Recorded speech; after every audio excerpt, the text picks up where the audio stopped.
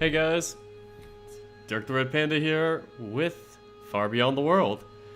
This one was a very close vote, and I didn't count exactly how many votes it won by, but it was like 45% to like 39% with its runner-up Tennis Ace. Like, those two were going back and forth. It's like looking at it till the end to see which one I'm gonna stream, but yeah, got a bit. I was sweating it for a bit there, just like wondering which one am I going to start. But Far Beyond the World won out, and so we'll be doing Tennis Ace tomorrow is my plan then, because it got second, and then Password would probably be on Sunday sometime, like that'd be third. I should probably turn this light on because my lighting is off and I look like a goat. I look like a skeleton. Jeez. Is this better? Anything different about me?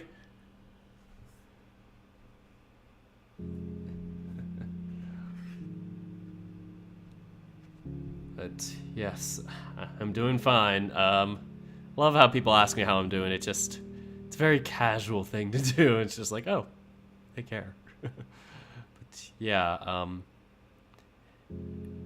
I'm not sure if anybody's gonna notice during this video, and I'm really insecure about mentioning it right now, but if anybody mentions what looks different on me, feel free to say it and I'll explain why. And I hope Shiro recovers from the boyfriend situation. That sounds kind of rough. I myself am thinking about starting to look for somebody, but probably within my area though, so I don't have to worry about like long distance relationship. Like that'd be very straining on me, especially during these times. What else am I gonna say? Yes, your hair looks very different to me. I noticed it right away. Yeah, because well, that's not the thing I'm insecure about. Luckily, well, I mean, mostly that's. I won't give it away yet, but yeah. Regarding my haircut, yeah. I just did that today. Like I was like shaving, and I was like, okay, might as well do a haircut too, because the sides started to feel bushy, and it's like that's when it gets awful. It's like, you feel like your head gets hotter because of it, and it just feels like it retains more heat and stuff. And it doesn't feel comfortable when the sides and the back of your head get long. It's fine on top, but I don't know. For me, on the sides and the back just gets me annoying. Yes, I'm doing fine. I said that already. I actually didn't do too much today. I had like an appointment, like just kind of therapy appointment, like psychologist type of thing. So I sat down, did that. That was kind of cathartic. Besides that, finished my homework, which was nice for one class. The other one, it's kind of like open-ended, so I kind of had to just put in the legwork over the weekend and the next few days. But yeah, other than that, I mean, I feel like my life's getting a little bit more on track the more I'm experiencing things and doing stuff with school. One thing I keep forgetting to email this back is just trying to figure out my shipment situation with like one of my Amazon books, or well, one of my books I'm getting, like I bought on Amazon, but it's for a class. So I'm figuring out the shipping situation of that. So that's one other thing that I'm just trying to get through, getting a book for class. Did you shave? I feel like you shaved your beard.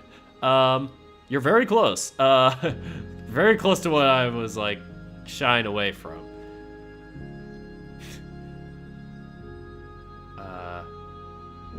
Dirk looks like Nico from Tennis Ace. I'm not sure if that's because of the new look, or if that's just me in general. I just started this stream like a couple minutes ago, and I'll probably actually start reading in like a couple minutes. This is just kind of a chill few minutes before we start. Is it your eyebrows? You guys are so close. You guys are so close, but you're missing it. Like there's like one part, and I'm not sure if the person who mentioned the beard was like trying to refer to something else around there, but that's my hint. It's around there.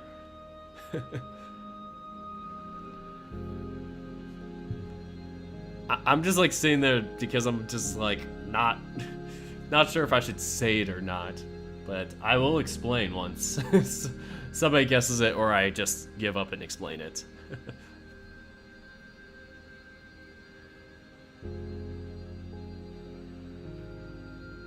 Yep, Derp Doritos got it. Oh god, my mustache. So that was part of me when I was that was part of the whole haircut thing that I was doing. Like, I was trying to trim it down a little, and I think I kind of messed up. I initially was like kind of hard on myself, thinking, oh no, it looks a bit uneven, gotta trim it down a little more. And then that went from one thing to another. And then eventually I was like, okay, it looks too, like, not small, but, you know, like, it looks too short. So I was like, okay, screw it. I'm gonna try something new and then just shave the thing off. And so I no longer have a mustache, but I think I'm gonna go back to it because I feel like I look terrible without a mustache. I just feel like between my nose and my lips looks ugly. Like, not sure it's because the top of my lip looks too small, just like a white person thing. Like, something I have for myself where it's just like, the short top lip, or if that's just something that it looks better on me with a mustache. I'm not sure, but yeah, I'm thinking about like letting it grow in and then like over time letting it kind of take its shape. So it might take me another month to actually have the full mustache back again. But yeah, no, this is the first time since I've grown the beard out that I've shaved my mustache, because I grew the mustache out with the beard, and I did that all right after I graduated high school. So I was just like, okay, I'm just gonna let it out, not have to worry about shaving everything around here. And so I did that and just made it an easier, just trim job for me to do around my face. But yeah, this is the first time like I've shaved the mustache in like 4 years. It's crazy. I have a baby face. Yeah, that's the problem. I feel like I look too young without the mustache. Like, that's the crazy thing. It's like I still have the beard, but it's just like, without the mustache, I thought it wouldn't make a difference. But then I looked at it and went, oh boy, this is kind of rough. Maybe you should go around to different visual novels and looking at their most specials and then do a challenge on seeing how many you can pull off. I don't know how that would work and like where I would start, because I have to get through all the introductions of all of them. It'd be too crazy. So Dirk is Nico in real life. OMG, help me. Oh no, that would be just terrible. Yes, and I am missing my Shuichi too. The June update just came out, so I'm gonna be playing that tomorrow, but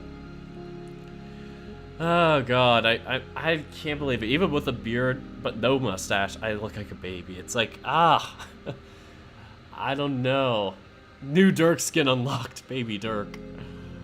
Speaking of unlocked and emojis, actually, Koromaru, the mod for my Discord server, actually made 3 emojis for my YouTube channel now. So if you type in Dirk Woke, I think it is, that's one, and then there's Dirk Fear. No, it's just Woke and Fear. So like if you type in Woke, that's one, Fear is another one, and the third one is, I forgot that one. But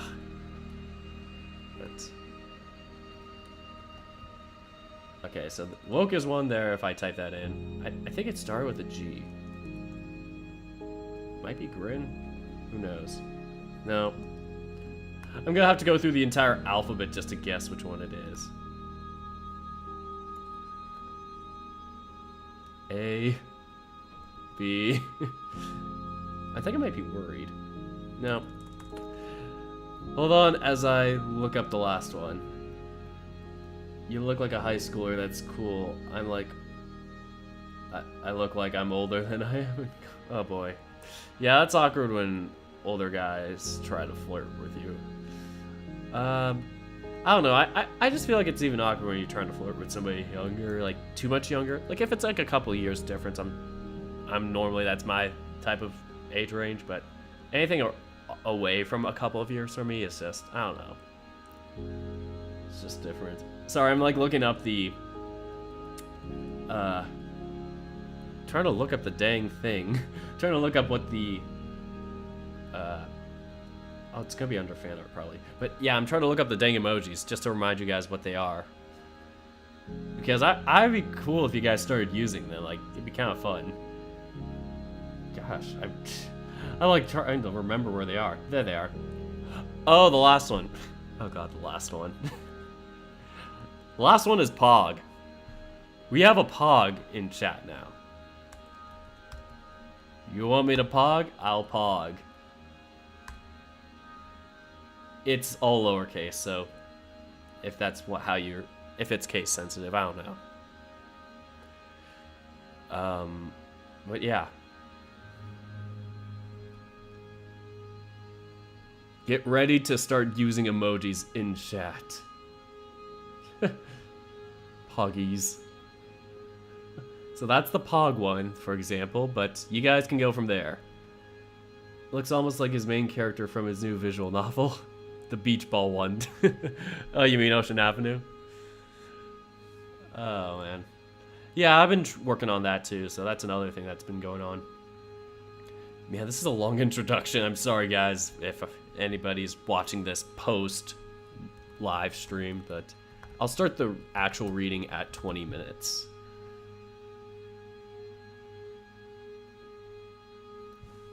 But yeah, it's just :pog:. That's how you do the emotes in stream. So like :pog, :fear, like whatever, like, and it will kind of show you in the pop-up for a chat usually. No, it's just woke, like just :woke other, or no, it's :woke other : so 2 colons with woke inside. That's how you do it. I know it's a very new thing, and I just got started with it. Oh, that's strange. I would have thought it would have worked there. I'm surprised it didn't appear there for a tiger. Oh, it's probably a computer thing. That might be why. Like, maybe, I think sometimes it doesn't work. Took with that baby face and made him fall in love. Oh no. Oh god. Don't be crazy. Yeah, probably because of mobile. Anyway, we got 20 seconds till we start. We are on chapter 3. Or update 3. Whatever you want to call it. We are here. I think. Yeah, we are here. So we're going to start in 5 seconds. And then go from there. 3, 2, 1. Here we go. I wake up feeling almost glued to the damp bedding and covered in wet fur. My face smothered deep inside Rannoch's waterlogged neck fluff. Oh, better be water. It's clearly day, as the entire room is flooded with bright light. There's not a dry spot on my entire body. Ugh, I feel as if I took a bath and simply forgot to dry off. I want to push away, only to release that Rannoch has rolled over onto me during the night, and I am half crushed beneath him. I tried to wriggle myself out, but it's pointless. His massive arm and leg wrap around me, holding me securely in place, while his torso simply pushes me deeper into the bed. God, he must weigh a fucking ton! But it's not what I actually mind. But being beneath him like this is almost nice, if not for my glistening skin and the ever-present sogginess. I'm about to make you guys gross out. Moist. Thank you, you can cancel me now. I think that even without my fever, I would have been drenched in sweat, as sleeping like this is pretty much akin to going to bed in a freaking fur coat. Huh. Subscriber. No, I'm kidding. Oh, man. I'm just gonna keep making references to my own stuff.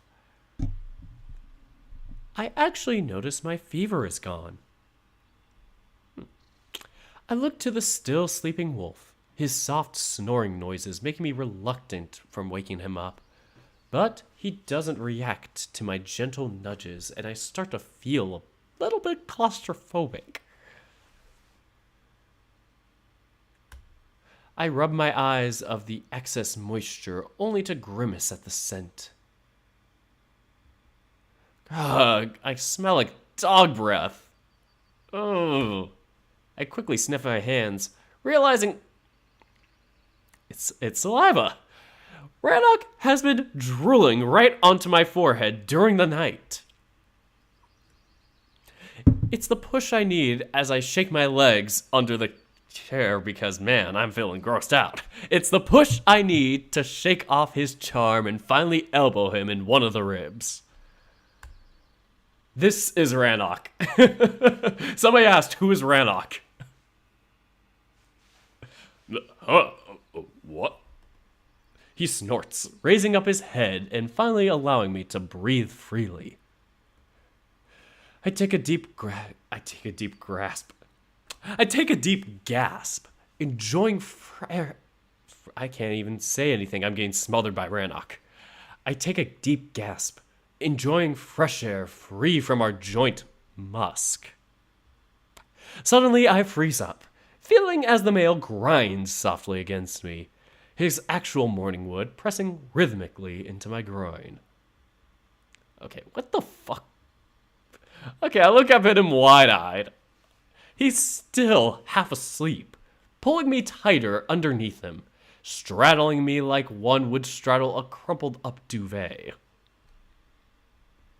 He yawns, opening up his massive jaw, tongue dangling out in a goofy fashion.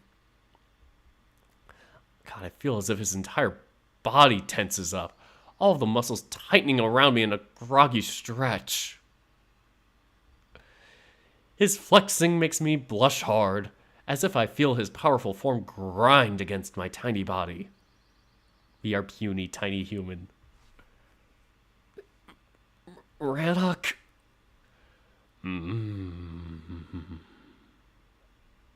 Another stab into my groin. This time, his wolf hood poking right into my balls. That is right. Right into my balls. Rannoch! He pushes up with his paws, looking down at me flanked between them. Oh, Kaelin! He blinks, allowing himself one final absent-minded thrust, causing me to wince in complete humiliation. Oh, fuck! The wolf jumps off the bed, stumbling onto the floor and landing on his rump with a loud thud. Oh, God, I'm sorry. I'm so sorry. He yelps, quickly covering a clear erection with his paws. I don't even move, feeling as if I was trying to avoid a T-Rex. If I don't move, maybe he'll just go away. Okay, fuck. I don't want to talk about this. I don't even want to acknowledge this. Oh, no. Only now I register the tingling in my groin and how tight my loincloth Only now I get so tongue-twisted by this feeling in my loincloth. Only now I register the tingling in my groin and how tight my loincloth got. I'm hard as well. I roll over onto my belly, hiding my face into a wet pillow. Okay, why is this happening? I can hear him struggle to vocalize as he sneaks towards the door. I'll be in the other room. Oh God, that was a terrible Rannoch impression.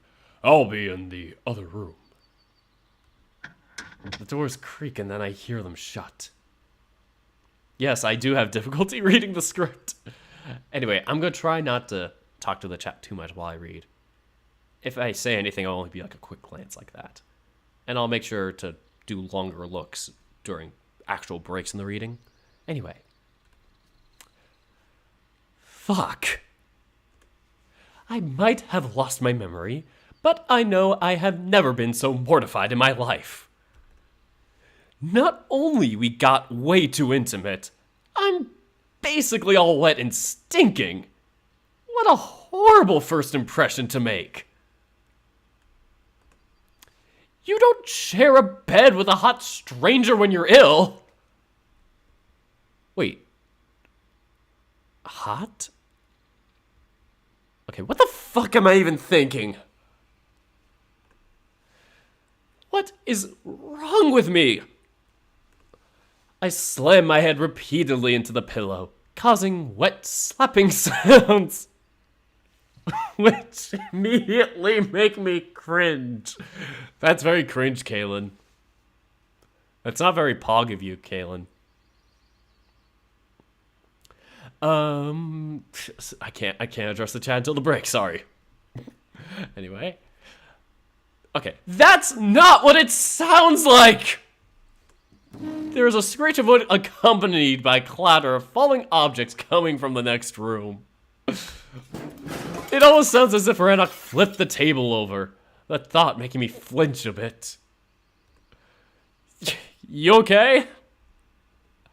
Fine. He shouts out immediately, a hint of anger clear in his voice. I can hear him hastily readjust whatever it was that he tripped over. I'll go get the water. He mutters and leaves the house in a hurry. Oh god, leaving the house with an erection. No, Dirk, stop it. I smile reluctantly, taking some comfort in the fact he's as much embarrassed by this as I am. On the subject of water, I really do need to figure out a way to wash myself properly. I reek. Whatever was going on with me throughout the night, my body burned it off like a supernova. I decide to get out of the water, this water that is all over me. I decide to get out of this waterlogged bed and take a stretch. Oh god, I just did laundry. This is so disgusting. Speaking of which, okay, I might have to get my laundry soon. So once the next scene starts, I'll have to run and get laundry, quickly come back, and that'll be it for laundry. Oddly enough, I feel quite well. I even touch my side, rubbing and pushing against it, trying to ascertain if I'm healing well. There's not much pain, maybe a little discomfort, but that's about it.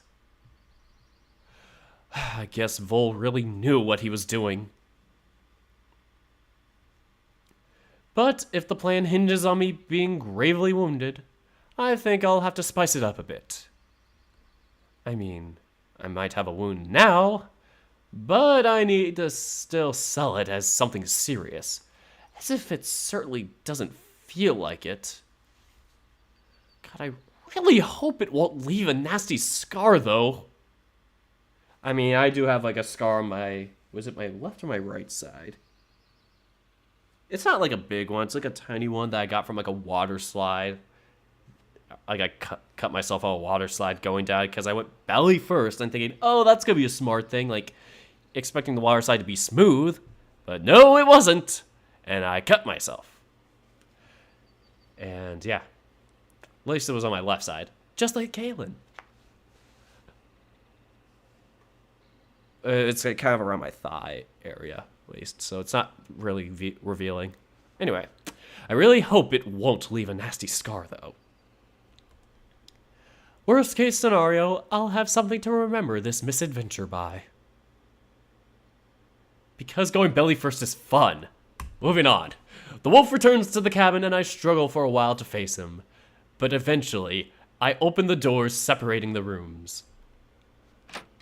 Okay, so I still have time with the laundry. We got about a lot more time than I expected. 16 minutes. So, about 20-ish minutes, we'll take a break. He sits slumped on the chair, looking spooked at me, almost as if surprised to see me at all. I could see his ears go red as they fold back in discomfort. I'm so taken by his reaction that I completely ignore the fact that I'm flustered and how flustered I look myself, my face burning and my mind desperately wanting to just run away and hide. But we cannot let something as stupid as this get in the way of what's important.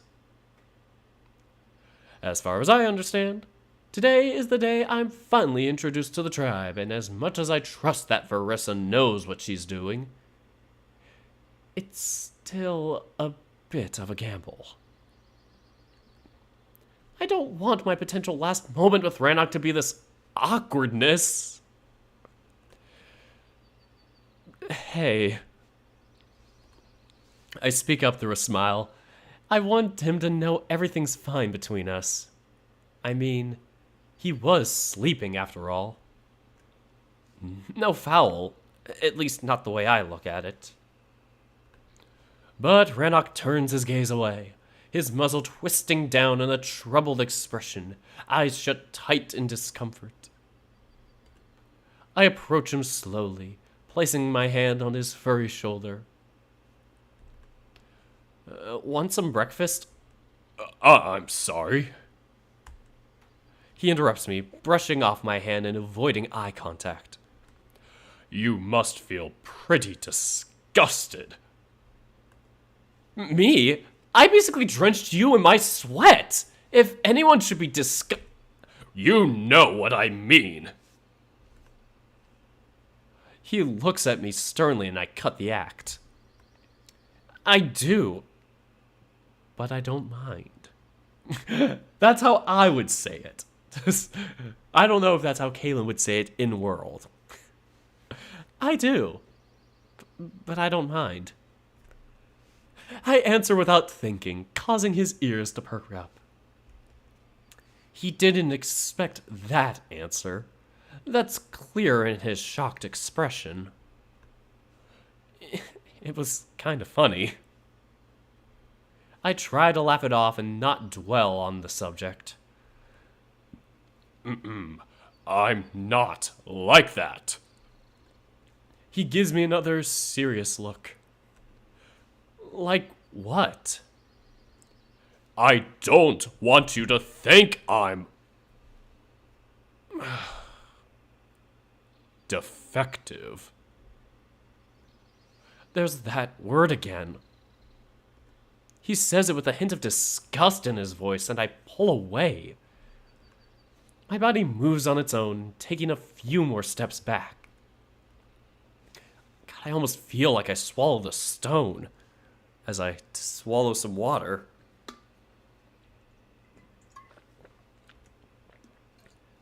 Why would you say something like that? I sound hurt, but for whatever reason, it hurts to hear him say it. But he doesn't look at me, locking his gaze back into the distance. Eventually, he breaks the silence.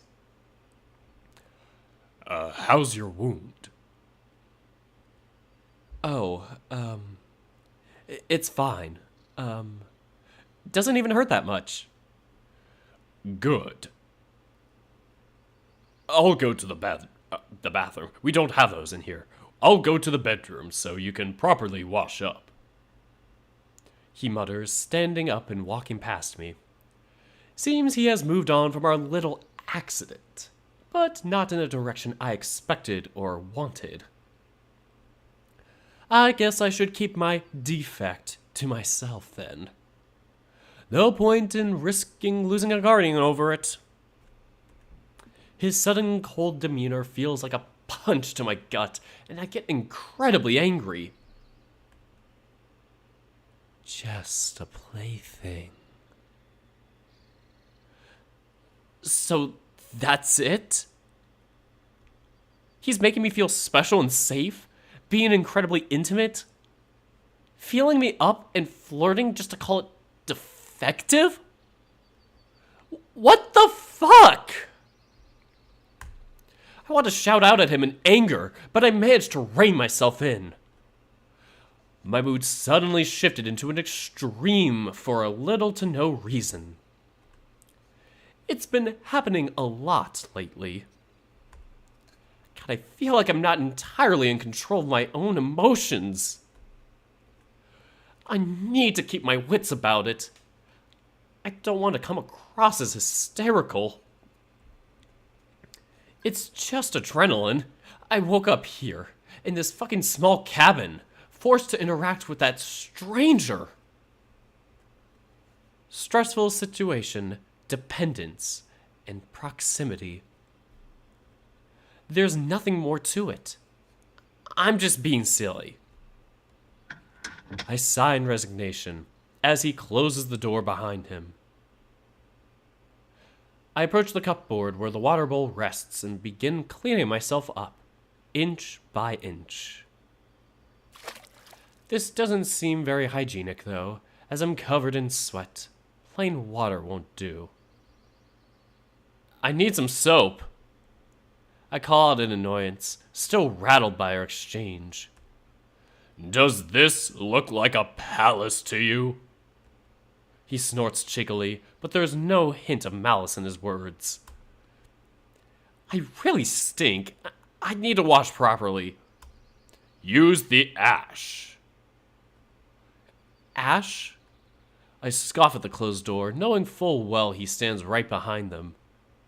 This is the most absurd thing I've heard in a while. I look back at the hearth, where next to it stands a bucket filled with soot. I approach it with hands resting on my hips, looking at it dumbfounded. What am I supposed to do with it? Use a damp cloth to rub it into the skin, then wash it off. I sigh, rolling my eyes. This is like a shitty camping trip out of a nightmare. However, as skeptical as I was, the ash proves amazingly effective in removing the grime from my skin. God, that feels so disgusting, though. In truth, it makes me feel almost as if I've washed myself with a bar of soap, leaving my skin silky and smooth without a trace of sweaty oil. That kind of makes sense, I guess.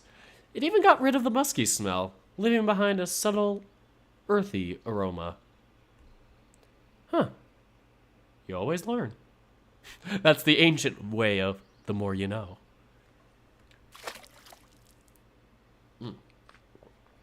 I take full advantage of privacy granted me by Rannoch and wash my entire body.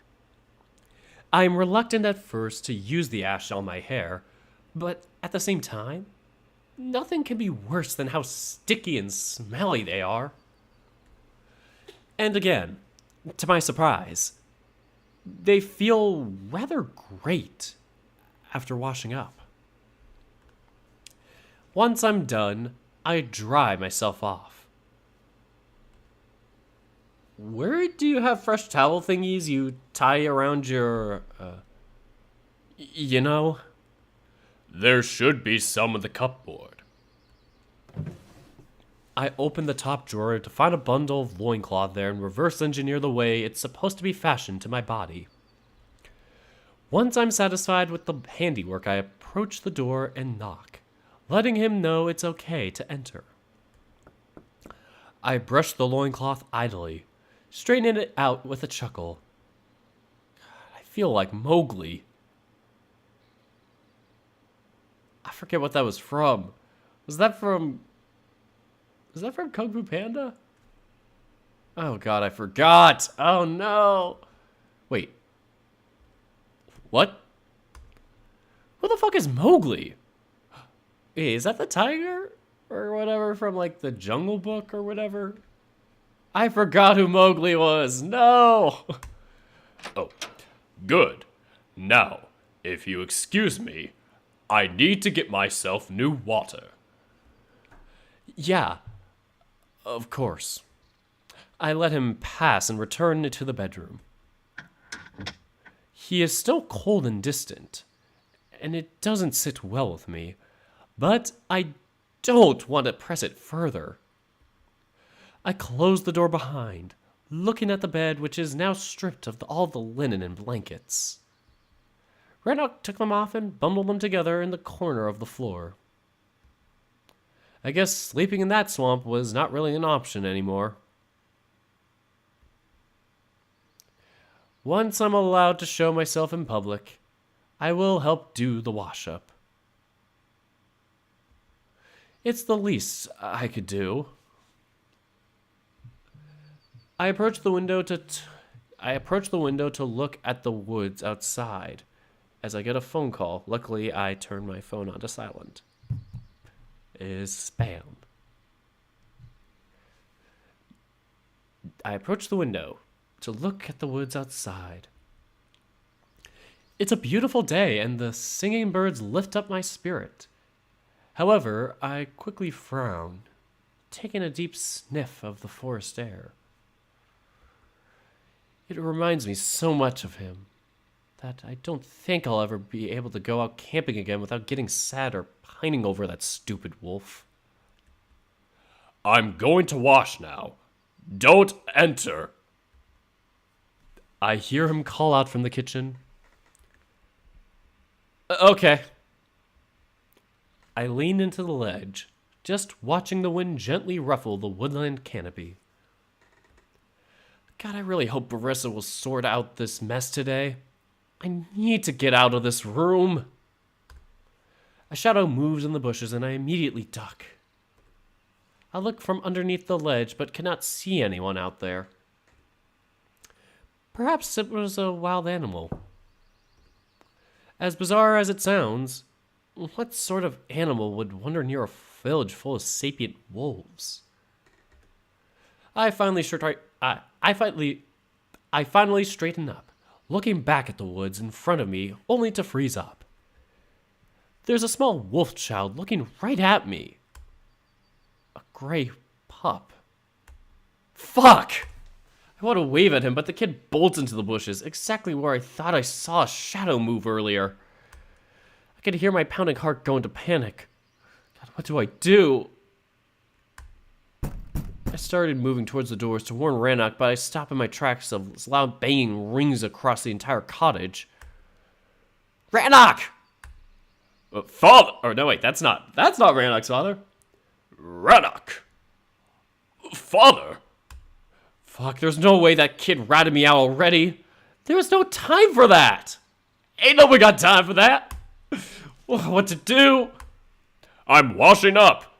Give me a moment, please.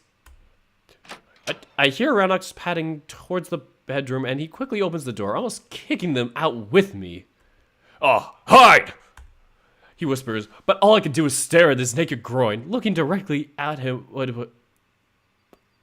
Oh god, it's too sexy. He whispers, but all I can do is stare at his naked groin, looking directly at what he was poking me with just a few seconds ago. Now! Oh, fuck! Oh god, where's the censor bar? Where's the censor bar when you need it? Ah! No, this is unchristian of you guys to watch. He emphasizes the urgency through a soft growl, and I finally snap out of my trance.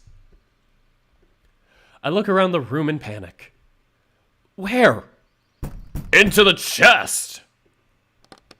He hastily throws the coffer open and pulls me towards it. Wait, what? I gaze inside with worry, seeing his padded armor alongside crumpled clothes and what looks like two sheathed swords. There was enough space for me to get in, but it would be a tight fit. But before I manage to raise my objections, he shoves me inside and slams the cover shut.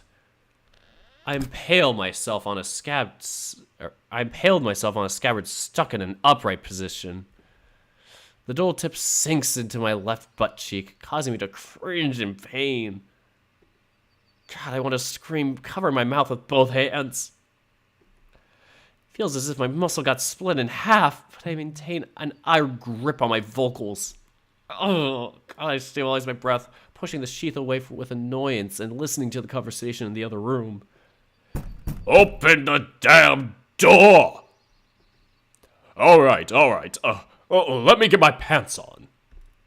Why aren't you fully dressed? It's almost noon. I overslept. It's unlike you. You missed the morning patrol. I had to send the pack without you. I'm stuck in an awkward squat, pushing my chest deep into my knees. I cannot sit down as it would send another wave of pain from my still throbbing butt. My legs go numb, and I wonder how long I'll be able to stay cooped up like this. Oh, my laundry is almost done.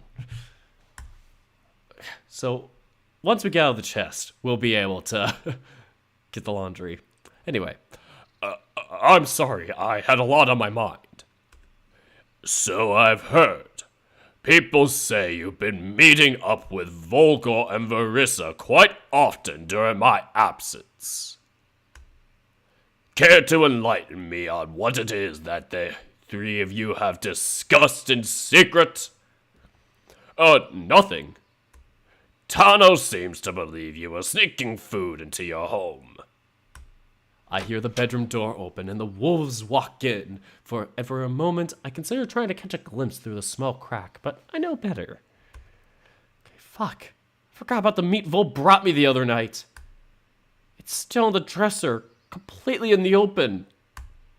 It seems he wasn't wrong. Of course the old male noticed it. Fuck, I'm so stupid. Smells like a wet dog in here. It also smells like one inside the chest. Most of the clothes here reek of Rannoch's sweat. He must be treating it like his laundry basket, his musk virtually enveloping me. Disgusting! I hold my breath as the steps approach where the clump of bedding lays on the floor. The sensor bar still appearing, which doesn't need to be there. Were you ill?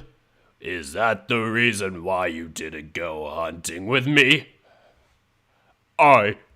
You can tell me, son. I might be your chief, but I am first and foremost your father.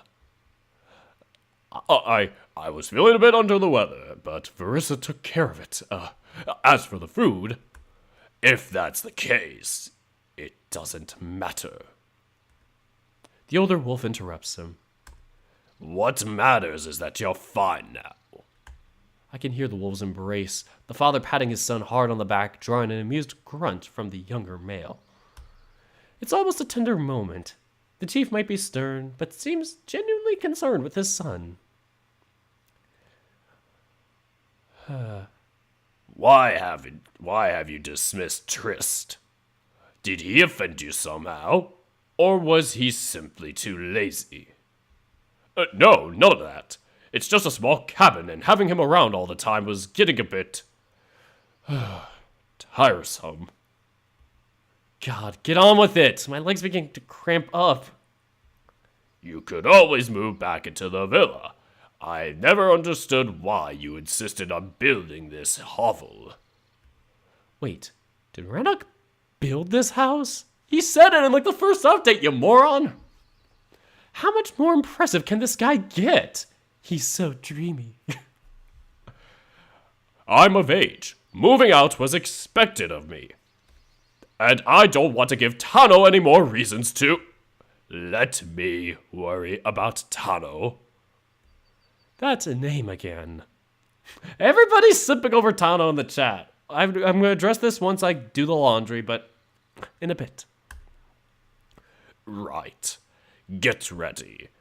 Verissa called a meeting. Did she? Rannoch voices my own surprise. Indeed. Did she? Funny she forgot to let us know about it. Come to think of it, she didn't even check on us in the morning. I was burning up the entire night. What if I was in no condition to be paraded around? Finish up washing and join us near the fire. I stay there for a few more moments to make sure the older male finally left.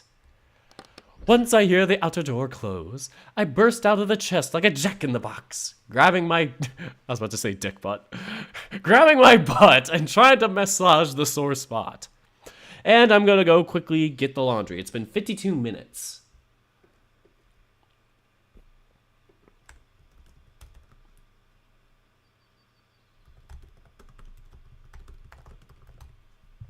Okay, and saving. Alright, so I'll be back in a sec. We will be right back. I will turn off the mic as I open the door and get the laundry. Anyway, bye.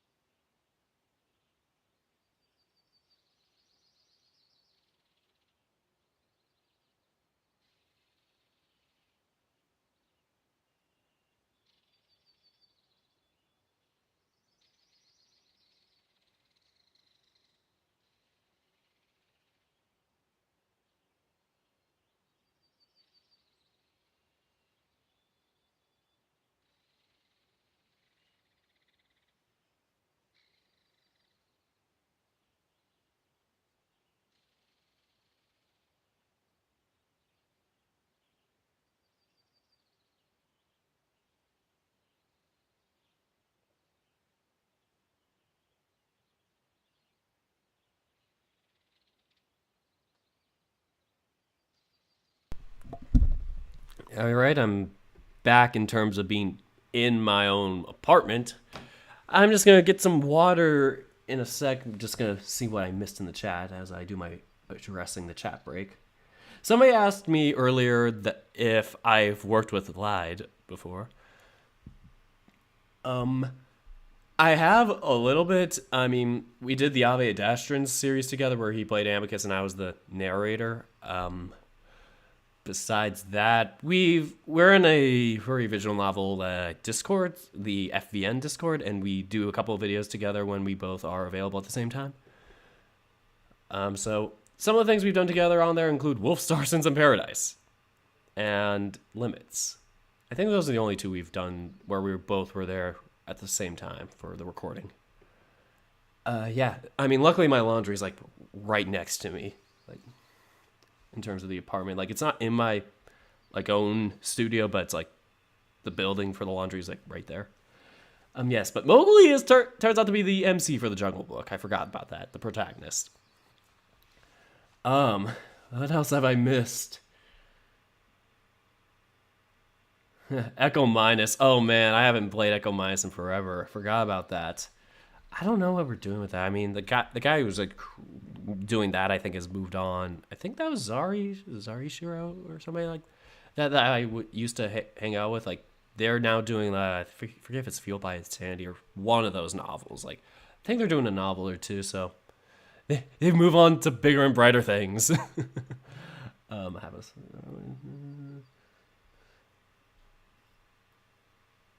Please, Tiger, don't choke on your water. We still need you in this chat. Oh, that was referring to earlier. Yeah. Okay, he has come back. Dang, that was quick. What else? What else am I missing? Tano makes me think of Loki from the MCU. Okay, that's the thing. Everybody's like either hyping him up or like disliking him, and it's like I get like Neferu vibes a little bit because like even Kale made a reference. He was like, "Oh, I made a parody version where I replaced Tano with Neferu." I'm like, "Wait, what?" I'm like, "Who is this character?" Wait, what? And yeah, I'm like confused about how to feel about this character I haven't even met, and how to feel for Tano. A tiger hating on a wolf, pretty relevant to this VN. Surprise, yeah. Can't wait to see the tigers in this world. It's funny to think that this is like a world of wolves and they hate the tigers, but then the writer is Kale Tiger. Like, do you want everyone to hate you? It's like all the wolves, all of his characters hate him. It's like the how many times have you learned this lesson, old man thing where they all just surround Kale Tiger, all of his OCs. Oh, that would be hilarious. Far Beyond the World Pog. We need that in chat. Can I get a Far Beyond the World Pog? So actually I'm gonna get some water now because Better safe than sorry with that while I read. Tano's a snitch. Please don't spoil it if he is or not. I thought... I feel like the little wolf pup may have been, but... Anyway, I'll be back in a sec.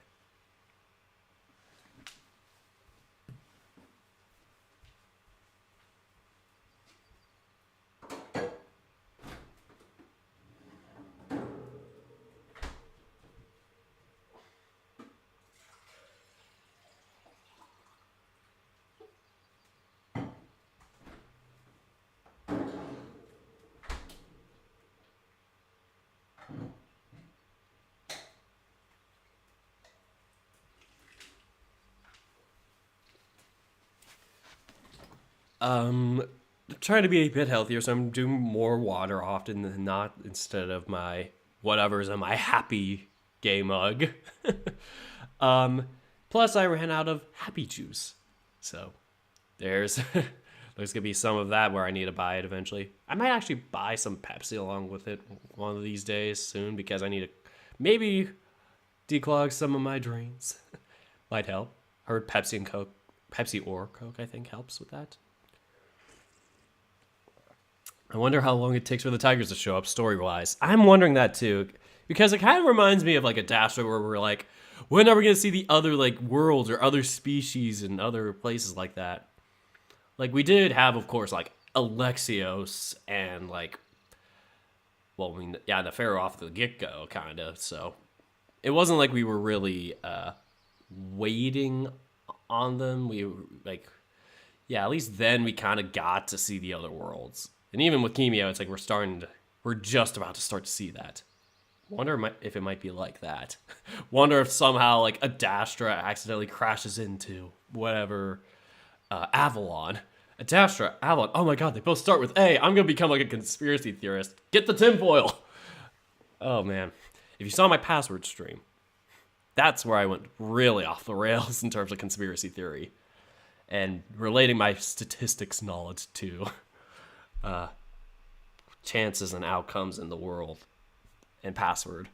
Oh boy, that's insane. But under a minute before we start again, we'll start exactly at the 1 hour mark. So an 8-minute break was nice. 30 seconds, boys. And I hope everybody has gone to the bathroom while I did this break. I just hope the MC brings the tribe closer together. From everything Vol and Rannoch says, that humans a big thing. That would be really nice. I have subscribed to Decker Link. Good. That was the person that inspired, one of the people at least, that inspired me to do VN readings. He was like the first, I think, that did. Anyway, 3, 2, 1. Start. Once I hear the outer door close, I burst out of the chest like a jack-in-the-box, grabbing my butt and trying to massage the sore spot. The gray wolf enters, relief clearly painted across his muzzle. Oh god, that was close. Too close. Yeah, quite. God. I try to get out of the chest, and just Rannoch approaches me to lend his paw. I'm glad to see his I'm glad to see his gentlemanly side again, hoping the abruptness and coldness he showed earlier was just that. A show. Good thing we slept together. You're pretty much covered in my scent. Otherwise, he'd sniff you out. Oh god, I washed, remember? If I'm covered in your scent, it's because you forced me to hide in your dirty laundry. He looks at me with a bemused expression as I keep kneading my butt cheek. What is it? You kinda impaled me with your sheath. Or on your sheath. Oh god. Either way, it sounds awful. Oh, the wolf snorts, barely containing a laugh. What? I wasn't anywhere near your rear. He grins teasingly, but I didn't quite get the joke. I know that. I meant your sword thingy. You pushed me right onto it. I point to the scabbard inside of the chest. Oh.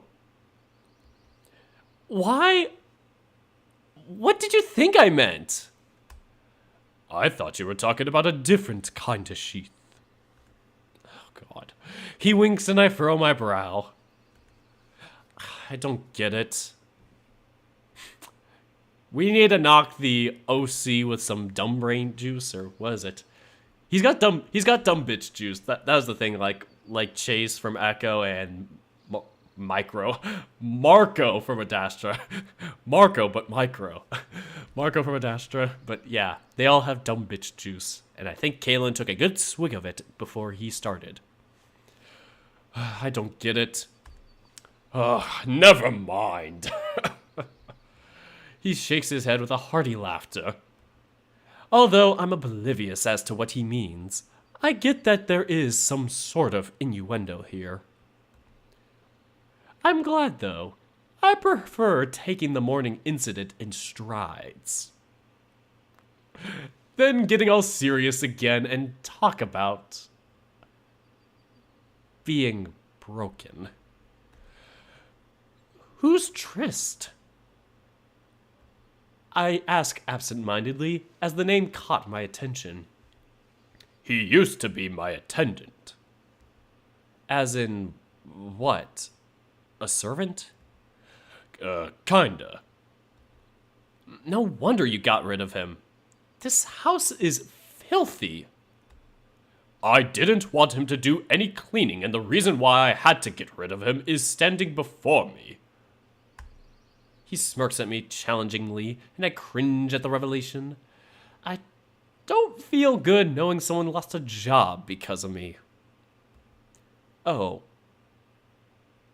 Sorry. Don't be. I couldn't have taken any chances. He dismisses me with a paw. Right. So, what do we do now? I guess, you need to... Silence fills the room, as neither of us knows what to say. Oh, Light is here. That's the only thing I'm going to say before I get back to the reading. But he also does this. He's more up to date on it than I am, to say the least. Anyway, continuing. Both of us bury deep into our own thoughts when a loud banging shakes the cottage again. FBI, open up! His father's back, but this time with a vengeance. I'm kidding. His father's back, but this time his voice is much, much different. Raddock! The old man practically roars. Fuck, the pup! Ugh, I completely forgot about him. He dad bod type. Ooh. We don't even get a chance to move when the bedroom doors fly wide open, with the chief charging in with a murderous gaze in his eyes. He immediately locks on me, and within a blink of an eye, I am already pinned to the wall, large claw paw clenching around my throat. Father! I wince my eyes shut as a massive dark gray muzzle twists in a vicious snarl at just an inch from me. What in the name of the moon have you done? The older man growls, causing me to shiver. Oh, God. Father, let me explain. Rannoch tries to intervene, but his father swats him away with a single paw, almost as if the gray wolf waited nothing. What possible explanation can you have for sheltering this mongrel? Rannoch tries to get up, but the two other wolves rush into the room, pinning him down to the floor. The gray wolf is forced to kneel there, his arms twisted backwards by the very rough guards. He's looking at us with desperation. No! This is the thing you see before death. No, don't do this to us. The chief lifts me off the floor, and I begin to feel the neck-breaking weight of my entire lower body. I gasp loudly, struggling for air. Father, stop! Raddock's voice becomes more frantic, mixed between yelping and growling. Get that idiot out of here! I'll deal with the intruder! No! I can see the wolves lift Rannoch up. That's when he shoulder charges one of them into the cupboard, pulling himself free of their hold. Within a second, he closes the distance between us, but as he's about to wrestle with his father, a large shadow throws him to the ground. It was the other guard, who now pins Rannoch and pushes his muzzle into the floor. The room fills with sounds of struggle, growls and huffs, sending me into panic. My mind stirs, however, as I hear a metallic clink of a sword. I can see the chief point his blade right beneath my ribcage. No! You're making a mistake! I'm fixing one! I feel the cold metal make contact with my skin as the tip sinks slightly into my flesh, drawing the first drip of blood. Oh, I know she said not to say anything, but fuck the plan, it already went to shit! So where are you? I struggle to speak through, again crushed vocal cords. What?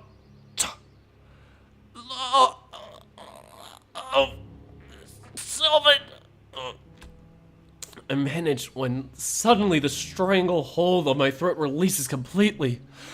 I drop to my knees, coughing and rasping for air, while the chief stumbles back in a mix of confusion and terror. He spoke the language. He looks as if he's seen a ghost, a reaction so familiar at this point that it does not faze me. I just try to catch my breath, locking gaze with Rannoch, who's still being pinned to the wooden floor. The male guards above him are rougher than they need to be, as the wolf stopped struggling the moment I was released. How is it speaking our language? Verissa, I rasp, trying to give Rannoch a cue to save whatever we can for our little secret. He only knows those few words. Verissa taught him in case he was found prematurely. The older wolf regards his son with utter horror in his eyes. Oh, and his father was born on a crescent moon. As I look at his, thing on his chest, the neck moon thing, the moon bracelet, whatever it's called. Anyway. Verissa knows about this? It wasn't me who she was treating. It was the human. He is wounded. Have you both lost your damned minds? The chief looks at the bandages around my side, and it makes me aware that something's not quite right. I feel warmth there, and as I touch the dressing, it's wet. Oh, did he poke our bleedy side? Did he poke our bleedy side that we just got stabbed in? No, you didn't. No, you didn't, Chief. Oh, no. Now I'm bleeding. I lift the hand up to my face and see the entire palm painted red. His wound opened up! The gray wolf pleads, but the chief looks at me with disdain, not a hint of empathy in his eyes. I hear rush padding from the other room, and I sigh in relief as Verissa rushes in. Chief! The older wolf flinches at her voice and turns to face her, his expression showing clear contempt.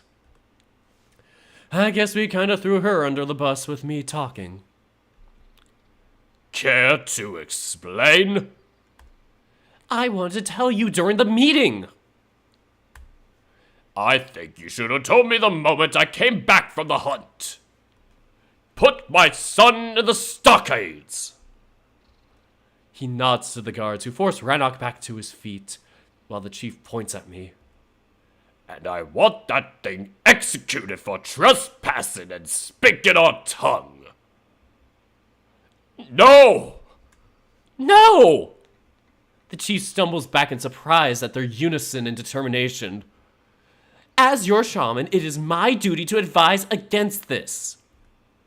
It is our law. This human is here because the spirits willed it and Rannoch only obeyed. The older male scoffs. What are you talking about? Please, Stay your paw for just a moment. She utters softly, slowly circling around the chief and moving herself closer to me with each step. Let us hold the meeting as intended and allow me to explain everything. Then you are free to decide whether to execute the human or imprison Rannoch. If you refuse, however, you'll have to kill me first, as I promised the human's safety. She finally stands in front of me, shielding me with her own body. And I intend to keep it.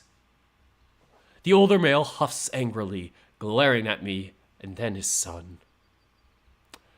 What are you playing at?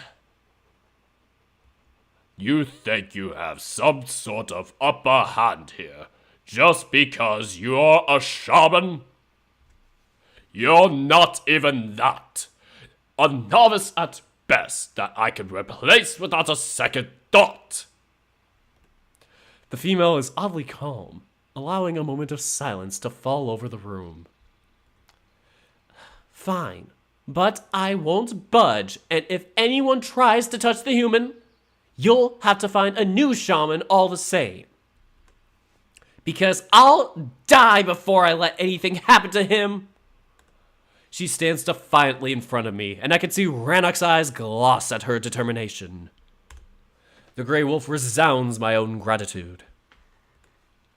Everyone knows the human's here. Hal saw him. Oh god, my throat, my vocal cords are hurting from this. Oh god, I feel like I just howled. Rannoch compromised the safety of our people, and now you're betraying them by siding with that thing. We did what the spirits willed us to do. The female protests sternly. She approaches the chief slowly, stopping just inches from him. She leans into his ear, whispering quietly enough so that the other wolves won't hear. I know you don't want to throw away Rannoch's future. I can fix this. The tribe won't like this. The tribe has to obey the will of our ancestors. Verissa pulls back, raising her voice so that all could hear. Besides, the human is untouchable. Yesterday, when I tended to his wounds, I took a piece of cloth dipped in his blood and burned it at the altar.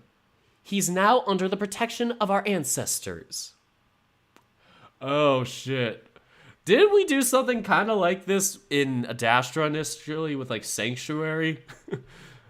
I don't think it was a blood sample, but we did some kind of Sanctuary crap. I think it was the citizenship thing, but that was less violent than what we had to do here. You did what? Oh man, that was loud. Oh no, I hope the neighbors don't look down. The older male snarls in complete outrage, his clawed paws almost inching to grab her, but she doesn't even flinch. Whatever Verissa did seems drastic, as the chief barely contains his rage. She did mention she needed to do 2 things to get this sorted. Stabbing was one.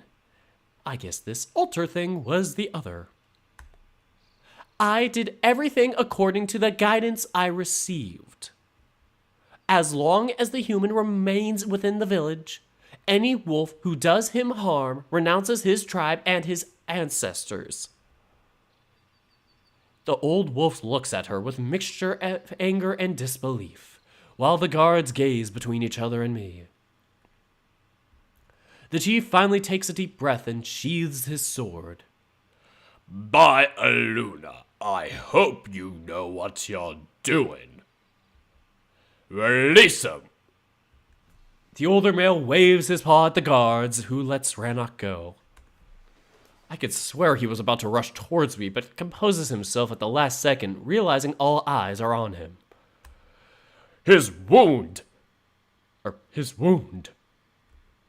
Verissa turns to regard me and approaches slowly, She kneels next to me, touching the bloody dressing and pressing down on it slightly. I wince as it stings a little, but there is not much pain. She rubs her fingers covered in my blood, bringing them to her nose and taking idle sniffs. It's fine. It'll clog itself in a moment, she states, returning to face the others and rubbing her paw into a bundled linen on the floor. I do hope she's right, as the bandages got quite red.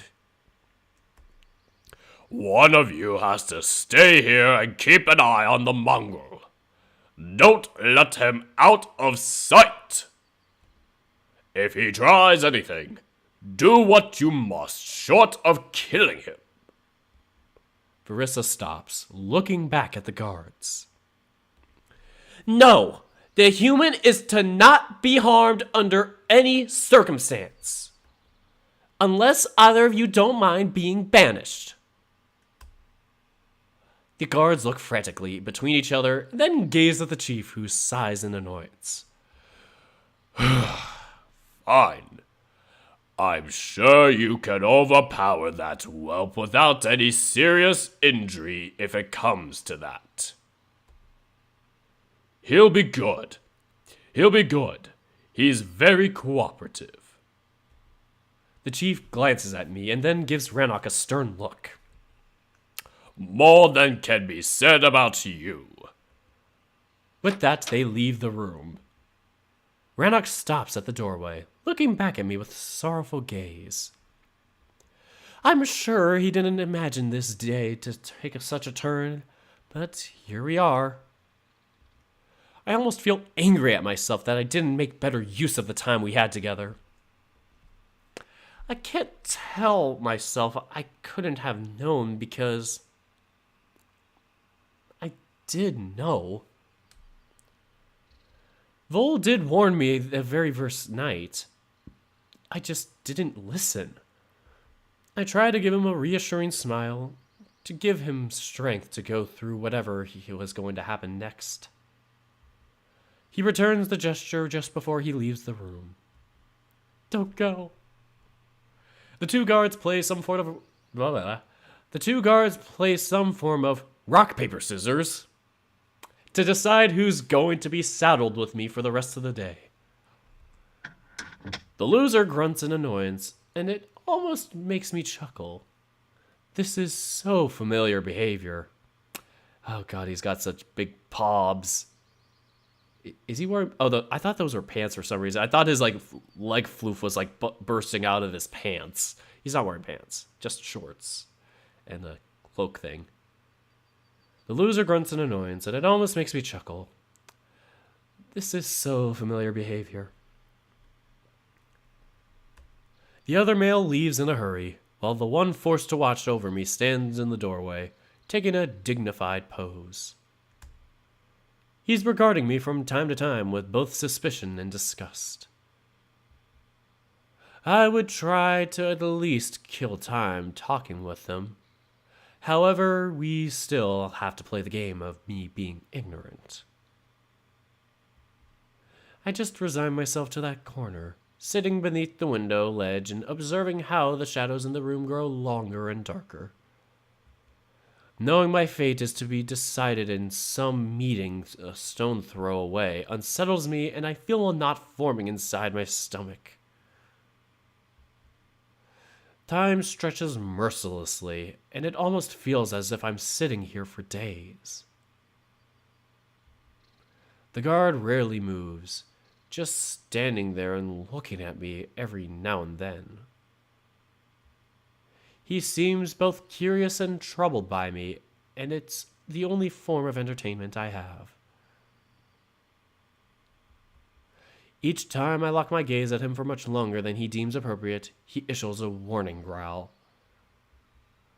It's not hard to understand It's not hard to understand it as "stop staring at me." Eventually, the yellow light gives way to orange and finally blue tints. Day turns into night, and the meeting seems to still be ongoing, which doesn't fill me with confidence. If Verissa had this truly figured out, the meeting wouldn't drag on like this, would it? Not knowing my fate is torture. And they're my last and are these my last moments before execution? Or if the female manages to save my life, will I get cast out instead? Whatever the outcome, the only thing that keeps worrying me is if I get to see Rannoch again. I want to be with him alone just one more time so we can talk. I want to fix whatever mistake we made this morning. He's not defective. Not to me, and I want him to know that. I might be confused about what's going on here, but I don't want him to believe that being himself is in any way wrong. God, this sounds just like what I was talking about in therapy today. Anyway. That little exchange triggered something inside of me.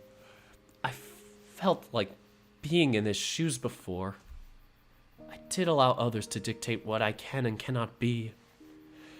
That's a feeling even my memory loss cannot erase. He's right. My situation is a clean slate, and I don't want to feel like that ever again. I like guys, and I will not be ashamed of it. I will not allow anyone to make me feel defective. And I will do everything in my power to ensure he does not allow himself to be boxed in either. I'm not having any illusions that he's into me. What happened in the morning was just a fluke. I'm a scrawny little kid. What could possibly a handsome wolf like him want with me? Wait. Handsome? Oh. No.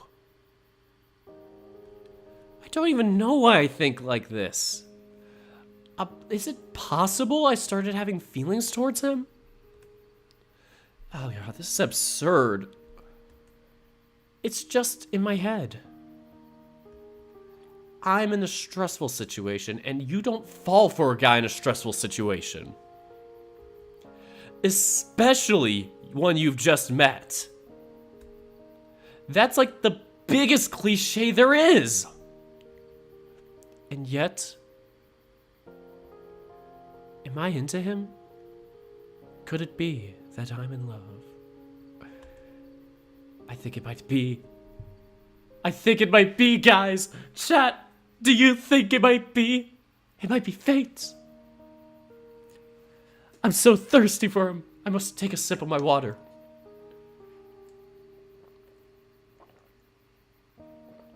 What does he see in me that I don't? Holds up the scholar athlete mug. Does he see my smarts? Does he see my charisma? Does he see that I'm a scrawny little human and he's into that thing? Oh boy, the chat is fighting over who's the best character. MC is a Disney princess. The Disney princesses have at least a little more characterization to them so far than the MC. Stockholm Syndrome is a pain.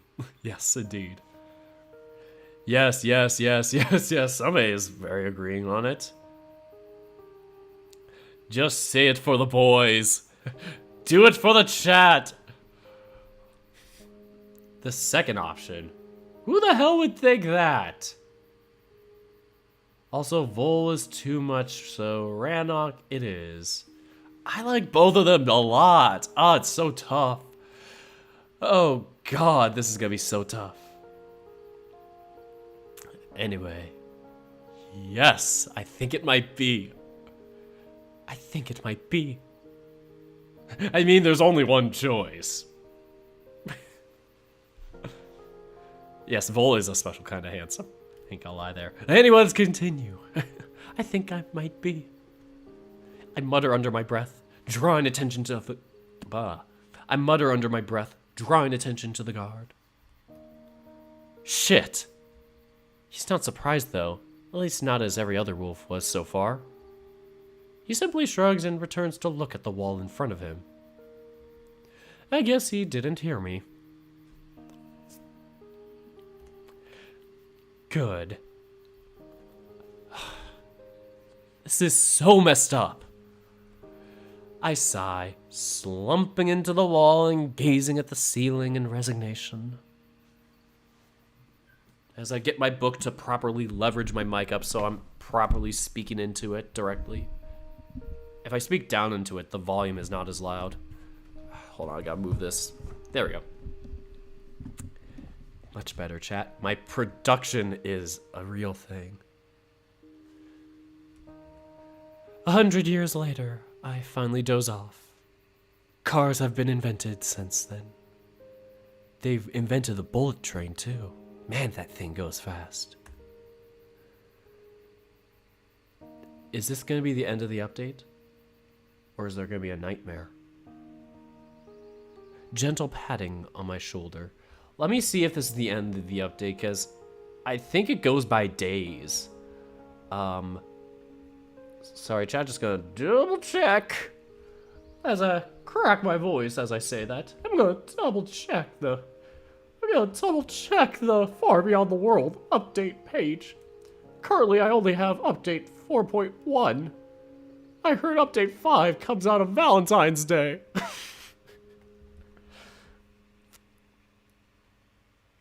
Okay.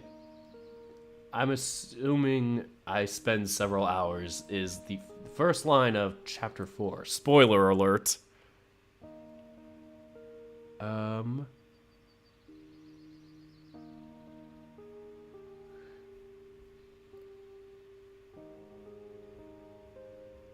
Oh boy.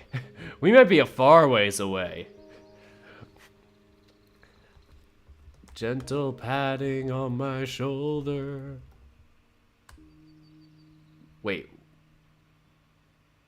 What?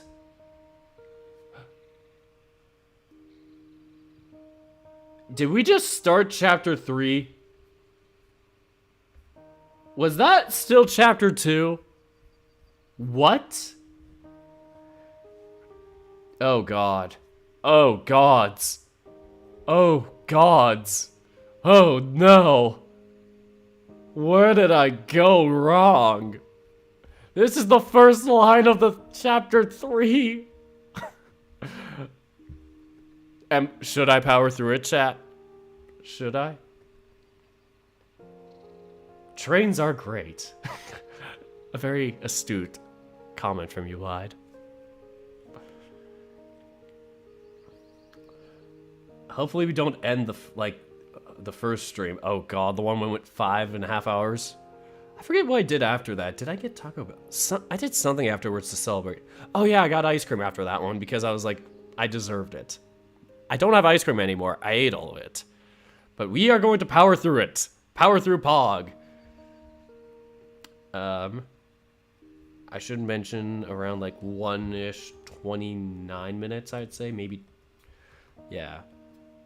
We take a little break. We take a mini break. And then we start again at 1:32. Okay, so a minute to just chill with you guys as that updates. Yes, power through. Your voice acting is fantastic. Oh, thank you so much, Fire Knight.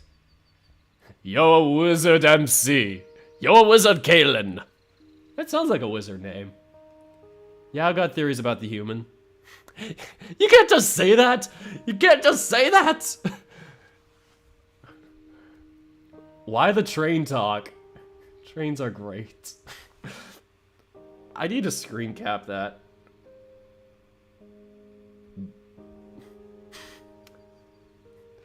Out of context Lied.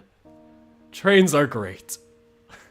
Such an innocent thing I've seen in my chat.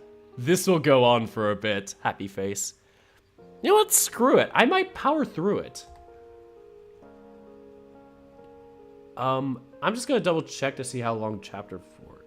Yeah, I think the consensus is I'm going to power through chapter 3 because it's exciting.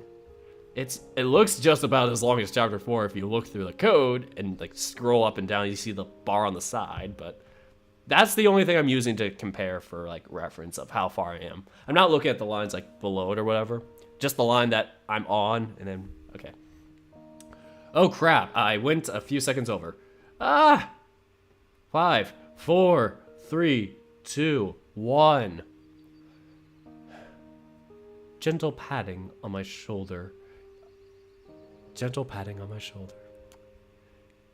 Gentle patting on my shoulder stirs me from my sleep, and I can hear a muffled voice break through the veil. Kalen. Huh? What? I open my eyes sleepily, blinking to adjust my vision. It is the new day. Dirk is over 2 in line so far. Go me. I open my eyes sleepily, blinking to adjust my vision.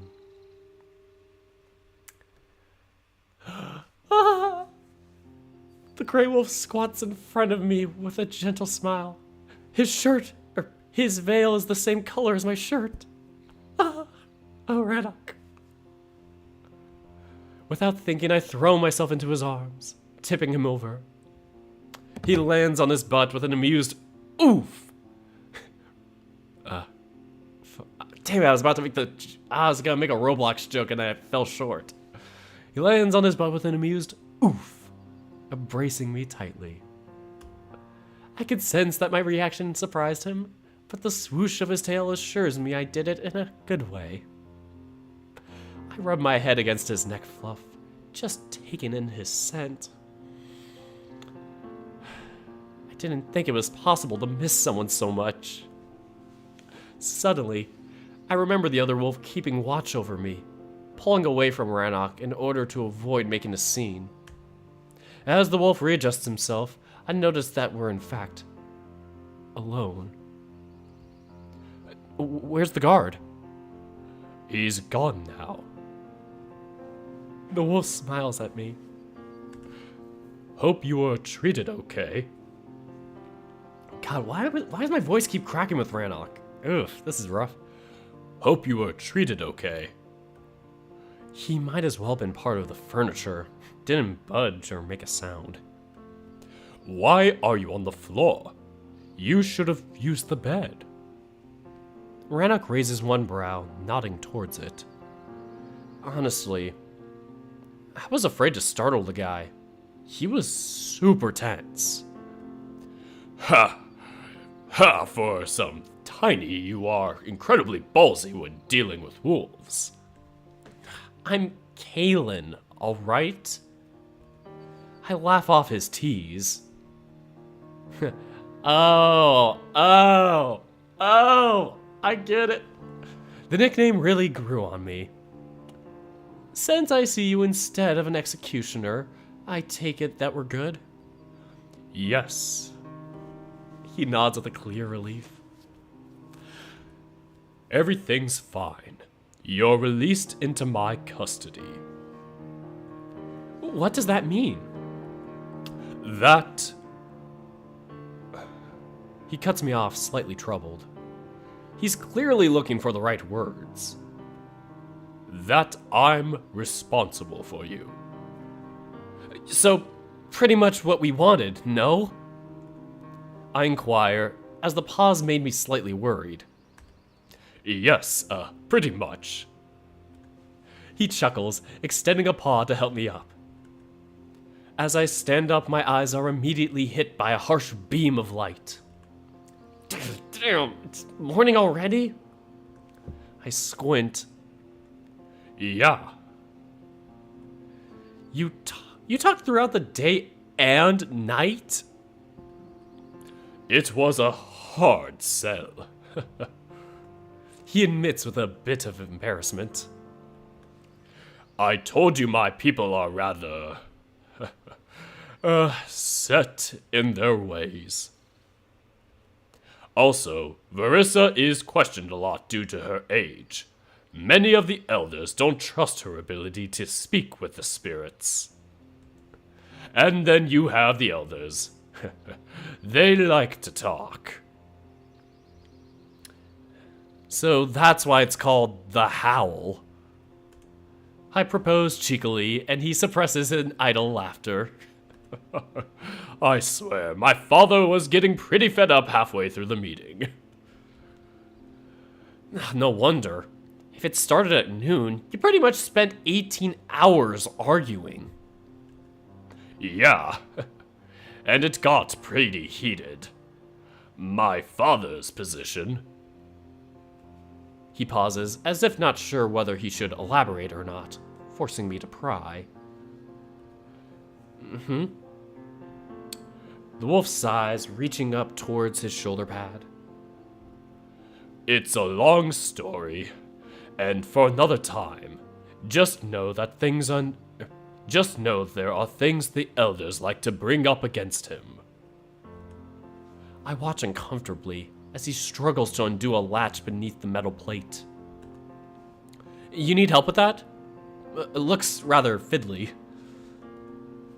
I ask needlessly, as I find my hands already reaching out towards his paws. You don't have to. He pauses as my small fingers already sunk beneath the plate. With a click, the piece of armor is detached, and the wolf places it down carefully on the ground. Thank you. I watch as he removes his cloak along with leather straps, which secured the shoulder pad in place and held the blade on his back. Shirtless Radok. He rests his massive longsword against the wall next to his chest. I'm gonna go and censor this for you guys because it's too inappropriate. No, I'm kidding, guys. I kid. I'm gonna censor Shirtless Radok for you guys. I ain't that staunch. He rests his massive longsword against the wall next to the chest. Only now I have gotten a good look at the thing. It's nearly as tall as the candelabra. It must weigh a freaking ton, which explains his massive arms. He's strong. I bet he could easily split me in half. But how? My eyes wander around the room as a blush creeps onto my face, especially as he undoes his belt, allowing it to cling to the floor with a loud thud. Do you want me to put it all away? The chest, perhaps? Another flop draws my gaze back to him, as he dropped his padded armor carelessly onto the heap. Aren't you settling into your role? He laughs teasingly. Let's just leave it here. I'll have to put it back Let's just leave it here. I'll have to put it back on soon enough. I only have a few hours to rest. The wolf walks towards the bed and sits down, reclining back onto his elbows. Oh God, he's beautiful. He's so beautiful. I follow and take the spot next to him. It's a beautiful morning, and although the wolf's expression invites me to admire the light spectacle outside, my eyes wander to the sun rays gently kissing his sculpted body. God, so beautiful.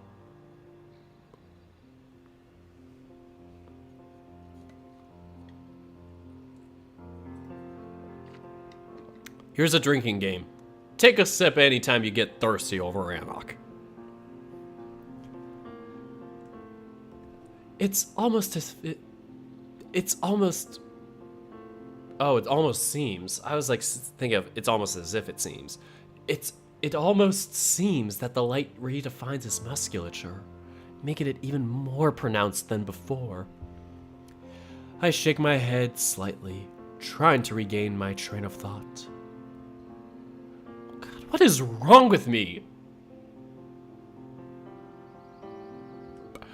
So, we're dealing with a distrusted shaman and a questioned leader. I think out loud, reflecting on our conversation as it did not exactly put me at ease. Seems like this whole place is pretty unstable, just like my mental health. Now, mental health is an important thing, and it's important to talk to somebody. So, anyway, don't glorify being unhealthy, but it's okay to know that, you may need to have work on your mental health or whatnot. Anyway, that is my PSA for the day. Seems like this whole place is pretty unstable. You have no idea. Rannoch laughs, smiling at me with amusement. That's not a good thing. If anything, it sounds like my situation isn't exactly sorted, and it's clear Rannoch realizes that. He sighs and nods in defeat. I know. But one thing at a time, friend. He's so fucking precious when he smiles. I'm turning into Bozzy for a moment there. But one thing at a time, friend. He pats my shoulder reassuringly. Friend? I'm both glad and distraught to hear him call me that. I treasure his friendship, and am glad our previous mishap didn't hamper it. But is it really all he wants to be? Did we just get friend-zoned by Rannoch? I sigh, not even sure where my thoughts are taking me. We sit like this for a moment in silence. I can clearly see he doesn't know what else to say while I'm deep in my thoughts. I desperately try to escape my infatuation. There are more important things at hand. If Varissa's and Chief's positions are indeed insecure, I might prove to be their undoing. For whatever reason, I feel like I have unwittingly become a pawn in a game I won't even get to play. But I'm getting ahead of myself. F's in chat for getting friend-zoned.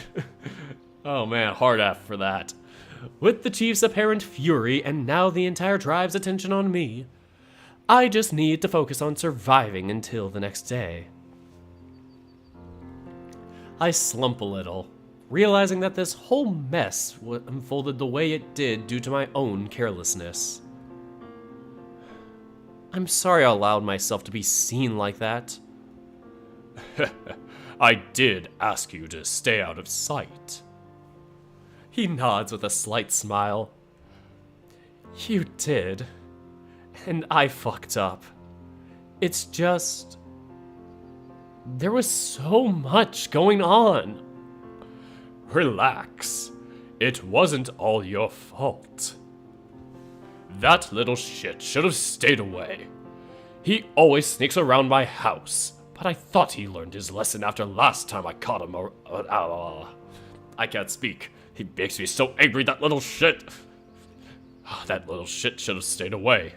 He always sneaks around my house, but I thought he learned his lesson after last time I caught him outside my windows.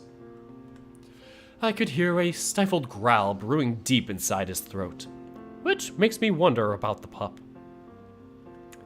Rannoch doesn't seem to like him very much. Who is he? He's my younger brother. Well, half-brother, anyway. The wolf rolls his eyes in annoyance. Ever since I moved out from the villa, he snoops around. He probably just misses you.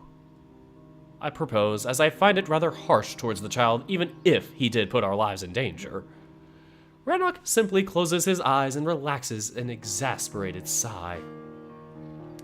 That's neither here nor there. I'm not his damned den mother. I assume that's sort of a village nanny. I can see he's clearly annoyed. so I allow him a moment to calm down before I continue my questioning. What's his name? He doesn't have one. He hasn't earned it yet. Well, you have to call him something. I chuckle. Yeah, a pup call of sorts. It's like a nickname, usually derived from the pup's behavior or physique. His is Howl. As you can guess, he wouldn't shut up when he was born. Although if you ask me, he could have been called Snitch. Don't be like that. He's just a kid. I smile awkwardly. A very nosy and annoying one, that's for sure. Seeing him so grumpy and serious almost demands a tease. As if you were a well-behaved pup. I laugh him off. With your tendency to seek out trouble, I'd say it runs in the family. I wonder what's your pup name? I chuckle and I could see his eyes widen in shock. But only for a moment as he quickly narrows his eyes, grumbling. Well, you can continue to wonder. Come on, are you seriously not going to tell me? It's a grave insult to use a pup call towards an adult wolf, he states in a serious tone. Once we stake a claim in our name tree, our pup name is meant to be forgotten. Seriously, you people need to learn to relax a bit. All this posturing is a little over the top. I laugh him off, but his expression doesn't soften. And I think I found another sore spot. It's not posturing if you pup name a wolf. He is honor-bound to challenge you to a duel to prove his mantle. You people duel over misnaming? It's not a trifle. It's a deadly serious. He scolds me. Yeah. So far with your people, everything is. By using a pup name, you're basically questioning a wolf's worth. The only way to restore honor is through combat, often to the death. Yeah. Why am I surprised? If you kill over a name tree, why would misnaming be any different? The wolf issues a long huff, giving me a mixture of a hurt and patronizing gaze. Look, Kalen, I understand you're human, and I don't know anything about your culture. But I'm sure I'd find half of your practices objectionable, to say the least. He states defiantly, causing me to blink. We have lots to learn from each other. I can see that. But for any learning to take place, there has to be a willingness to listen and to understand one another. I want to learn from you, but so far all you do is mock our customs and give me flack over things I don't control. He finishes chastising me, and I slightly sink into my shoulders. Although harsh, his words ring true. I've been overly cynical, if not outright critical, of his way of life. Yeah, you're right. I'm sorry. I admit in defeat. All of this is just extremely confusing to me, but none of it is meant as an insult. I guess it's just my defense mechanism. I don't understand what's going on, and I don't remember anything beyond what's happening here and now. So, instead of panicking, I try to pick apart everything that's new. He listens carefully to my explanation, his expression shifting a little. I'm really sorry. I'm just trying to fill up this utter void in my head. So, I tend to overthink everything you tell me. You seem quite functional for someone who claims to have an empty... Oh God, excuse me. You seem quite functional for someone who claims to have an empty mind. He mutters, almost as if he began questioning my memory loss. It's all just an act. In reality, I'm in the same boat as you are. I don't know any more about the human culture than you do. He narrows his eyes, but this time more worried than annoyed. I don't know how humans do things, but somehow I feel that even if you were to tell me, it would still be just as alien as the rest of this is. What are you saying? You weren't living among your kin? In truth, I want to tell him I feel as if I'm from another world entirely, but this would just be emitting lunacy. I sigh in resignation. Yeah, I guess so. So I suppose you live somewhere among the Tigeri then, which would then explain your superiority complex. I give him an annoyed look. Your guess is as good as mine. I can see his eyes drill into me as if expecting me to elaborate. I don't know what to tell you, Rannoch. I've got nothing. I shrug and he scoffs in amusement. Well, not exactly. You still have your compass. He bumps into me with his shoulder, forcing a reluctant laugh out of me. Yeah, if you say so.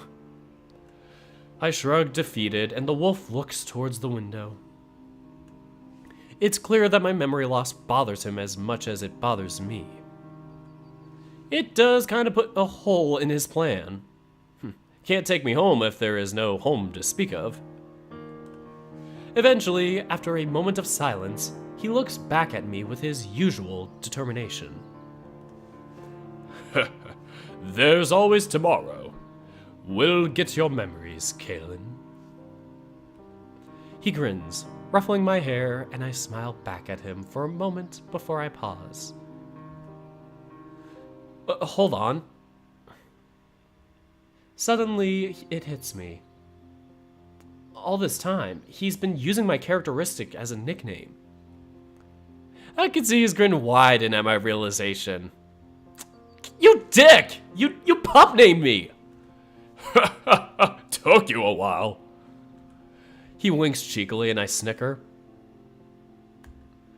All this talk about how insulting this is while you've been pup naming me all along.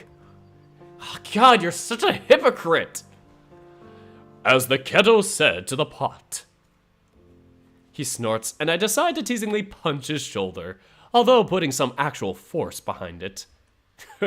My knuckles buckle as if I hit a stone wall, and I immediately have to cradle my hand in slight discomfort, causing him to laugh. Also, not really a hypocrite, if you are as helpless as a pup. He laughs off my pathetic attempt at roughhousing, and in turn punches me right in the chest. Yeets to the wall. Just like... Just like I did, he placed a little bit of force behind his tease, and I winced in pain, rubbing my now aching breast. See? A total pup. He snorts, while I kept rubbing the sore spot with feigned annoyance, when I notice his eyes dart to my side with a worried expression. It's almost as if he's forgotten and is now worried that he might have overdone the punch. Such a good wolf. How's your wound? The wolf asks, his voice lined with concern. I was worried sick. Couldn't think straight about everything else. Honestly, I think it's fine. I look down at the bloodied bandage. Although it looks bad, the blood has dried off and the wound beneath it doesn't even hurt anymore. I'm glad no one took a look at it, because Vol might have been too careful. Are you complaining that he didn't stab you hard enough? He laughs nervously. Well, I've never been stabbed before, but this thing feels too good for a grave wound. I kind of forget it's even there most of the time. I, for one, am glad. I would like to put this whole mess behind us. I nod in agreement, and we both gaze idly at the window. He leans back, tensing out at his exposed belly, and I have to fight the urge to just pet it.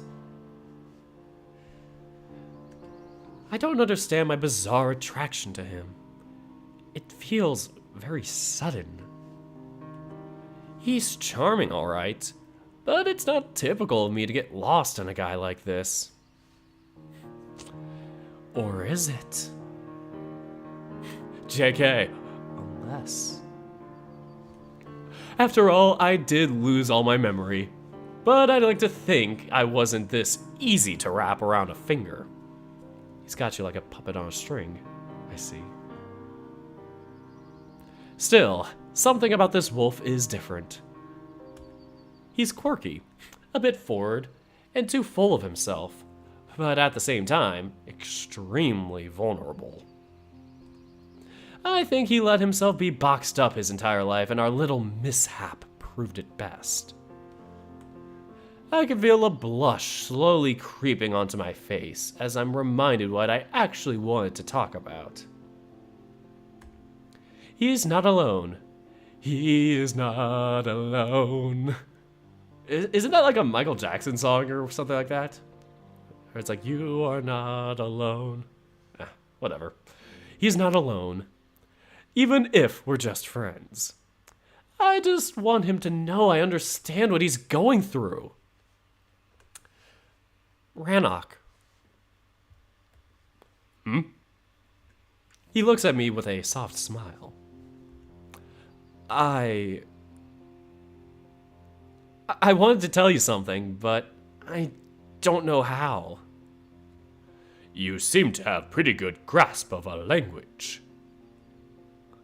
He smirks. It's not that. I struggle. This is much harder to do than I thought. He just looks at me with a smirk, raising one brow in a teasing expression. Damn, he knows how to disarm me. It's about yesterday morning. I finally spill it out, looking away at the window. Oh. I would rather not talk about that. His voice takes on a more serious tone. I swallow heavily, not wanting to leave the matter unresolved. I just want you to know that I don't... Oh, fuck. I sigh. I don't mind. I don't mind it, okay? And if you do, I hope you won't start calling me defective.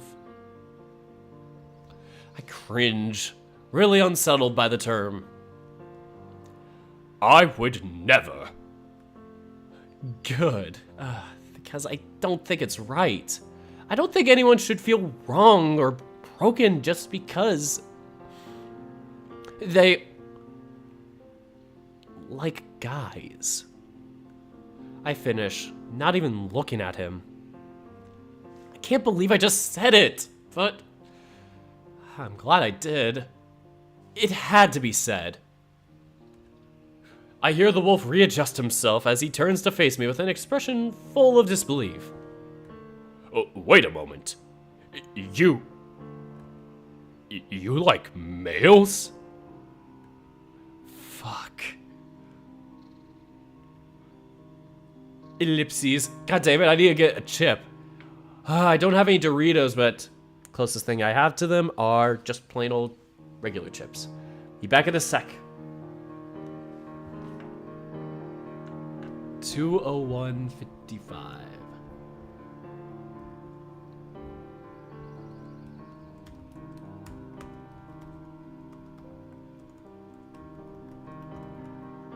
Oh no. Oh no. It got disconnected. Okay, it's reconnecting. Oh no. Oh shoot, where did it go? By far beyond the world just disappeared. I think it might be behind some screens or whatnot. Oh, thank God, it's there. Okay, no issues. I just had to...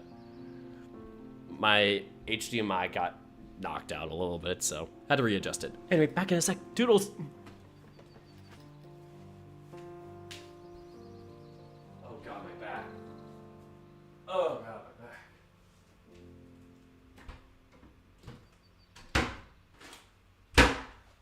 Oh man.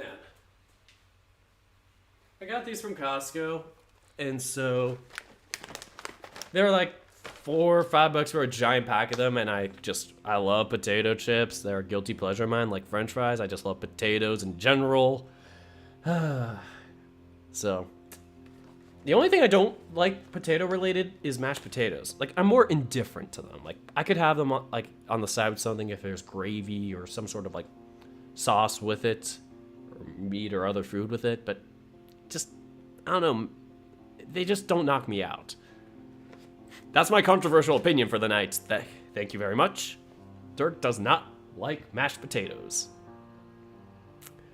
But my favorite kind of potatoes, I would say, like, I love, like, you know, cubed or fried potatoes like that. Like, even, like, French fries, I guess, would kind of count. But there's this thing called scalloped potatoes, which are, they're my favorite thing. Them, even though they have somewhat of a creaminess to them, they still slap and just... I don't know, just something I grew up with. It was like, my mom had a recipe, got it from her mom, and so it's like, I think I have her recipe, so in case I ever want to make it. Anyway, time for the chip.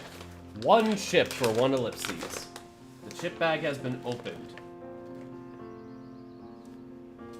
Here we go.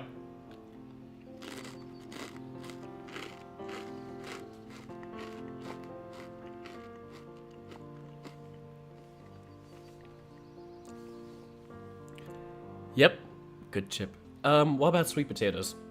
Yeah, sweet potatoes are also pretty good. I love them. Potatoes are good. Yeah, speaking of which, I better power through this because I feel a tad of hunger. But it's not that bad. It's not gonna be like last stream where I'm like dying because I had dinner like a couple of hours before the stream at like 5-ish, 5:30. So yeah, I won't be dead by the end of the stream, don't worry. Anyway, just switching out a little and then we'll start reading again.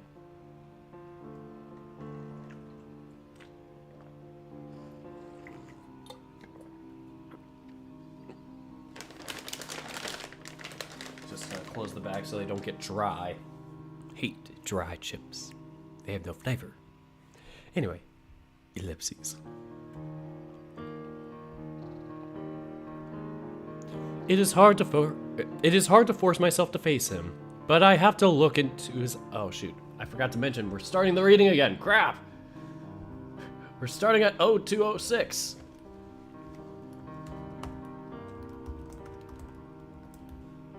Three, two, one. The reading continues now. It is hard to force myself to face him, but I have to look up to his eyes. Otherwise, what was the point in bringing all of this up?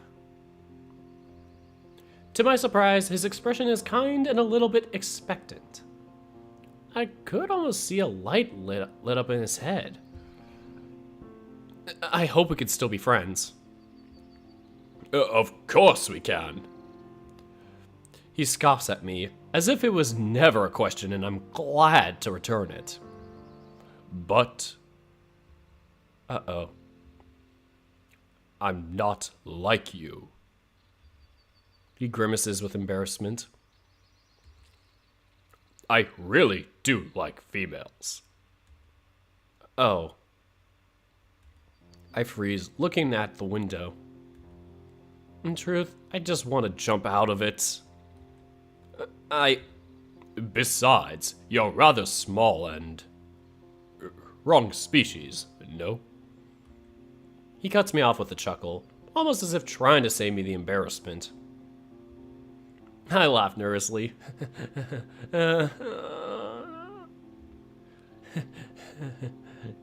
Yeah. Don't worry about it. It doesn't change anything between us. Of course it does. I just made a fool out of myself. Fuck. I guess I've seen too many stories. To think this would work out in the way they thought it would. But I guess it's for the best. I really don't feel like I'm in control of my emotions and shifting from one extreme to another. I'm so dumb. Why would I even think of romance in my current situation? You okay? You've gotten pretty quiet. I hope you're not taking my rejection too hard. He winks at me in a clear jest. Rejection? God, you should be so lucky. Who said I'm interested? I punch his arm teasingly, nervous laughter escaping my lips. Whatever you say, Tiny. He chuckles and plops down on the bed. Now, I don't know about you, but I really need to get some sleep. He makes an exaggerated yawn, his tongue coiling up inside of his maw like a snake. Would you close the shutters? Sure.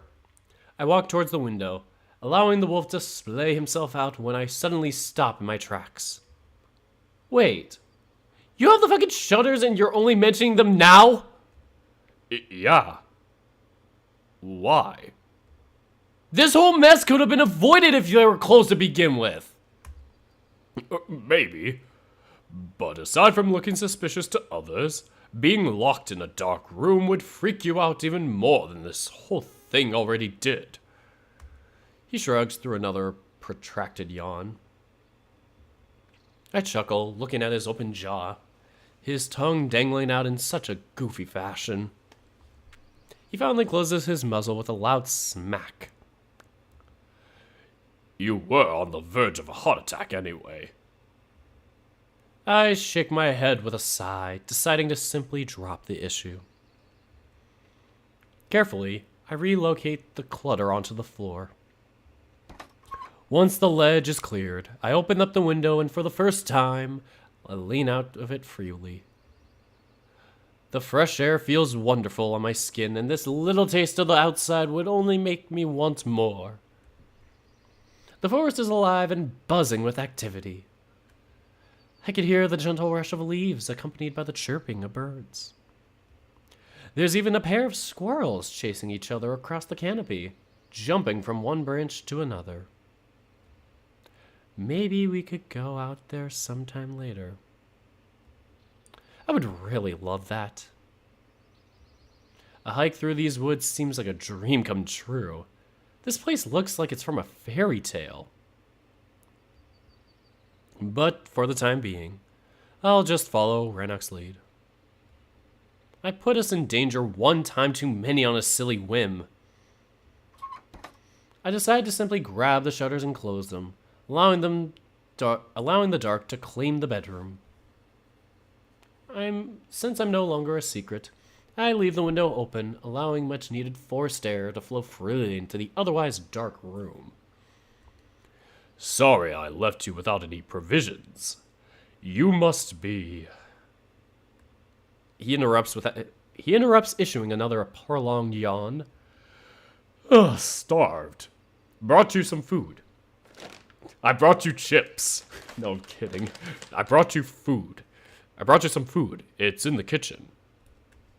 The wolf mutters and I smile, seeing he's pretty much half asleep already. Don't you worry about me. You just rest. Or no, don't you worry about me. Don't you worry about me. You just rest. I got to the kitchen to find a linen bundle on the table. Hold on as I... God, pick my teeth. It's... Stupid grooves. My teeth. Anyway, I go to the kitchen to find a linen bundle on the table. I sit down, slowly unwrapping it to reveal the thick slices of a roasted ham and some forest fruits. The ham smells wonderfully, causing my mouth to water with its smoky aroma. But it's the berries that pique my attention. They're glistening with the morning dew and look extremely ripe. I select one large blackberry and eat it. It immediately bursts with sweet tang at the slightest touch of my tongue, bringing a smile to my face. They're freshly picked and carefully selected, which must have taken some time considering the season.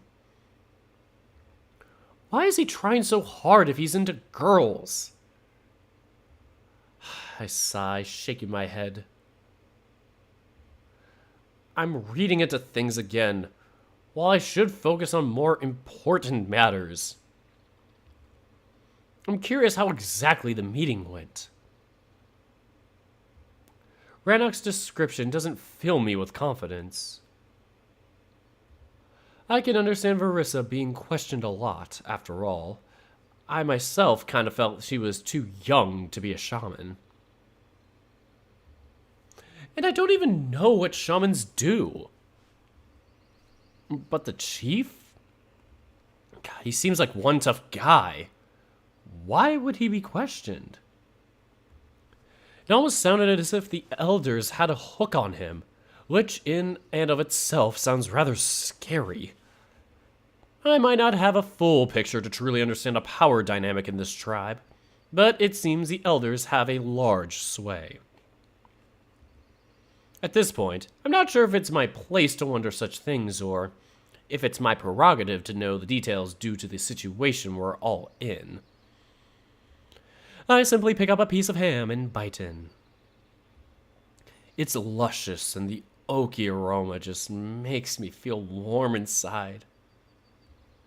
This food, although very simple, really hits the spot.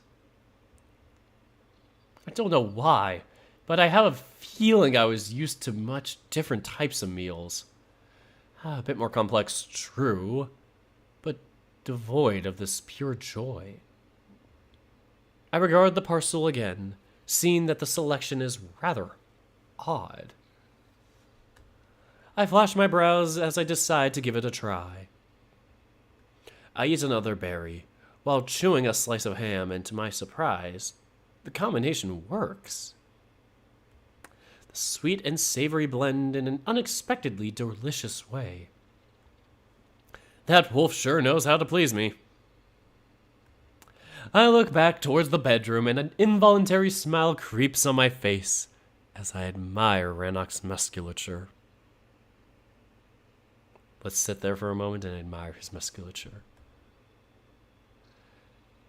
Even lazily splayed out on the bed, he looks extremely attractive. God, I wish I was this photogenic. And I agree, I wish I was that photogenic. Wait. Photo what? You could buy Rannoch as a pillow? On Patreon? What? I'm intrigued, but we gotta keep going. Wait till the scene break to talk more about that.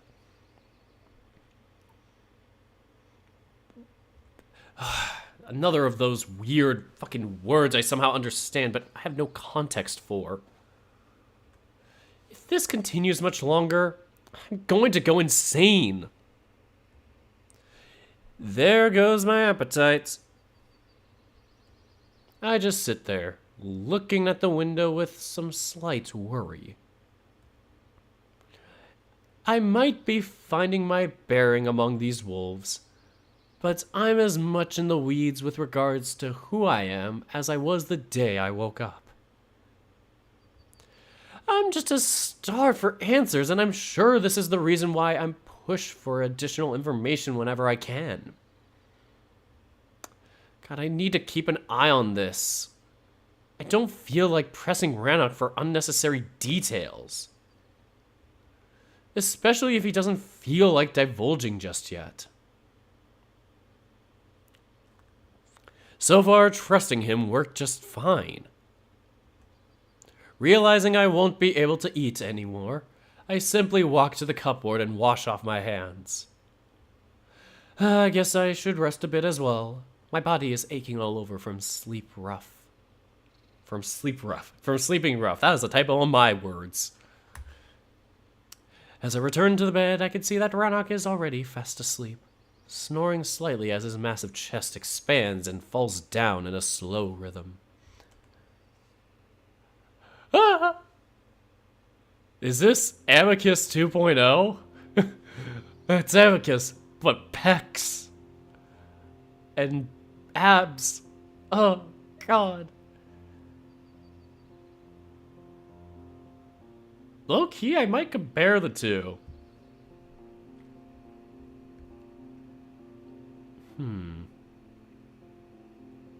I'm curious now. I forget, where the heck is my image? This is the internet. Where the heck is my image capture? Okay, what does this do? Oh, God, that's my technical difficulties thing. I don't need that anymore, I don't think. I could change that to something else. Documents.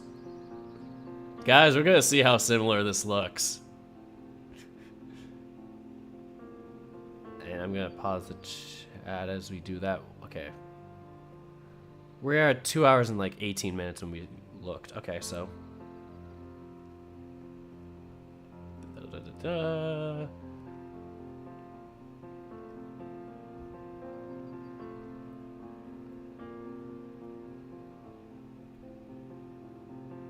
Somebody's gonna get the feels today.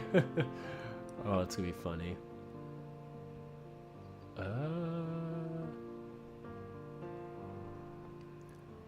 We're gonna do some snooping around in the images.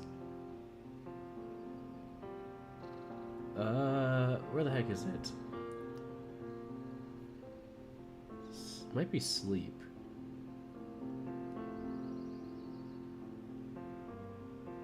Oh. Oh my. They look similar, but they're not exactly the same. Plus, we may have to censor a little bit of Amicus's bulge. Okay, I'm gonna shrink it because it's like way too big. Screen holder is locked. Okay, so for comparison, this isn't, I don't think it's a copy. I think it's more of a reference or an influence. Look at them sleeping side by side together so nicely. Censor him, bulge. Oh no, censor the bulge. Oh no, the screen holder's in front of it. Censor. Ah!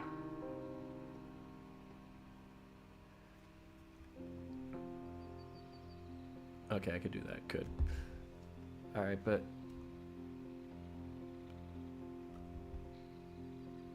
yeah. I don't know. Do you guys think it's like too similar, or do you think it's like unique enough on its own?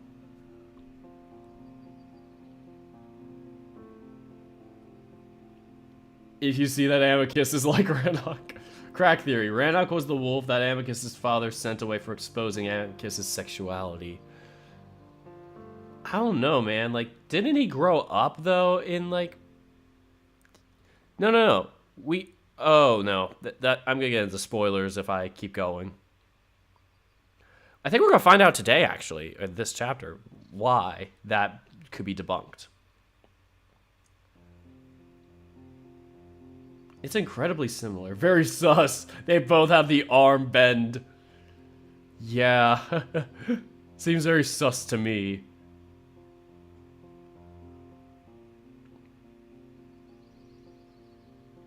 I don't know, but I'm assuming the people that were like maybe were with him on like Discord or whatnot may have like watched him do it, because he does like invite like his Discord, like I'm not sure if it's the patrons or not, or like high level people to like look at, you know, maybe get previews of him drawing art or whatnot. So There could be like similarities, but it's like you could look at something and reference it for pose.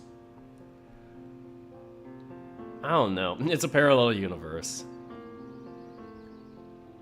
Okay, did I mention it 228?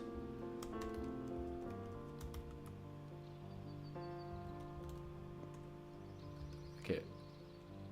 Oh, it's not 228. It was at 218, I think. My bad. And we're gonna start in like a few seconds. And updating. Okay, hide the center bar for 3, 2, 1, and go. Hold on. There we go. His muzzle is burrowed into the pillows and slightly opened, allowing his saliva to dribble out. I smile, knowing all too well how this wolf drools in his sleep. I'm glad it's the pillows that will now soak up all that spit. God, you're so cute for someone who's so big. I mutter, fighting the urge to just rub his belly, but he's too darn adorable not to. My hand reaches towards his breast and I hesitate for a moment. That's when a lazy stretch tenses up his body as the wolf readjusts himself slightly and I cannot help myself anymore. I let my hands sink into the lush coat of his chest, ruffling it gently. My fingers slide beneath the moonstone for the first time, feeling its surface. It's polished and heavier than I expected. I move it slightly out of the way so I can rub his breasts. Oh, his breasts are like swallows in nesting. If you get that reference, my God, I will high-five you.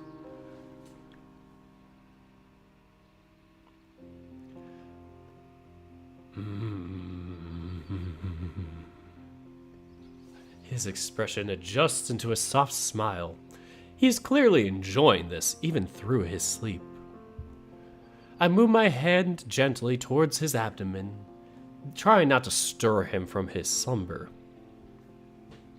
I ruffle his coat around the navel, drawing another idle stretch from the wolf. I chuckle quietly. He's so fluffy, I'm gonna die! My fingers brush across his entire belly, his soft coat soft and inviting. His soft coat is soft, yes. But even now I can clearly feel defined muscles beneath all that fur. God, he really doesn't have an idle moment in his life.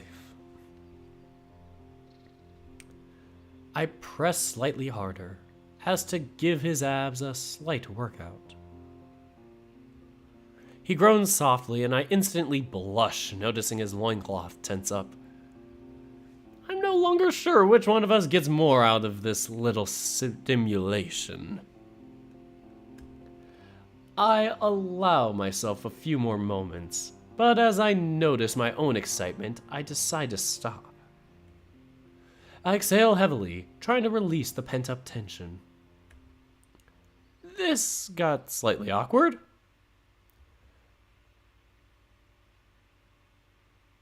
I rub my hands uncomfortably, trying to figure out what to do. For a moment, I consider returning to the floor, but then I remember his own words.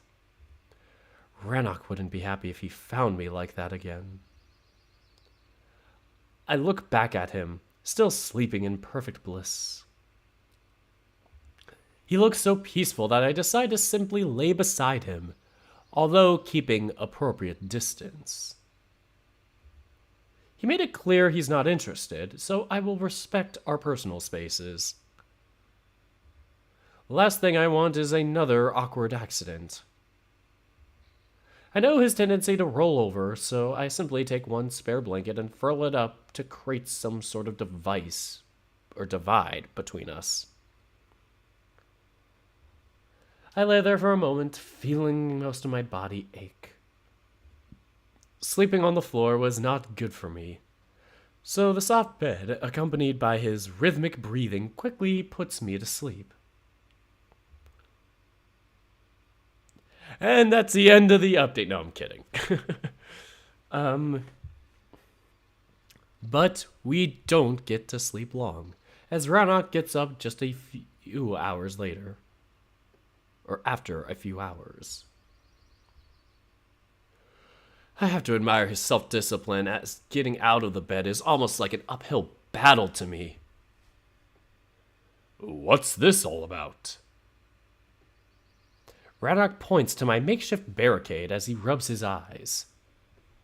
I thought it would prevent... You know. I wince uncomfortably. Oh. The wolf mutters sleepily. Oh! He almost shouts out in sudden realization. I can return to sleeping in the kitchen if you like. He proposes nonchalantly, and this time I'm the one shouting out in panic. No. That is the last thing I want you to do. Well, this makes things a bit weird, though. He gazes reluctantly at the rolled up blanket. After what you said, I just didn't want to. I try to explain myself, but he cuts me off. Don't worry about it. It was a one-time fluke. He laughs. I simply never went to sleep like that before. You know, effectively snuggled up to someone. It was just something to keep you warm, remember? The wolf winks and gets up. It will never happen again. Yeah. I mumble, looking as he approaches the window and opens the shutters. He stretches out as the light floods the room again. I watch as he goes into a whole routine of exercises, touching his toes and arching himself backwards. Arching himself, my bad. It's quite embarrassing to just sit here, but it would be even more so to join him and make a fool out of myself. I'm stiff like a plank, especially after sleeping rough. I have to run some errands today. My father is in a rather sour mood, as you can imagine. I need you to stay out of sight while I'm gone. Although you're allowed to stay in the village, you're still kind of controversial. Yeah, I figured. There goes our hike in the woods. Don't worry, it's not permanent. Not if I can help it. At the moment, you're freaking everyone out a little bit, but you should pass with time. I'm not happy about being cooped up in this house any longer, but I don't exactly have a choice in the matter either. I'm working with Verissa on a plan to smooth things over. Once that's done, you'll be introduced to the tribe proper. And that means... Let's worry about it when we get there. He snorts, rubbing his nose. That's another non-answer, as usual. I should start getting used to those by now. He walks away to the kitchen, and I decide to follow. We take turns with the water bowl, and during my wash, I realize my teeth feel rather coarse and my breath is not what I'd like it to be. Do you guys clean your teeth at all? Perhaps with a brush or some paste? I swear that theory about you being a lost human noble begins to check out on a near regular basis. The male laughs, approaching me with a teasing smirk. He presents me with a little birch twig, its flesh young and juicy. Grind the end with your teeth and then use the bristles to clean.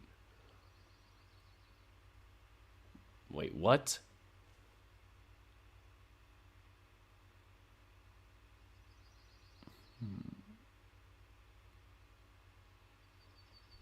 It's weird. He demonstrates 9 on the imaginary twig.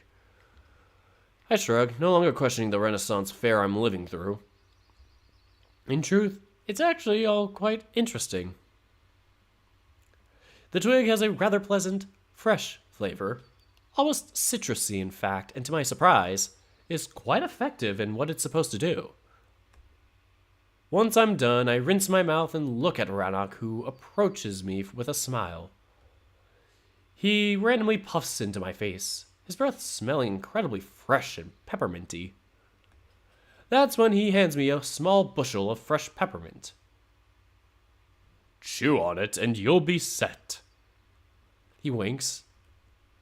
I take a few leaves and put them into my mouth.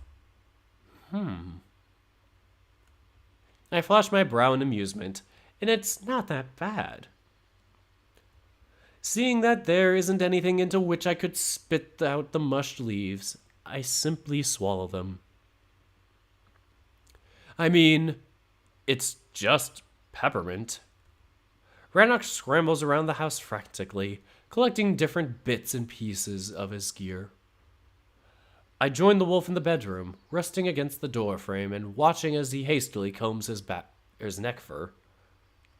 It's hard to stifle a chuckle, both at his sorry attempts at taming his fluff and the fact that he's using the very same weapon I tried to fend off Volgor. Or Volgor. You need any help with that? Would you?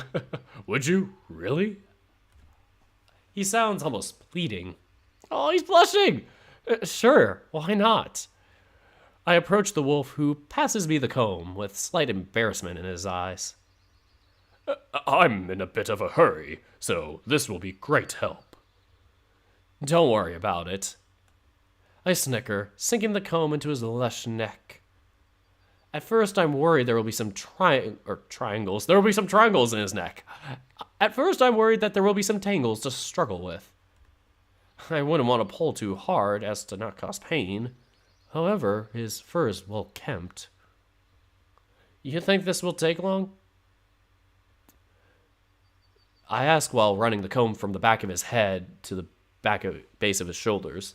Or you think it'll be long? The sounds of his fur against the comb, or against the comb, is almost as satisfying as the brushing itself. I hope not. But you never know. Father wants me to deal with a few things. The idea of staying here alone is just as novel as it is slightly distressing. For some reason, I almost feel vulnerable when he's not around. What things?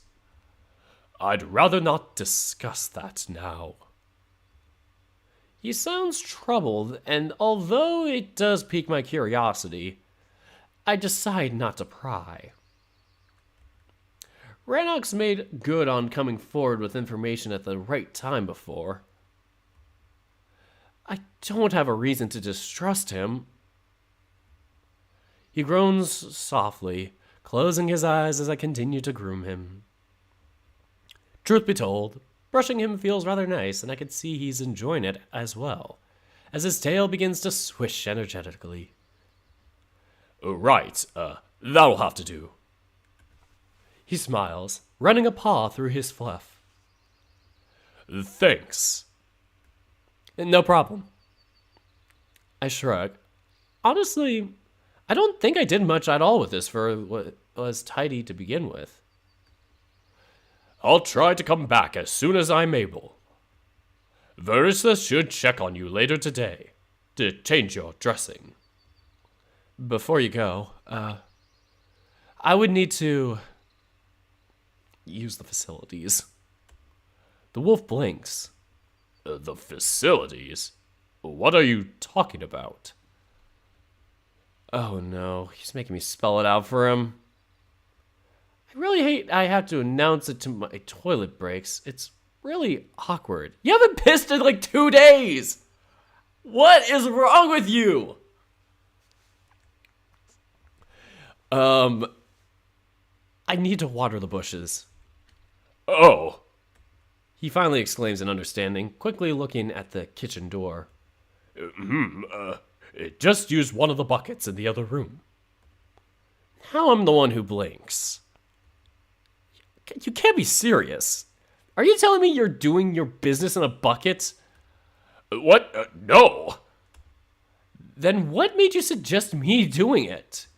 Well, I assumed you just needed to pee. But if it's the number 2, then I... No, it's not number 2. I interrupt him, completely mortified about this entire conversation. I just won't be peeing into a bucket. La-di-da, my lord. He gets up, genuflecting in a mocking fashion. If your highness wants to do his business outside, you have to go through the window. He nods towards the ledge, and I sigh in mild annoyance. Oh, you gotta be kidding me. Well, I meant to keep you out of sight, which is part of the whole deal here. Using the front door isn't an option. He snickers, bumping my shoulder teasingly. Fine. But I don't think you'll fit through. Good thing you're tiny, then. I give him an annoyed stare, grumbling under my breath. I will find out your pup name if it's the last thing I do. Sure you will. He laughs, walking towards the kitchen. I'll meet you on the other side. I shake my head and approach the sill, slowly pulling myself onto the ledge. Once I'm up, I look around for any sign of the wolf. It takes him a while to walk around the house, but once he arrives, he extends his paw, helping me down from the ledge, and all the while smiling as I clumsily clamber over. This is ridiculous. The wolf gives 2 quick glances in both directions. Oh, shoot, do I have something in my hair? Oh, it's just this way. Whatever. Ensuring no one's around the house. Right. Right. Never mind. If it's just a leak, you can simply go here. He points to the side and I look around in confusion. What? Here, against the wall. I'm not pissing on your house. I huff defiantly at the suggestion. Well, I mean, I've pissed on buildings before, but I won't say which ones.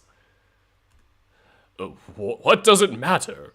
I don't care, and the house won't mind. I stand still, not even acknowledging it. Are you a little shy, Pierre? Is that it? He asks mockingly. I'm not a shy peer. Well then, prove it. A challenging smirk stretches across his muzzle, and my mouth opens wide. What? Here, I'll show you how it's done. He snickers and it turns to the side, slowly undoing his pants. I quickly throw my gaze into the distance, shielding my eyes with a hand. Oh, God. No! Don't show me anything! The wolf only chuckles as I hear a stream splash against the wall. Dude! I mutter in annoyance, walking some distance away from him. Ha ha ha ha! You are a shy Pierre. And you're a shameless one!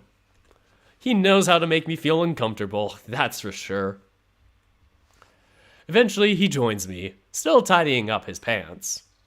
Oh god, my fat. I feel fat. Anyway, once he's done, I can see his arms swoop to embrace me, but I manage to evade his grasp at the very last moment. Nope, you're not touching me with those paws until you wash them.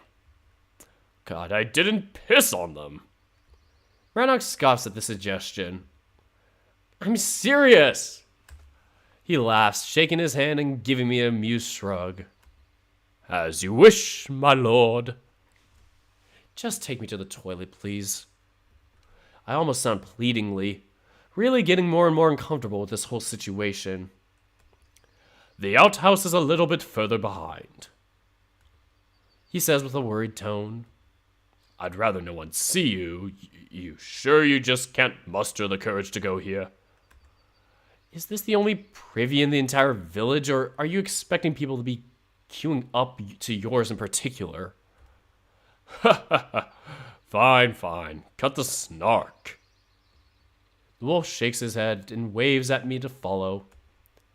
We walk a few paces towards the bushes until I see a small shed nestled between the trees. Right, here it is. Yep. I nod, pretty much having my worst suspicions confirmed. I look around, almost as if hoping that another toilet, more suited to my needs, materializes out of the blue, but I quickly realize there's no other way around it. Okay, now if you won't mind. I sigh, shooing him away with my hands. I don't know about this. I'd rather stay close. Rannoch, I'm not planning an escape, and I doubt anyone is going to ambush me while I'm in the loo. I just want to have some privacy. I mutter in resignation, and the wolf gives me an awkward smile. Fine, fine. You're right. Sorry. He backs down slowly, and I take a deep breath. This is going to be the least favorite part of this entire misadventure. End of update. Piss take is the end of the update. No, I kid. Okay, so I'm going to take a little break here. Maybe snack on those chips a little bit, but at 2:44 is the break. Oh no, I didn't mean to do that.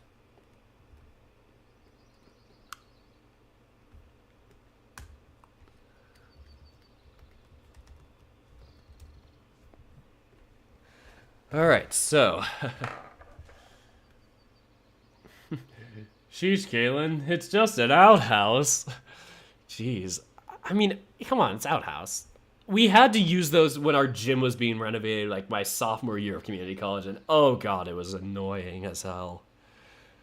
Like, even when we would tell other teams, it's like, oh, where's the bathroom? Here's the outhouse, go. And it would be right at the front of our, like, we only had one entrance, and the outhouse had to be next to it. We couldn't even have the outhouse, like, in anywhere. So it was, like, really awkward. Not good. Not a good situation. Master Yoda, the game is strong with you. I forgot to say goodbye to Catherine, who was saying they have to go. So have a good night. But yeah. It's just an outhouse.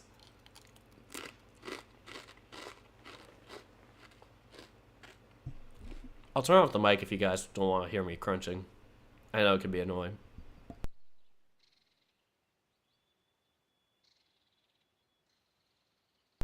Also, I might do a thing where it's like, we'll be right back or something while I eat. Actually, no, I could do something like this where I just turn off my mic and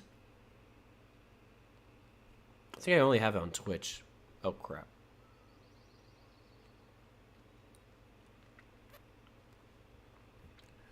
Eating icon, there it is. So I'm eating and I could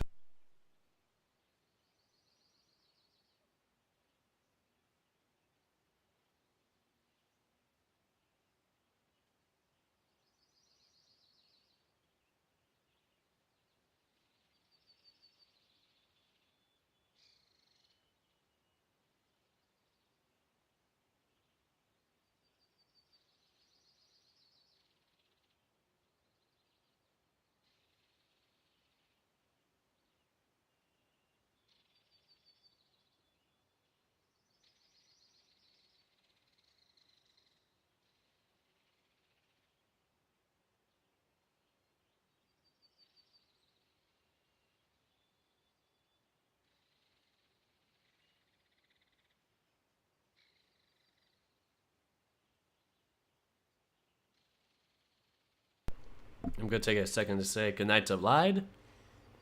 Have a good night and hope Nikolai sleeps well.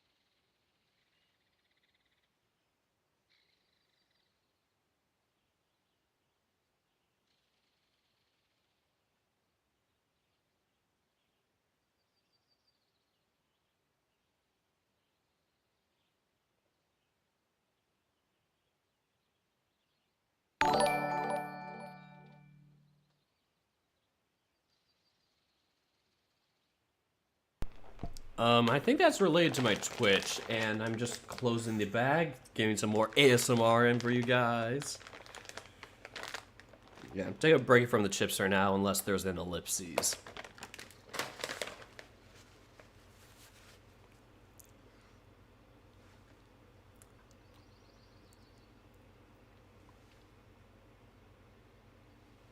Shoot. I'm also thinking to myself about something for the future, because I'm like running low on gas if I go out somewhere. How much I'm gonna have to pay for that. Gas is expensive around the place I live. And usually it's like I try and go to like maybe a Costco or something that's like cheaper with gas, but we don't have one of those around where I live right now, at least in my studio. So it's like, oh god, long drive. Let me turn off this eating icon. There, you can see me.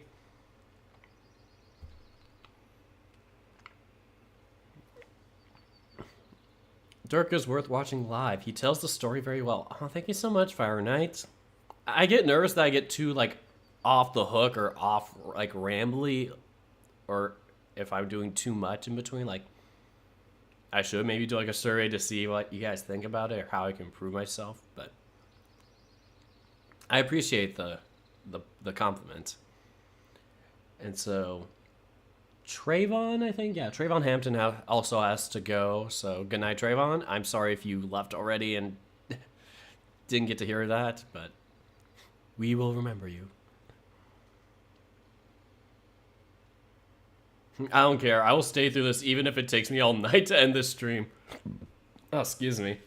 But oh man, wouldn't that be one heck of a stream? Oh shoot.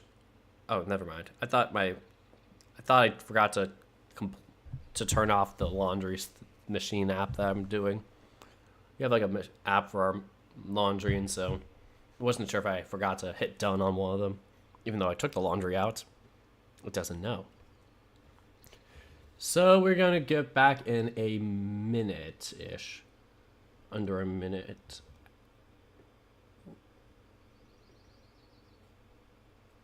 Oh crap, what did I do?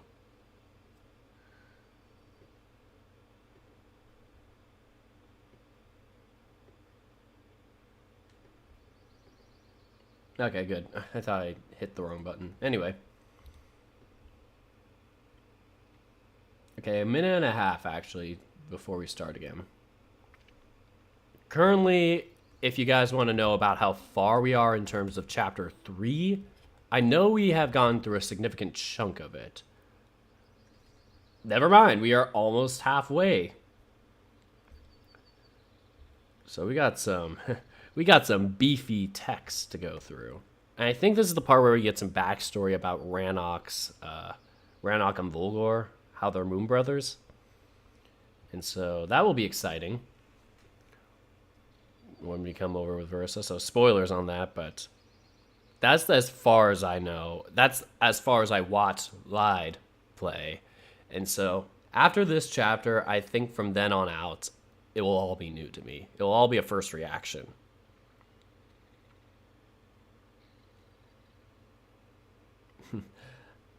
Oh, nah, you're the reason I found Far Beyond the World in Adastra, so thank you. Oh, no problem.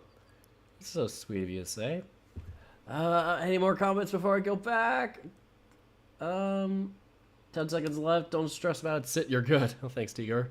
Okay, 8, 7, 6, 5, 4, 3, 2, 1. I try to pull myself back onto the ledge, but before I even know it, Rannoch aids me in my struggle. And I struggle as I struggle to continue. Ugh. My eyes widen as his massive paw cups my butt, allowing the wolf to push me upwards. Did he just feel me up? I dart my gaze back towards him, only to catch a glimpse of his cheeky expression as he rushes off into the distance. Stay put. His mocking command reaches me, and I shake my head in amusement. Scampering through windows feels so odd, but also kind of fun. There's something inherently childish about it.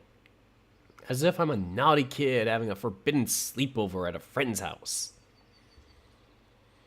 Once I jump over the ledge, I almost trip over the clutter that previously occupied it.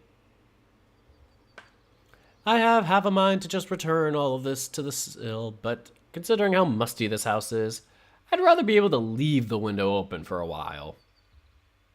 For the time being, I simply move it all to the cupboard. I'm just a guest. I shouldn't rearrange things. When I place the leather-bound book down, I decide to have a quick peek inside. I flip through the hardcover, curiously looking over the first page, wondering if I will recognize the lettering. To my surprise, it looks like a rather regular book, with regular writing. Brief History of Freyfall. Brief History of Freyfall by Cale Tiger. Illustrated by Cale Tiger. A history book. Considering my circumstances, it's the last thing I need. It would be like reading Chronicles of Narnia. I laugh at my own joke, putting the book away, only to have my heart sink immediately at the realization I have no idea why it is so funny. What's Narnia anyway? Forever lost. Oh no, not this again. I quickly shake my head, not wanting to deal with another invasive torrent of thoughts. With Rannoch gone, I don't have my safety net, and I cannot let this day drag on. I need to keep myself busy. I glance around to find something to do, and the first thing that comes to my mind is tidying up the place. It's clear that Rannoch doesn't spend much time in his house, but that's no excuse to live with so much dust. God, that's not healthy. I remember seeing a broom earlier near the fireplace, so I walk into the kitchen to find it.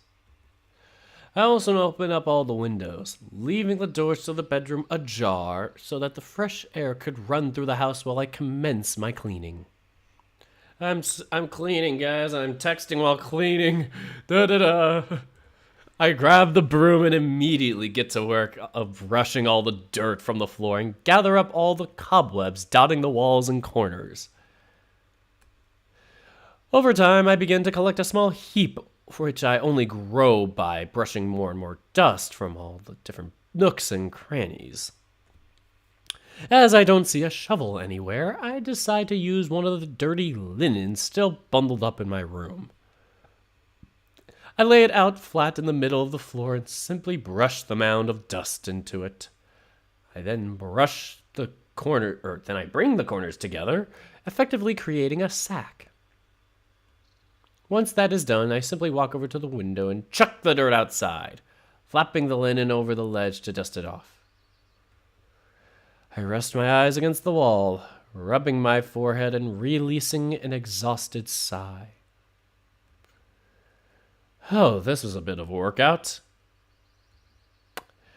But just as I try to rest, the nagging sensation in my stomach returns.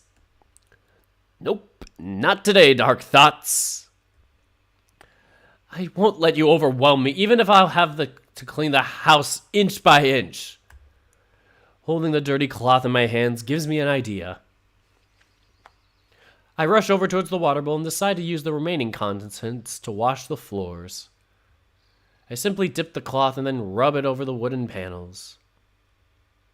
Slowly but surely, each plank regains its shine and polish. I almost thought of this was a naked wood, but it turns out it was only dull because of all the dirt and grime. The draft makes cleaning that much easier and pleasant, with cool breeze gently kissing my skin.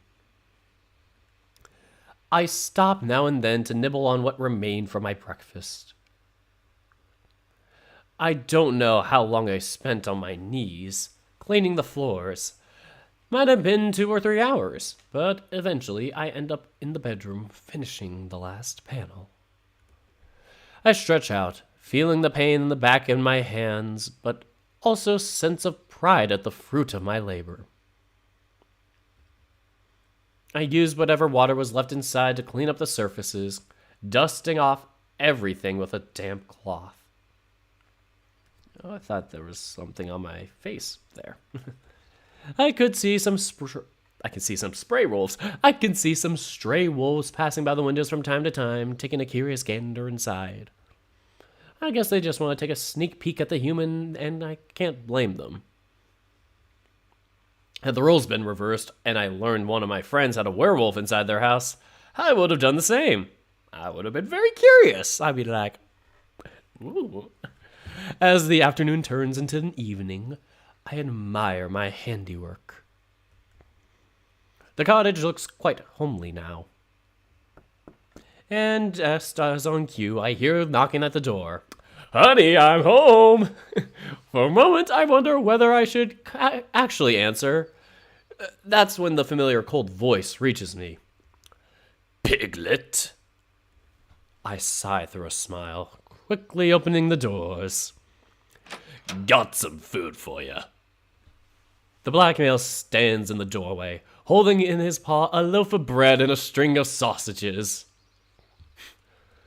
Thank goodness. All this work was making me quite hungry. God, he's so big. Not to mention, I just lost my only source of occupation that allowed me to steady my emotions. Will you stay with me for a while? The black male regards me with a risen brow, clearly surprised by the suggestion.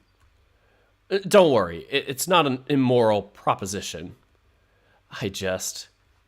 I'd like some company. Not that everyone knows I'm here. Or now that everyone knows that I'm here. It should be fine. Right? Desperation doesn't suit you, Piglet.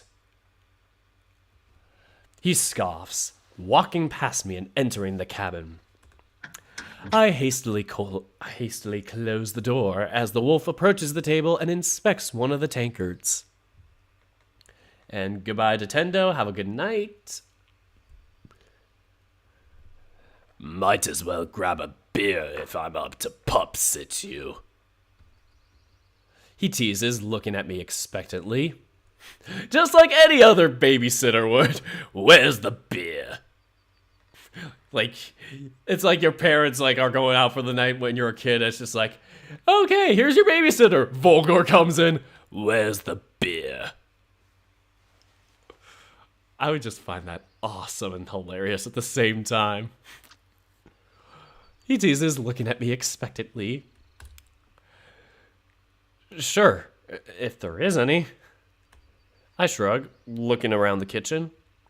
Volgor points towards a barrel standing in the corner of the room. Guess Rannoch's home is pretty well stocked up. He always stashes the good stuff. Volgor passes me the mug, shoving it into my chest. I guess he expects me to fetch the beer for him. I just shrug and decide to play along. As I approach the barrel, I notice it doesn't have a tap, but I can see the lid has a handle on it. I lift up and submerge the mug in the dark liquid. As I bring it back to Vol, he has already seated himself comfortably at the table, his gaze clearly darting around the house in mild amusement. I see Rannoch has found himself a little den wife. What? I blurt out, blush appearing on my face almost instantly. It was extremely dirty in here. Mm-hmm. He croons teasily, taking a gulp of ale and sliding the bread and sausages across the table towards me. Ugh, seriously, I don't want to get allergies. It's enough that there's fur everywhere. I could do without dust. What's allergies? He asks indifferently, catching me off guard. It's... Fuck, how do I explain it? It's when your body reacts badly to certain things, like getting a rash or a stuffy nose. I proposed, grabbing a knife and cutting off a thick slice of bread. The wolf gives me a skeptical. I don't think that's how you spell skeptical. A skeptical look as I enjoy the wonderful aroma of a freshly baked loaf. Dust makes you ill? He scoffs, taking another sip. Well, it can. Fur as well, but so far, I'm fine. To be fair, I can't recall if I was ever allergic to fur or dust, but I'm not going to admit I cleaned the entire house because I'm slowly losing my damn mind. I was simply tidying up, because the last thing I need is getting allergies. Especially since it's spring. There's plenty of pollen in the air. Volgor puts the mug down and drinks his gaze. Volgor puts the mug down and drills his gaze into me. Flowers make you ill as well? Fuck me. Might as well just roll over and die. I curl my lips, staring at the ceiling. God, you're not a human. You wouldn't understand. Do beastmen even have allergies? Or are they just so perfect? I toy with the piece of bread, squishing the slice between my fingers. It's still warm and sprightly. I doubt anyone in Avalon would understand your nonsense. On that, we can agree. I swear there is nothing more satisfying than the smell of fresh bread. Let's get this fresh bread. It completely distracts me from Volgor's jabs, inviting me to take a bite, and I finally succumb. I gasp, feeling the crust crunch between my teeth. Oh, it smells so good. Sounds so good. The taste of the rustic grain immediately summoned emotions tied to some long-lost memory. A more wholesome time. Time of happiness and joy. God, I'm in heaven. Doesn't take much to please you, huh? It doesn't take much to please you, The wolf comments on my obvious satisfaction with a slightly troubled expression. You have no idea how much I wanted some fresh bread. It's almost as if you read my mind. Actually, it was Rannoch's idea. He looks at the window. Oh? Ever since he found you, he was learning about humans. Your history, customs, staples of your diet. I discreetly dart my gaze around the house, locating different books stashed in the corners. Now that Volgor mentioned it, Rannoch doesn't strike me as a scholarly type. He was doing his research while I was still unconscious. It makes me feel almost humbled. We don't care much for bread. It's prey chow, so there's hardly any around that hasn't gone stale. But now that you're no longer a secret, he asked for one to be made fresh for you. I blink, taking in what he just said. Rannoch went to all this trouble for me? Huh. That's extremely considerate and sweet of him. But at this point, it's hard to differentiate between just his general kind-hearted nature and something more. Am I reading into things again? Probably. I mean, he did say he's not into me. Everything all right? Who does Vol sound like from the smoke room? This is kind of a newer voice, I think. Sorry, that just really popped up. I was like, ooh, that's an interesting question. But I wouldn't be able to answer that right now. Maybe over the break, but yeah. Everything all right? The black male asks idly as he takes another thirsty gulp from his tankard. Yeah. I smile, biting into the bread again. As I chew, I grab the knife and cut off a piece of sausage. I give it a quick sniff, before stuffing it into my mouth. Only now I notice that the wolf has been avoiding looking at me for quite a while now. I almost choked trying to swallow my food through a laugh. Dude, you stabbed me. Being an experienced butcher, I'm sure you've seen worse things than me eating. Want a bet? He sneers teasingly, giving me a side eye. I just shake my head in amusement and continue with my meal. The sausage is nice, but a little bit too garlicky for my taste. Boo! Garlic sausage is awesome! However, I'm not going to complain about free food. All of this is extremely wholesome, and it makes me feel warm inside. As if an echo of my past tried to scream through the shroud of my amnesia. Oh my god, it kind of does, but I kind of make it a little more southern and gruff and more full than Volgar. I don't know. I gotta remember my William voice. Anyway, I could try during the break. I've had to enjoy a homely meal like this before. I just sigh, relishing the sliver of a good memory. Jeez, can't read. We sit like this for a while, Vol simply fishing his ale and not saying much. He doesn't seem to be much of a talker, but I don't mind. His company alone allows me to steel myself against any nagging feelings stalking the recesses of my mind. I just wish I had something to start a conversation with. Despite the bandage looking rather gruesome, you seem to be doing fine. Oh. Yeah. I smile awkwardly, reminded that the dressing is pretty much red and crusty. Disgusting! Well, you did a good job. I rub my side to put him at ease. It looks worse than it feels, that's for sure. Vol readjusts himself, patting the hilt of his dagger. Since you enjoy it so much, I could do it again. He gives me a satisfied grin.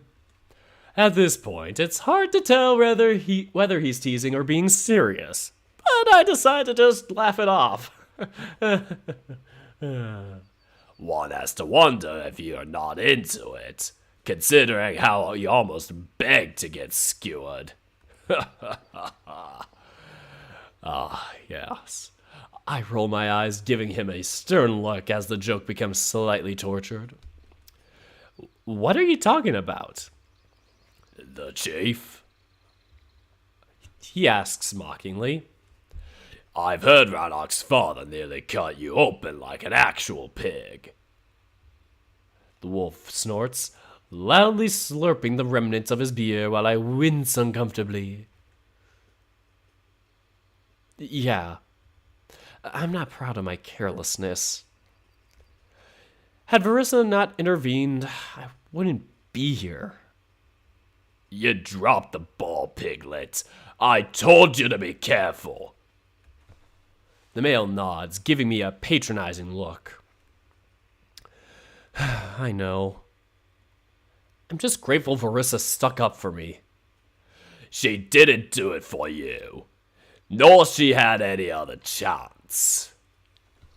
He shrugs, toying with the now nearly empty tankard. Had you been killed without her making her cause, all of us would face serious consequences. I assumed as much. I sink in my shoulders, awkwardly trailing my gaze around the room. Somehow, I feel embarrassed as if I disappointed him. But you'd have more luck than brains. He snorts, noticing my discomfort. The little runt went straight for his dad. Had it been Tano, he'd go for one of the elders and we'd be all fucked. Perhaps you should tell that to Rannoch. I mutter, immediately recalling my conversation with the wolf. He seems to hold a grudge against his brother. Why shouldn't he? The pup has nothing but trouble. The black male scoffs in annoyance. He's still his brother. Half brother. And siblings don't mean much to us. He waves his paw impatiently. Each of us is expected to have multiple pups, most of which with a different partner.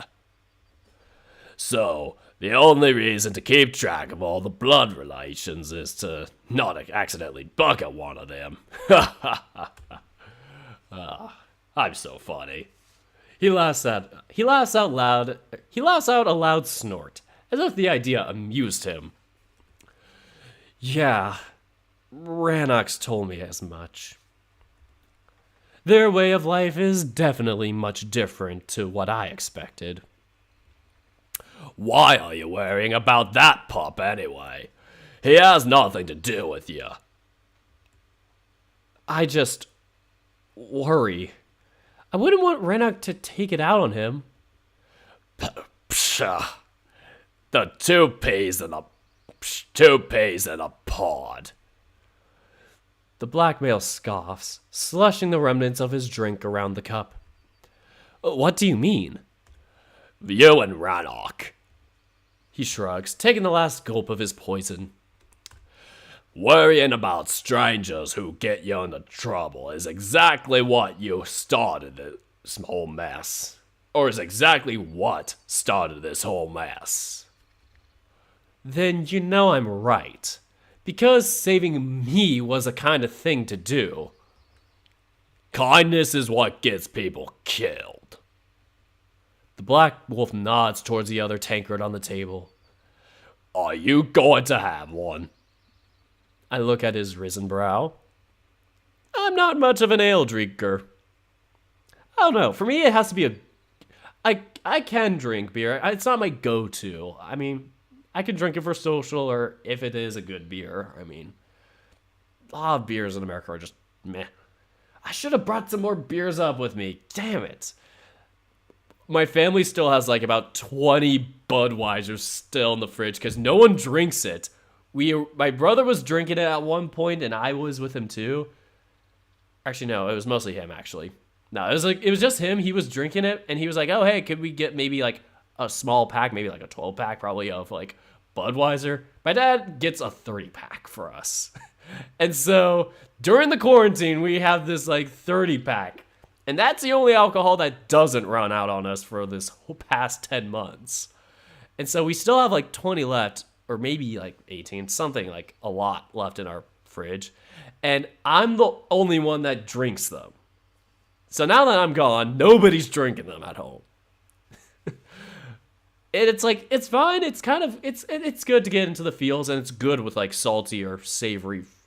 It's good with like a salty food or something like that you want to counter that with too. But on its own, it's meh. There's better beers out there. Lyd and I have made jokes about Budweiser. Oh, he mostly did. Anyway, I'm not much of an ale drinker. Agree or refuse? Party, let's get drunk! Woo! But I guess I can humor the wolf. Yeah, sure.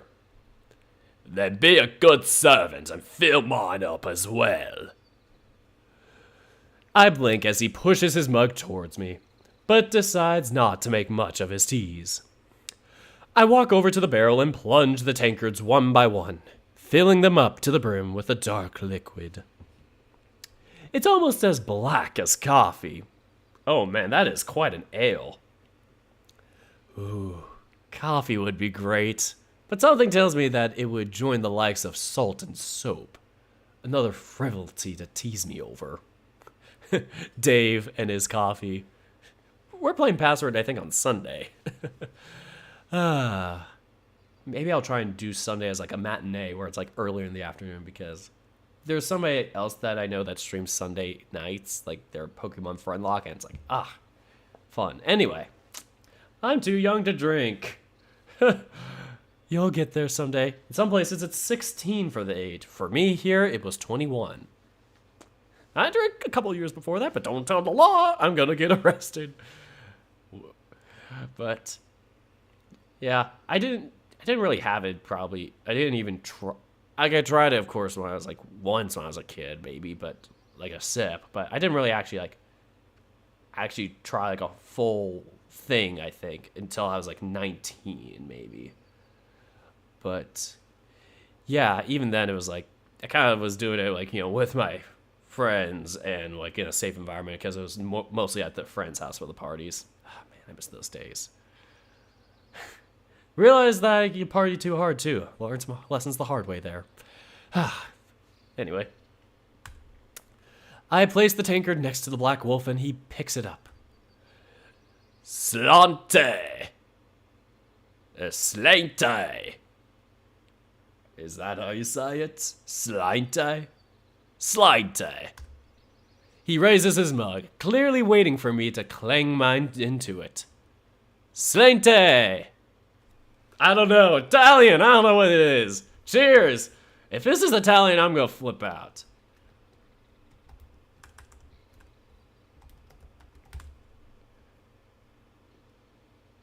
Detect language. Slaint. What is slaint? Can somebody tell me what slaint means? It's Irish. Oh, oh, this is gonna be, maybe the language that they're using instead of like it being Italian like they did for Adastra, or was it Roman Italian? Was it Italian? The language they're speaking for Adastra? It was like some sort of Roman dialect, I think. Oh, it was Latin. I'm stupid. Okay, they were speaking Latin for Adastra, but here they might be speaking Irish. Ooh, it's gonna be fun. Slante is health. Health. And Kalen, God, how do I spell Kalen? Fuck. Kalen is Hindi for the arts. Oh no, I misspelled it. Kalen is English for Kalen. Maybe that word was just made up. If you misspell it as C-A-E... Oh, if you spell it with C-A-E-L-A-E-N, it's Welsh for front. Oh, Lad would be so happy if he was here. Anyway, the more you know. Slante. I oblige and we spill a little bit in the process. It cannot contain a timid chuckle as I sit back up and take a sip. The bitterness of the brew hits me almost instantly. It's malty and rich, almost like a roasted cereal. There's also a hint of floral sweetness to it that I cannot wrap my finger around. I smack my lips, licking off thin foam that lingered on them. It's like no beer I ever drank, that's for sure. If I drank any, that is. Enjoying it? I think ale's an acquired taste, no? He raises his brow. Considering I never had anything like it before. Only time will tell. I can see my comment catches him by surprise, and he laughs, shaking his head. Cheeky little piglets. He takes a long, thirsty gulp, all the while gazing at me, almost as if expecting me to match his tempo. Yeah, that's not going to happen.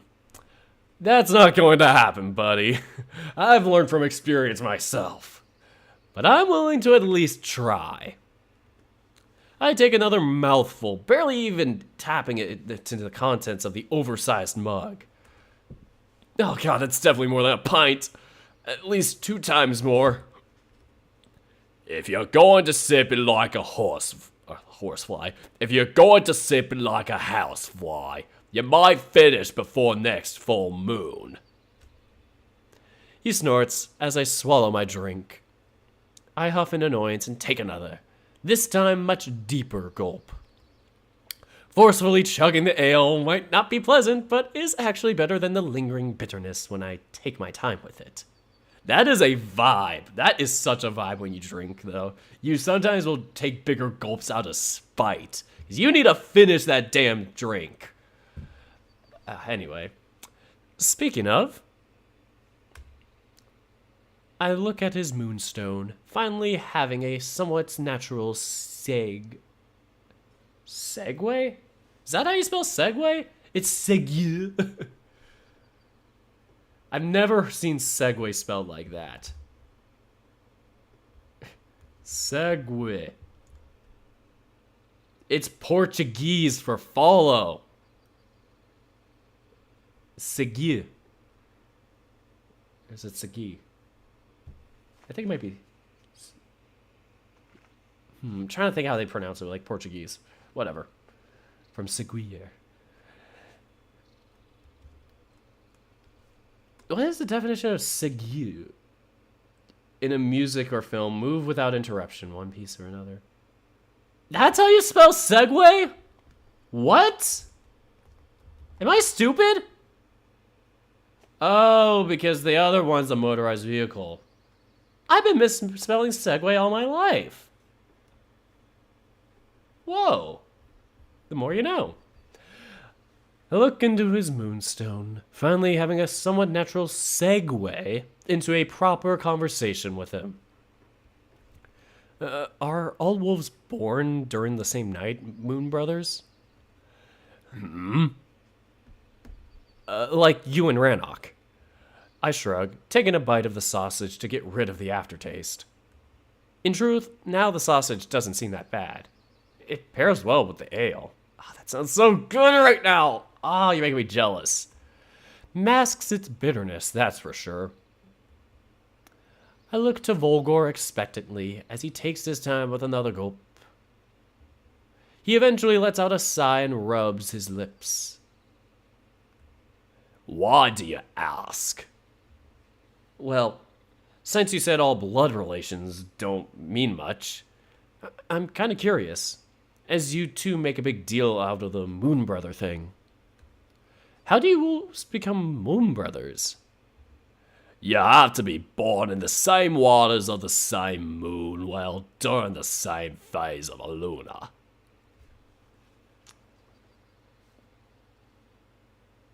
What? That's a lot of things. Same water on the same moon, same time. So pretty much the same day. A moonwell? I ask, cutting off another slice of bread. I watch as the wolf walks over to the ale barrel, helping himself to a third mug. It's surprising how fast he goes through those. I'm not even halfway finished. There is a shadow pool at the center of our shrine.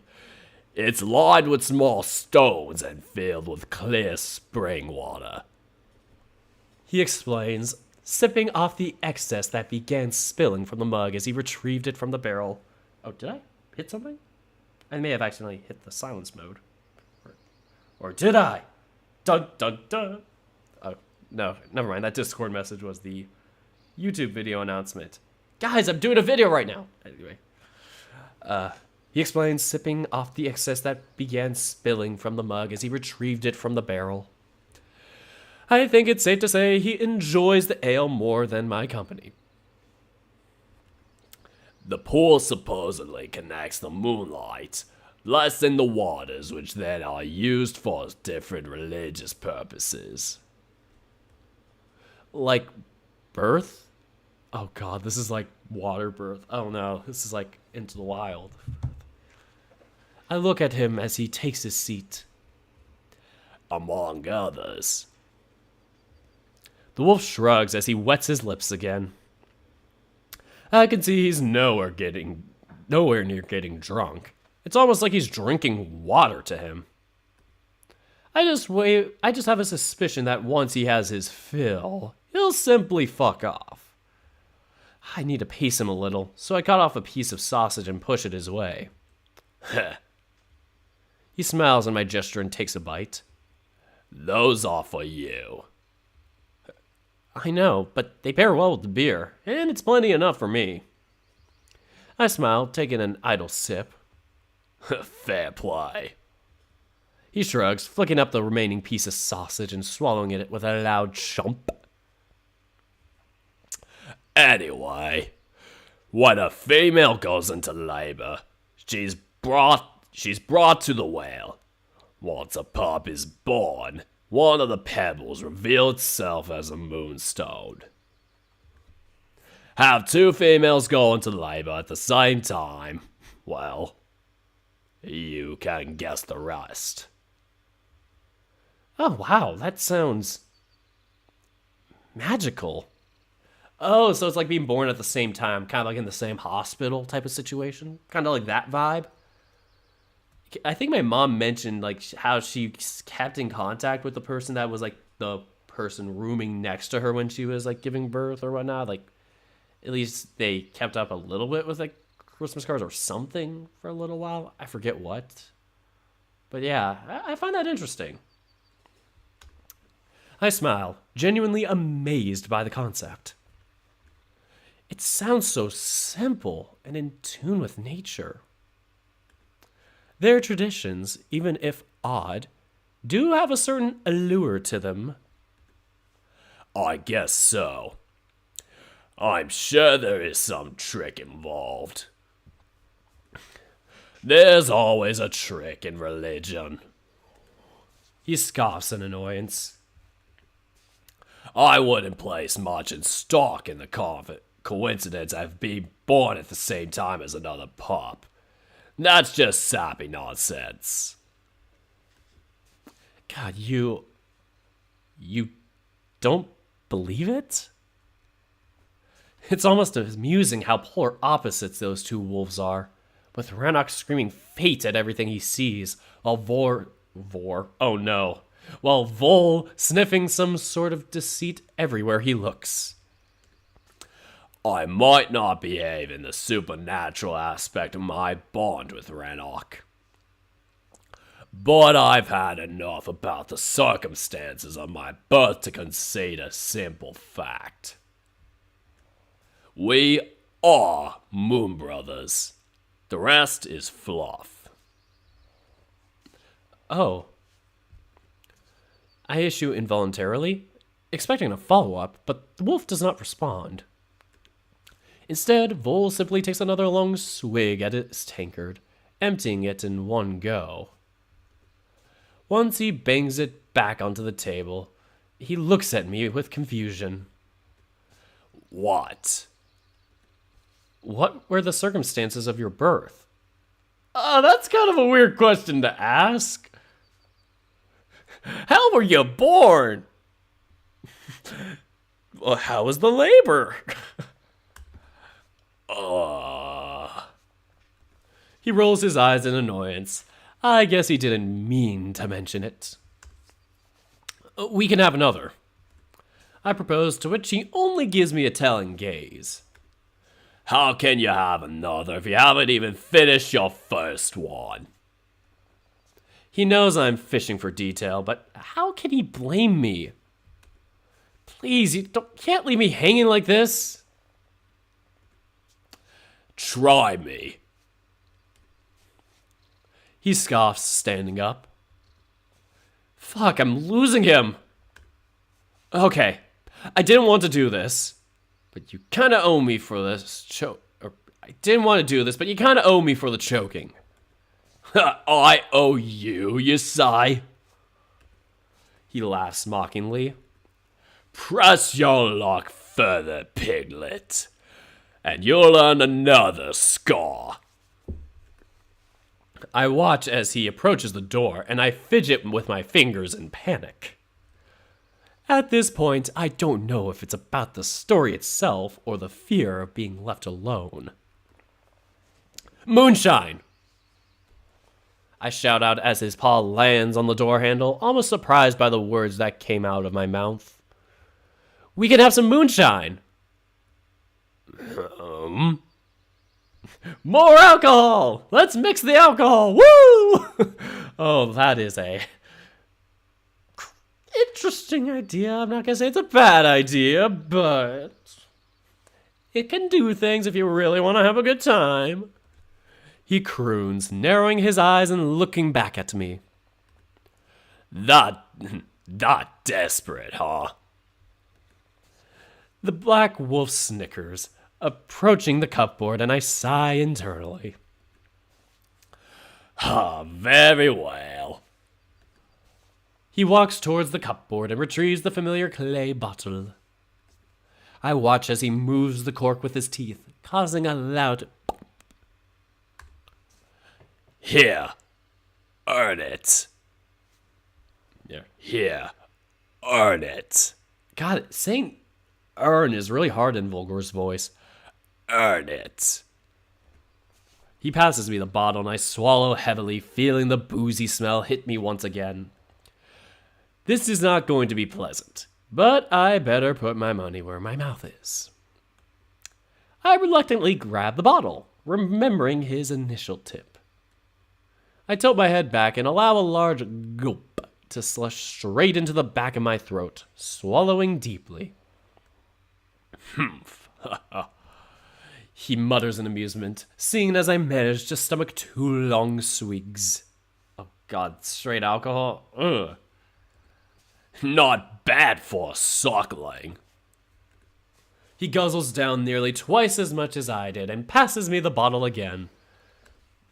It takes all my willpower not to wince, as I force myself to take another gulp. Once I put the bottle down on the table, I quickly stuff my mouth with a piece of sausage. Well then. Why are you so insistent? He reaches for the bottle and takes another swig. I just want to get to know you. There's nothing worse than a needy drinking body.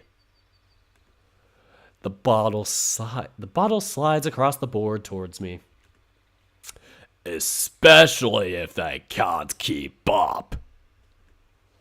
I narrow my brows defiantly, taking a long gulp of the booze. I'm not really paying it any mind at this point. It's not burning as it used to. Oh, he's really in the deep in this one. I bang the bottle on the table and look at him angrily. I can keep up. Don't worry. I look at him expectantly, to which he simply shrugs. I didn't agree to anything, did I? Oh, come on. Not fair. Life ain't fair, piglet. Better get used to it. Oh, come on, Vol. Don't be like that. Ugh, Verissa's right. You talk too much. Especially for someone with death penalty over their head. The tribe already knows I'm here. Yeah, would be a shame if they found out you could speak as well. He nods towards the opened windows. Oh shit, oh shit, oh shit, oh shit. Vol chuckles, watching me scramble to close them one by one. Relax, piglet. It was just a joke. No one would dare to eavesdrop on us while I'm here. Not even Howl? I stop my frantic efforts, looking at him with worry. Especially not Howl. He ain't the bravest pup in the pack, and in this tribe, everyone knows to stay the fuck away from me. Oh, he's the bad boy. Ooh. Ooh, he's the bad boy. Ooh. Insert good girls, bad guys song here. Maybe in time. Oh, for God, my voice. Ugh.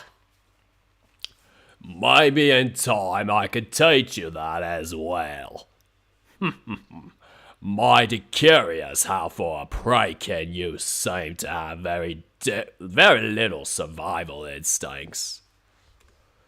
I roll my eyes, slightly annoyed that he caused my heart to pound like a drum. The bad boy. Ugh. Thanks. I really needed a good scare. I mumble, returning to my seat. Ha! It wasn't a scare, piglet. You are as clueless as an actual livestock. If anyone around finds out that you're already ready for the knife, it's off to the chopping block. Again, I roll my eyes, this time at his apt analogy. Thanks. Noted. Simple, keep the windows closed when talking with Rannoch would suffice. You should cut the talking to a minimum, really. This cottage became a talking point, and there will be plenty of noses sniffing about. Anyway, time for me to go. He stands up and takes the final gulp from the clay bottle. Stayed here long enough as it is. Why? Afraid other wolves will think you're enjoying the company of another kin? I grumble, thinking it was a jab at me. As if I care what others think. I simply can see you've got your hands full. He looks around the clean house. Rannoch's dirty laundry won't clean itself. Oh, you dick! Besides, you're all out of booze. He tips the bottle over and let it roll towards the edge of the table, forcing me to rush in to catch it before it crashes against the floor. Nice one. Nice one. He winks at me in approval as he pulls out the front door.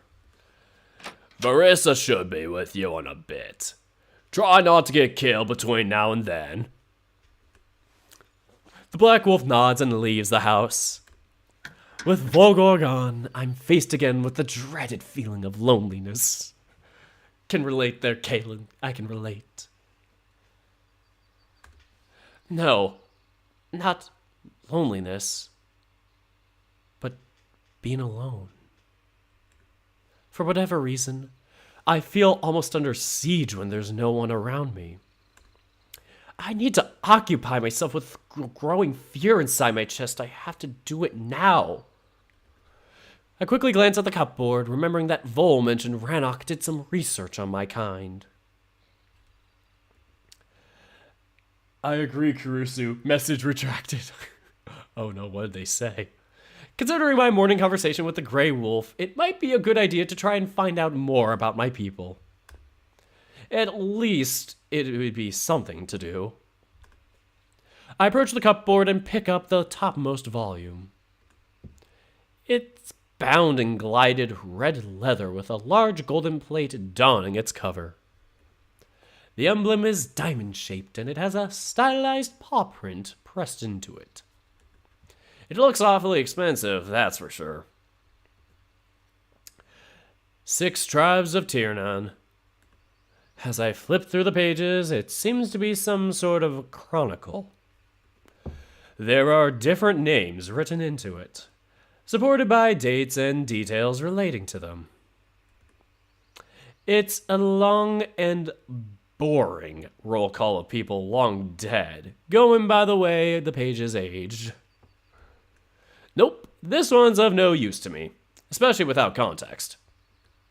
I mean, there might be some human names there, but then again, how would I know? Also, the paw print on the cover tells me that it's rather unlikely. I place the book down and pick up the blue tome, which lied beneath it.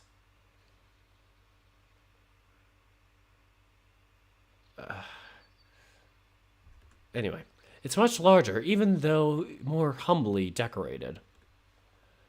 The Great Tiger Rebellion. Oh, fuck. Another history book, and this one obviously not about humans. I wonder why Rannoch has it. Surely it didn't aid him in his research. I'm about to put it down when I realize these wolves are kept bringing tigers up an awful lot. When the writer of your visual novel is a tiger.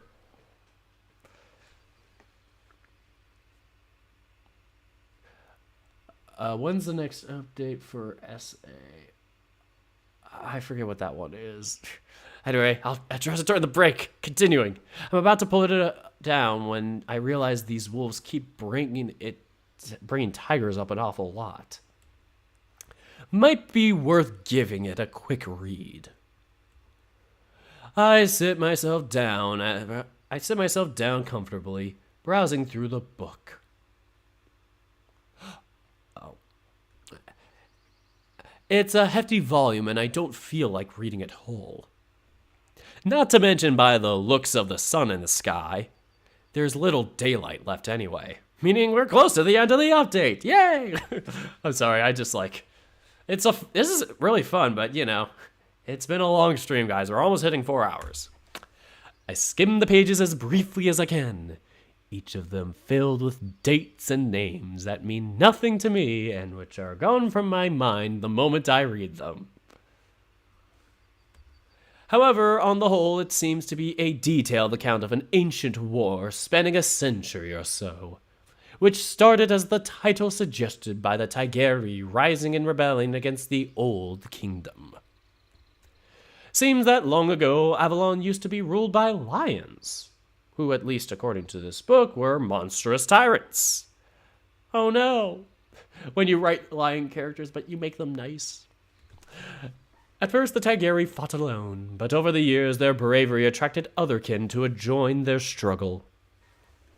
Decade by decade, their alliance grew until at the very end, the Old Kingdom was no more and the Lion King had to abdicate. It's so surreal to read about other beastmen. This really is a living, breathing world with its own history and customs. How can I feel so misplaced here? I sigh in frustration, burrowing myself into the book. It's not a pleasant read, and in fact, most of the information is lost on me. But at least it passes the time. Now it's nighttime. Eventually, I place the book down. Did we say Marissa was going to come soon? It's nighttime. Eventually, I place the book down, utterly confused by the contents. Eventually, I place my book down, utterly confused by the contents. None of this rings any bells. However, from the looks of things, the tigers don't seem to be as bad as the wolves paint them out to be. Even more odd is the fact wolves do not feature in this book. I quickly glance over the pages again, trying to find any mention of them, but it's almost as if they didn't exist. Oh no, it's like they're written out of history. Before I can expand on my own research, I hear a knock on the door. Yeah, it must be Verissa. I close the book with a slight relief, returning it back to the cupboard. Not only was the read very dull, but in this dimly lit room, it was outright laborsome on my eyes. I barely noticed how dark it got. Kaylin, you there? I approach the door without a word, remembering Vol's warning. I pull on the latch, releasing the lock, and allow Verissa to enter. The female rushes into the room, and I quickly close the door behind her. You're uncharacteristically quiet. Good. She nods in satisfaction. But don't worry, I wasn't followed. The feast starts soon, so very few would waste their time here. What about Tano? My. It can be taught. She smiles with genuine pride on her muscle. He's busy. I made sure of it. He won't have time to sniff about. I watch as she walks over to the shelf and retrieves a small plate. Only now do I notice she has a small sash around her waist, from which she takes a small file and some fresh bandages. Why are you sitting in the dark? Do I really want to admit I have no idea how to start a fire without burning this house to the ground? She's been questioning my age an awful lot. I don't want to come across as an utterly clueless one as well. I prefer it this way. Less conspicuous. Right. I could see that this wasn't exactly a convincing answer. Well, have it your way.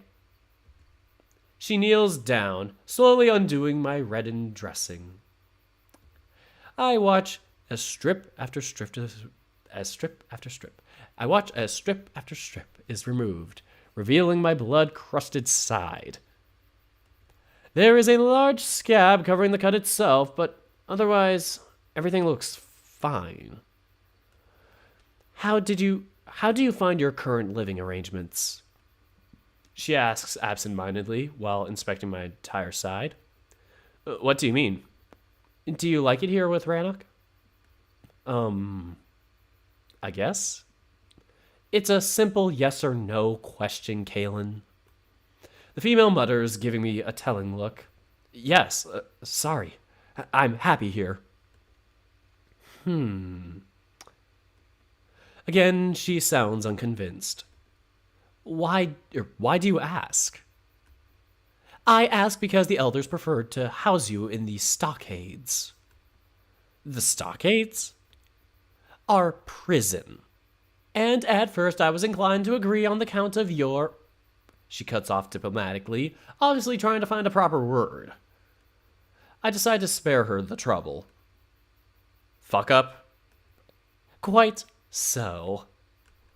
She smiles softly, placing a small cloth, onto the plate and pouring the content on the file over it. The tincture has a slightly purple color, and it immediately soaks into the material. That got Rannoch fired up, like little ever does. He insisted you became his ward instead. Peculiar choice, but he is the heir apparent. Or apparent. He's the heir apparent. It was hard for the elders to say no, so especially since he was ready to tear anyone to shreds over the issue, myself included. My eyes widened in shock, and she chuckles, catching my surprise. Figuratively speaking, of course. At least in my case.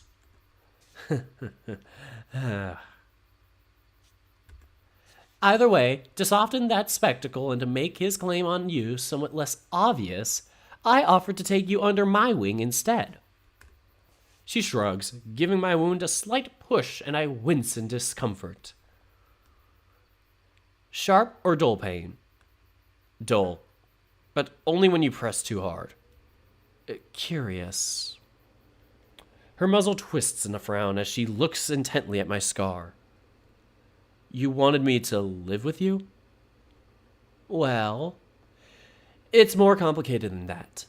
But yeah, should you ever want to change your accommodations, all you need to do is let me know.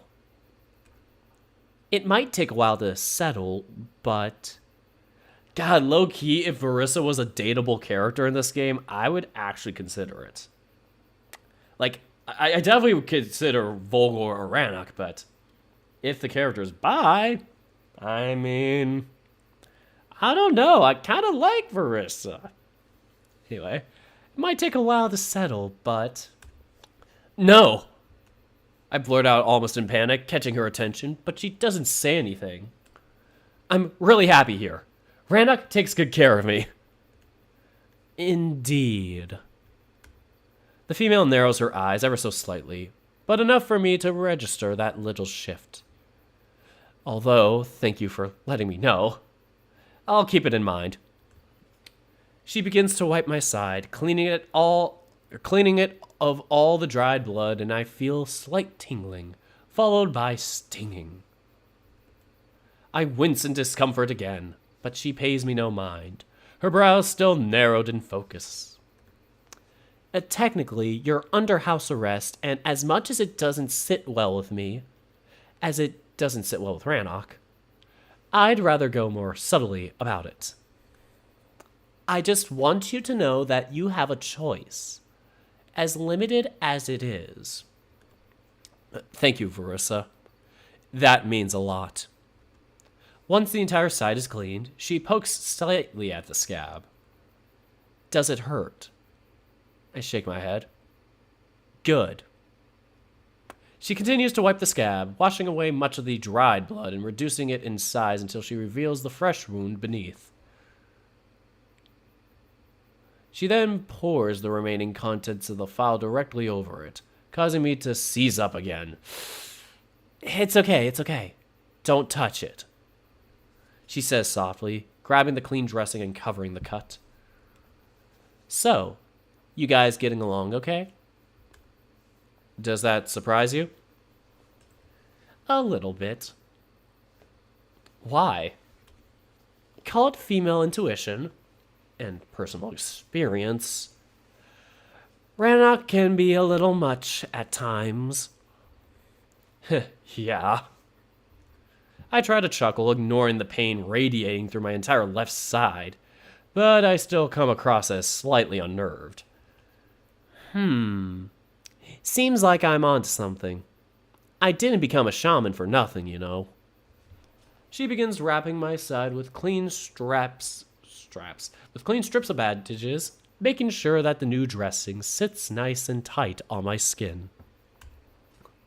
I watch as she works her paws around me in silence, but eventually she forces me to speak up. Well then, you're going to tell me? It's nothing, really. I just struggle with reading that wolf. He's very forward. Not that I mind, it just takes me by surprise half the time. She pauses her task and looks at me with slight surprise. Quickly, however, that surprise is replaced with a knowing smile, and she returns to bandaging me up. Oh, that's Rannoch, all right. I swear, that wolf never stopped being a pup. He was playful and teasing ever since we were little. Not to mention, he's a massive flirt. I almost choke on that remark. Ooh, maybe they got together. Sometimes I think he doesn't even realize it. God, it used to drive me insane. But then I understood it's just how he is. At the end of the day, he's a flatterer. He loves to flatter others just as much as he likes to flatter himself. Yeah, sounds about right. I nod awkwardly. Don't let that fluster you. That's what he's after.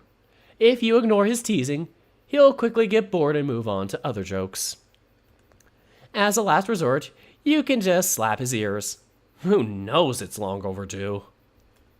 Problem is, I don't think I want him to move on to other jokes. Nor I really think those are just jokes. Perhaps it's just his way of coping with his extremely oppressive society. We live in a society. That, or I'm again reading into things as is typical of me. It's nice to recognize some behavioral patterns among all this blankness. It's almost as if I'm meeting myself as a completely new person. There, all done. She smiles, admiring her handiwork and patting my side. Thank you. I look down, glad to be rid of that bloodied horror show. You're welcome. This was very fortuitous, you know. She mutters, collecting the reddish stripes from the floor. What was? You started bleeding almost as if on cue. Made the whole scene so much more believable. Well, I wasn't acting. He did wolf handle me a lot. The female laughs at my poor joke. Yes, but still. Seems the ancestors really look after us in our little gambit. Which is a good omen, for sure, as we need all the help we can to get through this, to see this through. Thus, I'll be burning those at the altar as well. She wiggles my old bundled bandages. That's the key to my protection here, right?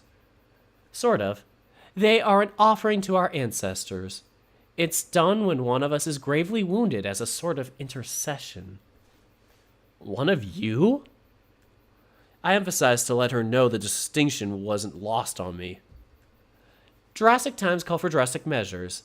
Either way, only a shaman can do this, and only a shaman can determine if the offering was accepted. So here we are. Was it, though? Accepted, I mean? She looks at me a bit shocked that I would ask such a question. Her troubled expression leaves me feeling slightly queasy, making the answer all the more obvious. Nobody knows what the future holds, Kaylin. Only time will tell. But for now, everything turned out all right. I give her a slight smile, nodding softly towards my patched-up side. Well, as all right as it possibly could, all things considered. She chuckles, and I watch as she slowly packs up her things. I follow her with my gaze as she returns the plate to the shelf, feeling a void growing in my chest.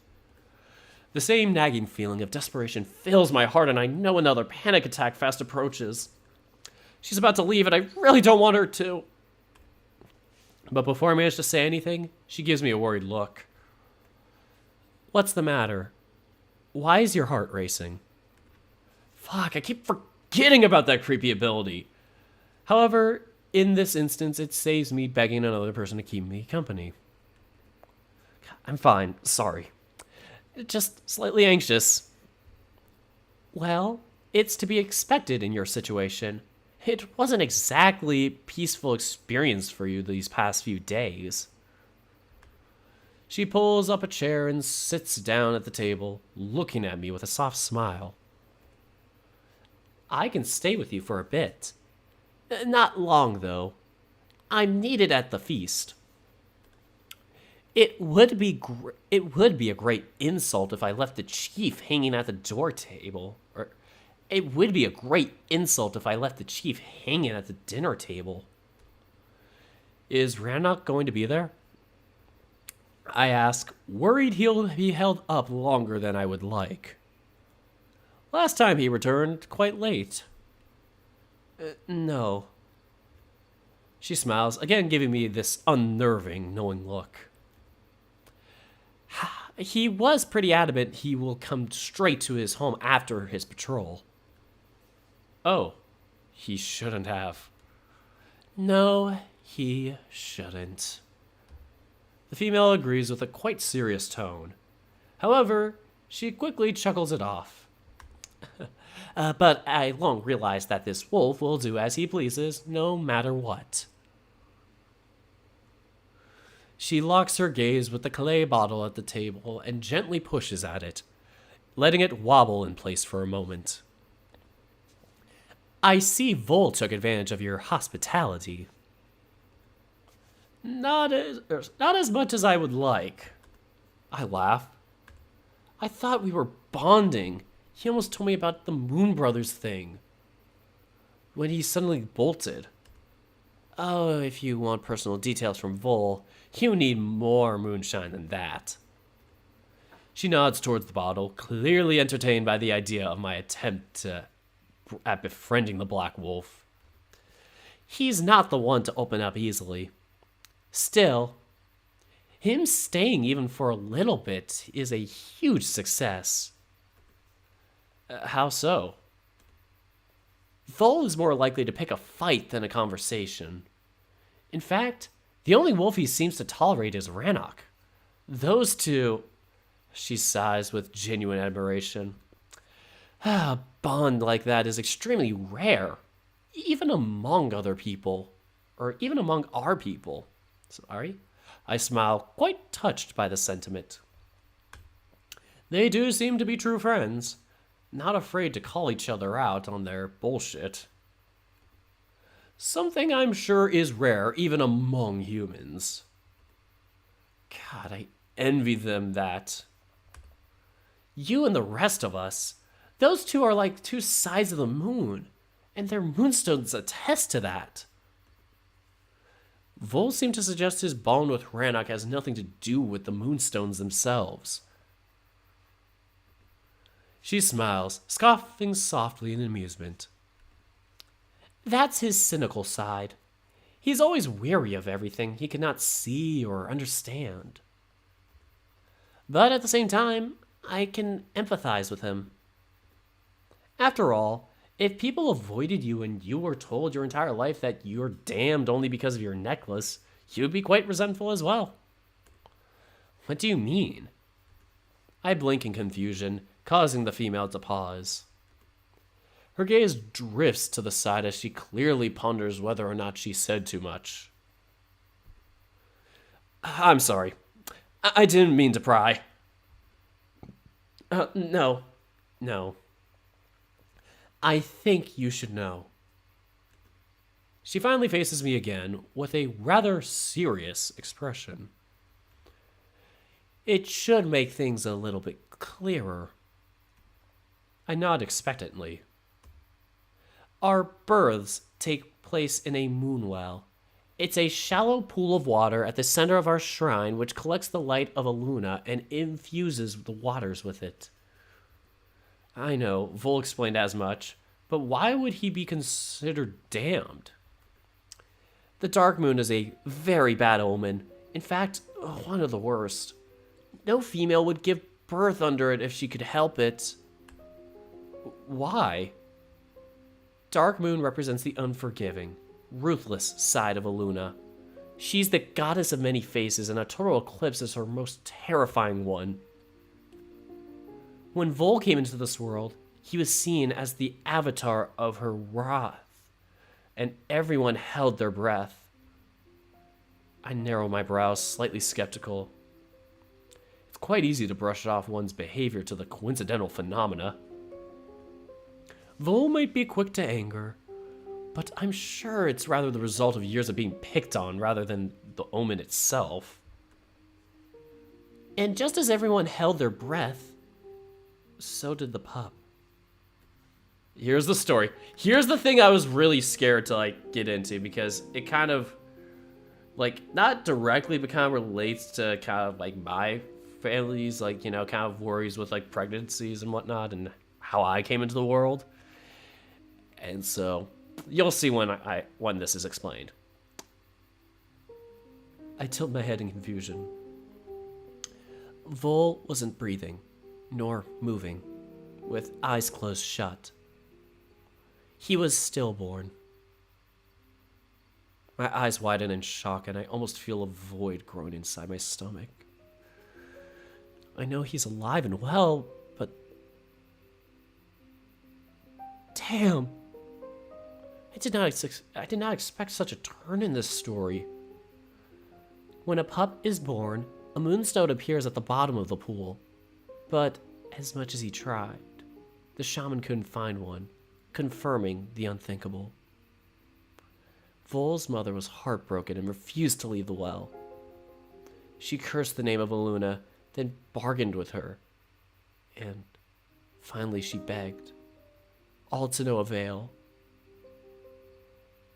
The pain and suffering of the poor female must have been impossible to describe. She simply resigned herself to sitting there in those waters, frozen in place and holding her unmoving newborn tight. I swallow heavily, my eyes slightly glossed over. I cannot even begin to imagine the horror of having your child die, let alone having it die before it was even born. Shortly after, Rannoch's mother arrived at the shrine unexpectedly. Although her pup wasn't due yet, she suddenly went into labor. She was brought into the same waters, resting next to Vol's mother, and just as the last slivers of darkness departed in Luna's ever-changing image, another pup came into the world. Rannoch's very first yelp caused Vol to finally stir to life and open his eyes.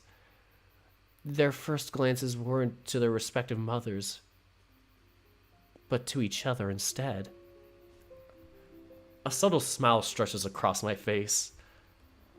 Within the same moment, the shaman picked up both stones together, one fully black and the other fully white. This is trippy, bro. Like, oh, this is the second time hearing this, but oh my god, it's so trippy. It was almost as if Vol was waiting for his brother to join him, refusing to enter this world alone. Oh, that's absolutely beautiful. It's hard to hide how moved I am by this story, but Verissa doesn't judge. In fact, she only smiles, nodding in agreement. It is, and so is their unique relationship. They are the two sides of the same goddess, one full of hatred and coldness, the other loving and forgiving. I chuckle awkwardly, rubbing my cheek to remove a stray tear. I can certainly attest to their polarity from first-hand experience. Ever since those two were at each other's side, inseparable, just like Mother Moon intended. Nothing would get in between them. It would seem not even you. I look at her confused. Why would I get in between them? God, I would never. You already did. Vol is extremely duty-bound. He would do anything for his people. As an outsider, you were a major threat. Every instinct in his body told him to kill you outright. But... She paused, sighing through a smile. Vol would sooner die than betray Rannoch, or cause him pain. That sort of loyalty cannot be bought. You were the greatest test of his devotion. And that devotion is the only reason why you're even alive. The female takes on a more serious tone. Make no mistake, Kaelin. Vol tolerates you because Rannoch is dead set on you. If not for Rannoch, he would have killed you without a second thought. I wince uncomfortably, the feeling of utter confidence in the black male slightly weakened. I always knew it's Rannoch whom I owed my life. I just never realized how true this sentiment really was. Vol might be too blind to see it, but your fate was already decided those 2 decades ago when, as a frail pup, he refused to draw his first breath. Fate doesn't happen overnight.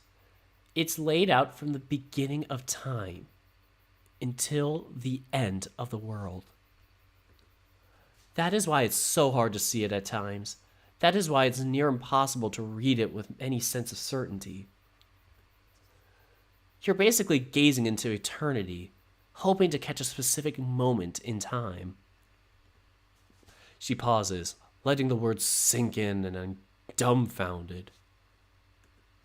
Everything she says is true.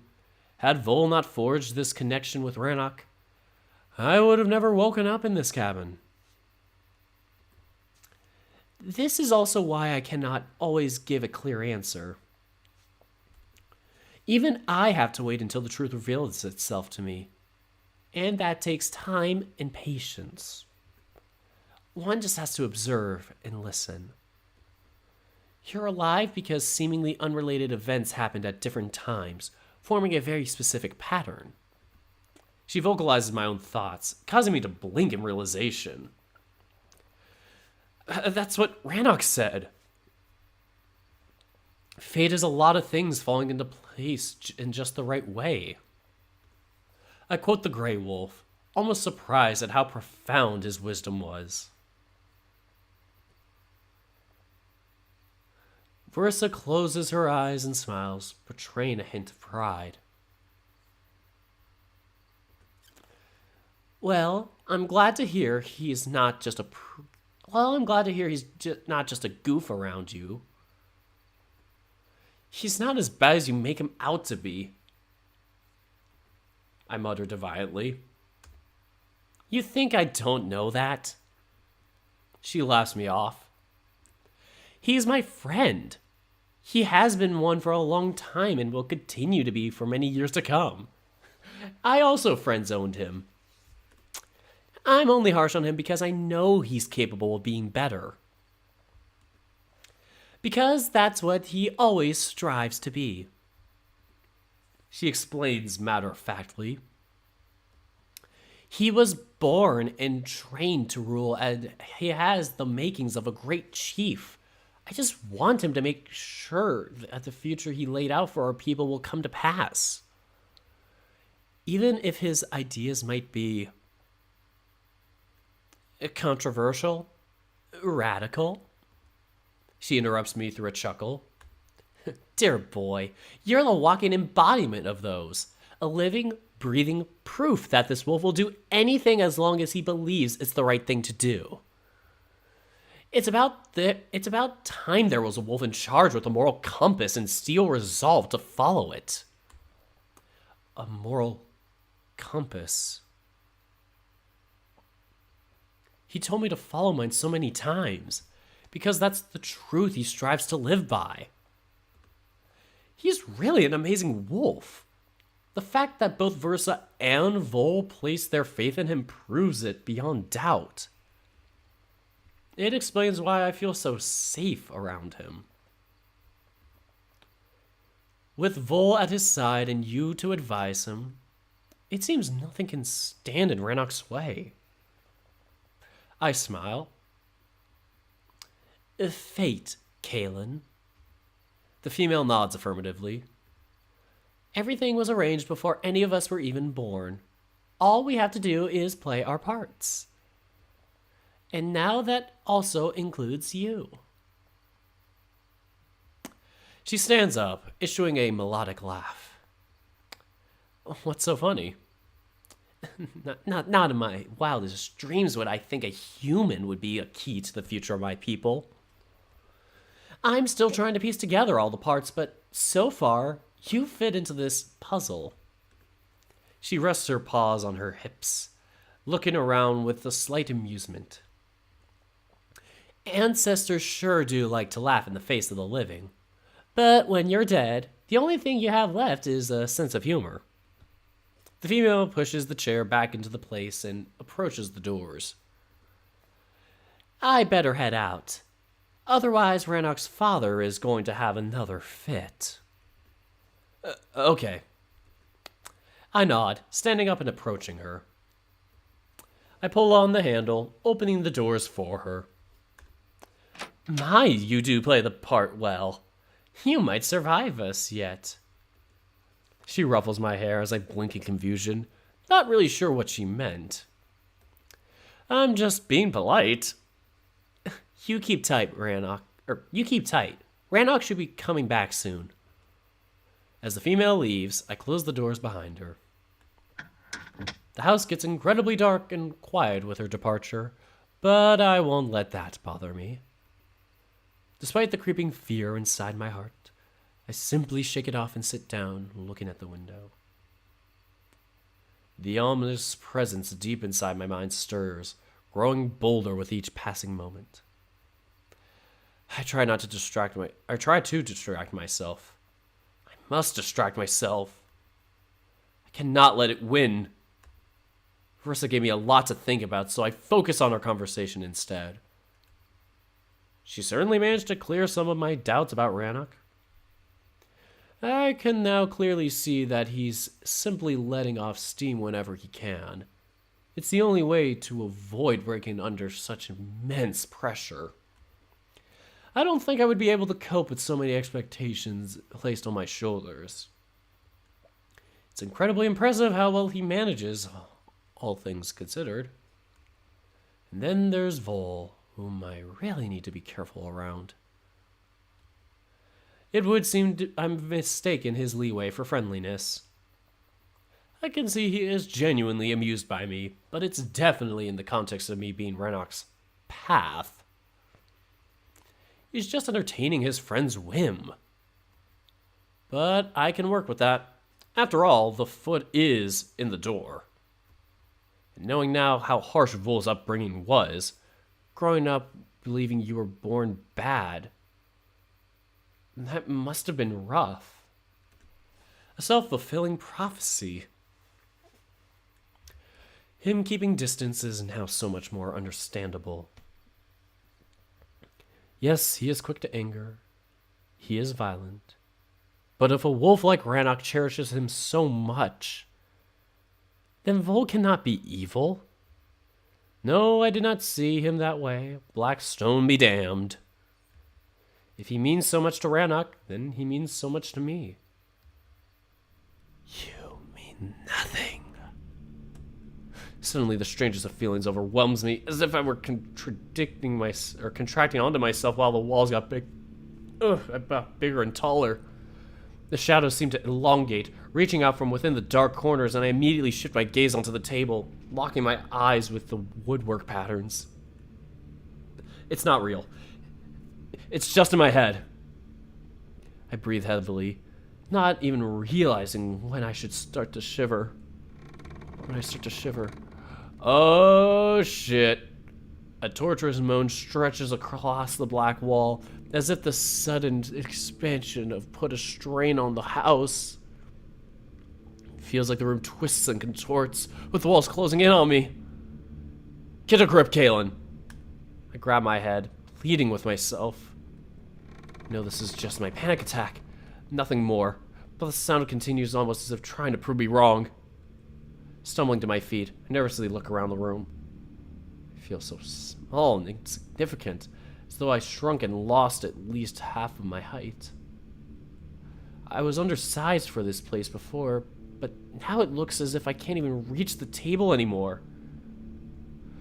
What is going on?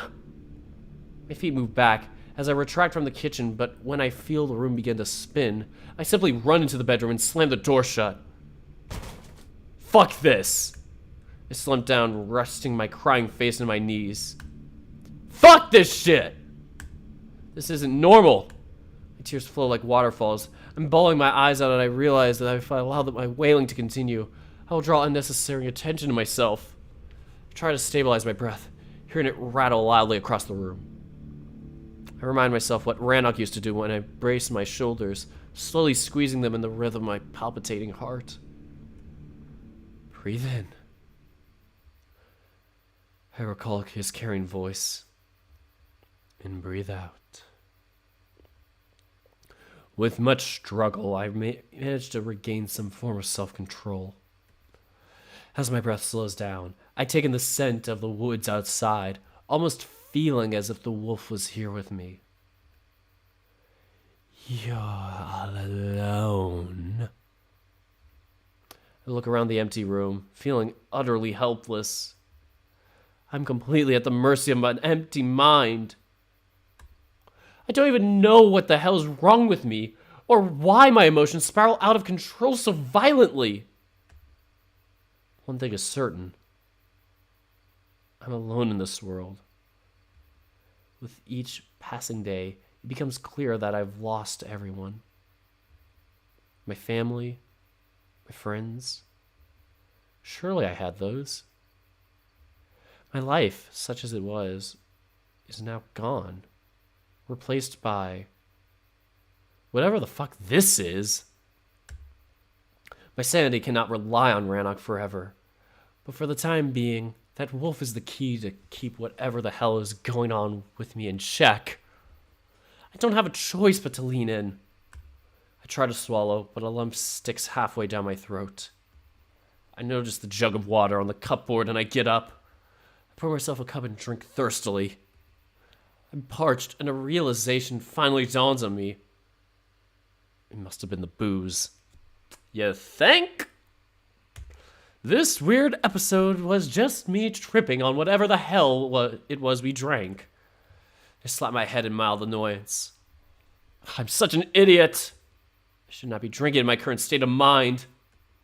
It's literally asking for trouble. It's the reason why I don't have any alcohol in the building anymore. No, I mean, no, I just ran out, so no correlation there. I finally compose myself and take a deep breath, glad to find a reason behind all this madness. When I look around the dark room, a slight unease fills me once again. It's getting late, so it shouldn't be long before Rannoch returns. Or so I hope. A chill creeps down my back, sending a shiver across my entire body. It's gotten cold again. I look at the chest, remembering there was some old clothes in there. As it creaks open, I look at the contents. There's the swords, some of his old loincloths, doubtless one of which I was gagged with, and a spare cloak. I pull it out and flap it around. I pull it out and flap around to straighten the fabric. It's clean for the most part. Just take an idle sniff. Whew. Ugh. Ugh. God, it's musky. Very. Ugh, musky. I drop it to the floor. Oh God, that's like a whole week of extensive workouts. But then again, I've reluctantly trailed the empty room. It looks so foreboding and unwelcoming. Being stuck in my own in this dark, old house only makes it easier to surrender myself to despair and longing. Despite the sweaty smell, the cloak does remind me of him. Almost as if a piece of him was still there. Or still here. What was that line? And it was cold. I sigh and pick up the cloth, wrapping it around my shoulders. It's so snug.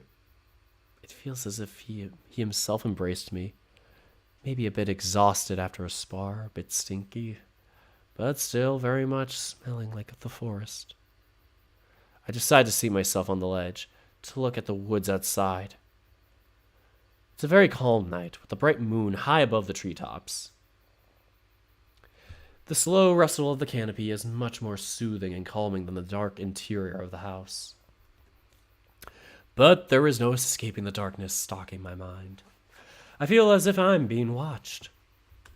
Again, my heart sinks and I burrow myself into the cloak, inhaling deeply. His scent calms me down slightly, but my heart is already racing. The ease with which I freak out is so alarming, but then again, I really don't have a clue of what happened in those woods. I huddle myself, waiting for the oblivion to claim me, but there is no such luck. I have to endure my tortured thoughts for what feels like an eternity, until I hear the doors to the house finally creak open.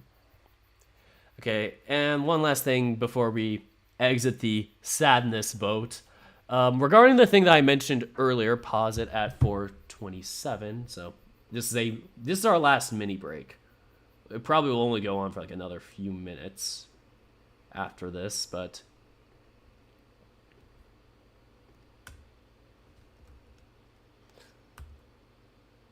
oh wow, we went for like over an hour's worth of reading.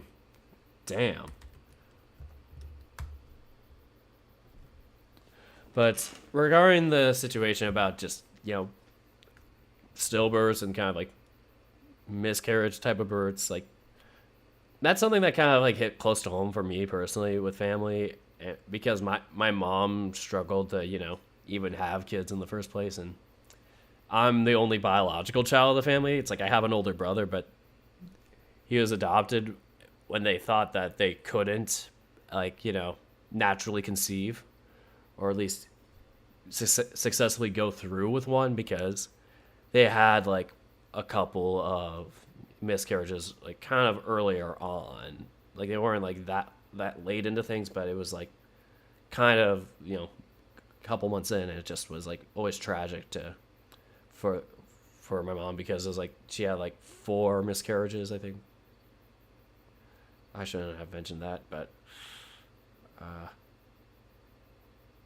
yeah, and then I came along like a year after the previous one, or the last one that happened, and they had finally found out kind of the reasoning why it was like going wrong with like like biologically or with the body or whatnot, and managed to successfully carry me through. So that's how I ended up here, and I feel like that's why they kind of like value me a lot more than I feel like some parents may for their kids. Like, I'm not saying that in a bad way, like, oh, they don't care about their kids, but I mean in a way where it's like it feels like I'm like their only one. Like it feels like I'm if I do anything like distant from them or whatnot, it feels like feels like they're losing a big chunk of their life because it's just me and my brother. But yeah, it's all good though. Like how it's like she's like been comfortable with the fact that it's like it's just me and my brother for kids. Like originally when she first got married, she's like, oh, I might have like 4 or 6 kids or something like huge like that, like her big family. And it's like oh goodness, like that didn't really come to fruition, but she's expressed to me how she's content with family size no matter what, it's big or small. So yeah, and so it's like just valuing the importance of life, and just I don't know, just that was it. I guess that's the lesson. And the crazy thing was when I was born, it was almost like an omen to her, where it was like I was born exactly on the due date, and when it happened, it was like raining, but it was like a nice mist, as she described it, and there were Christmas lights because my birthday is like in December, and so it was like this beautiful like picturesque scene that she described it as she was going to the hospital. But yeah, it's like a bittersweet type of story. That's why I sound happy/sad about it. It is a sad subject, and it is something that is tragic. So when I hear about stuff like that, when it's like I hear about miscarriages or like stillbirths and things like that, it's like I take that stuff seriously, and whenever I see anybody try and make light of it, I get really peeved. Like, it's really not something you should like joke about. Like I mean, there was like one movie I remember like seeing it.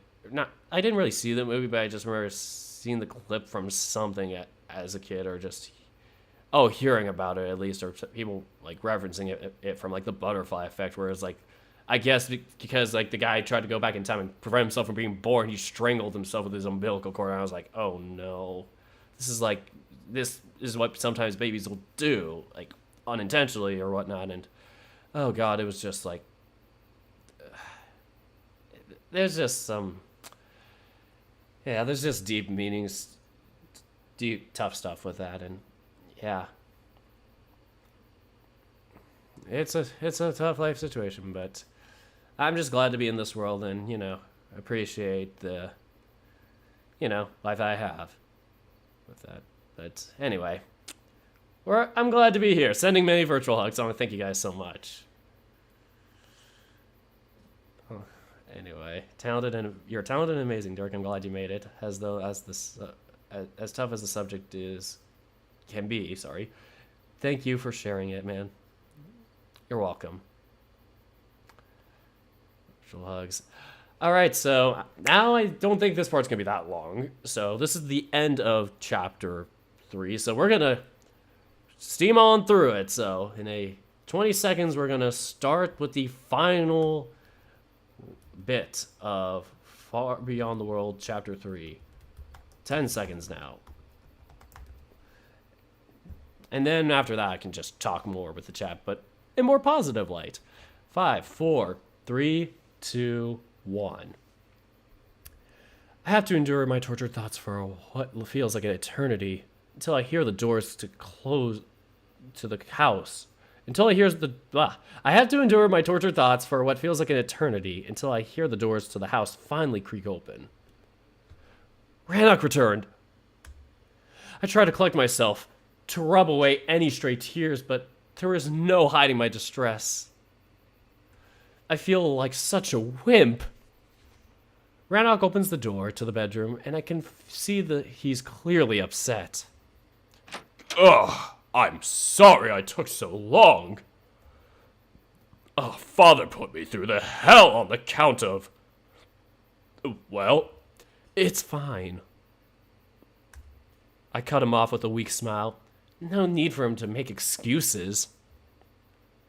I'm just glad he's finally here. is it though? Because it seems like you were crying. It's just my mind wandering off. I don't like being alone with my thoughts. It takes me to dark places. Sorry, it takes me to dark places. Speaking of, The wolf walks towards the cupboard and opens the top drawer. He removes it from the bundle of tinder along with what I assume is flint and some sort of steel loop. He puts the loop onto his knuckles and strikes the flint with it, allowing sparks to fall down onto the tinder. Ooh. Within moments, he lights up the candles, and the room is suddenly bathed in the warm hues. much better. I can't help but be amazed at his old-timey gadgets. I wouldn't last a day without his aid or guidance. God, I wish I was as this resourceful. I'm extremely tired. Had a rather rough sparring session today. He mutters, rubbing his shoulder with pain clearly visible on his muzzle. But I wouldn't mind staying up for a bit. We could grab some ale, I propose, remembering how Vol commented on the quality of Rannoch's beverage. He must enjoy it because he has a barrel full of it. Yeah, we could. The wolf smiles. And I could get that for you. I nod towards his shoulder, but he didn't seem to understand my attention. Oh? I can try and massage it while you relax. That does sound nice. He smiles again, but quickly his expression fills with embarrassment. I don't want to take advantage, though. How could you? I'm the one offering. I smirk, jumping off the ledge and rushing towards the kitchen. I'm not much of an ale drinker, but I will humor the wolf. He seems to have had a long, rough day. As I fill our mugs with dark brew, Rannoch builds the fire. He huffs repeatedly as the tinder placed beneath the log slowly encouraging the flame to climb higher. I bring the filled tankards to the table, observing him intently. It would be useful to learn his method. The sooner, the better. Could you teach me how to do this? I ask, once the flames dance merrily inside the hearth. Sure, there's not much to it. He nods, joining me at the table. This is the fire striker. The wolf places a metal loop in front of me. You make sparks by striking it at the edge of the flint. He then plops down a small, glossy-looking stone. If you do that repeatedly on top of the tinder, or kindling, eventually you get fire. I always have some lying around. Top drawer in the bedroom. He points behind me at the cupboard in the other room. And here, underneath the hearth. The wolf looks down, drawing my gaze to a heap of twigs and hay hidden in the niche beneath the stove. But thanks. I'll give it a try tomorrow. You better. I don't want you to wait in the dark until I come home. That's not good for you. Yeah. I laugh awkwardly, not really keen on discussing my little freak out. Since he's finally here, I'd rather focus on making the most of it. As he plops comfortably down, grabbing his mug, I stand up and walk behind him. He follows me with his gaze as I begin to softly knead his shoulder. Offered you a massage, didn't I? Yeah. He muses, closing his eyes and enjoying my rubbing. I'm not exactly an expert, but I simply follow cues from his body. I apply as much pressure and force as it takes to draw a grunt from him, letting up and changing spots when I can see his. Okay, I'm gonna reread that. Jesus. I apply as much pressure and force as it takes to draw a grunt from him, letting up and changing spots when I can see he's getting too worked up by it. Feels good to be home. He croons in pleasure.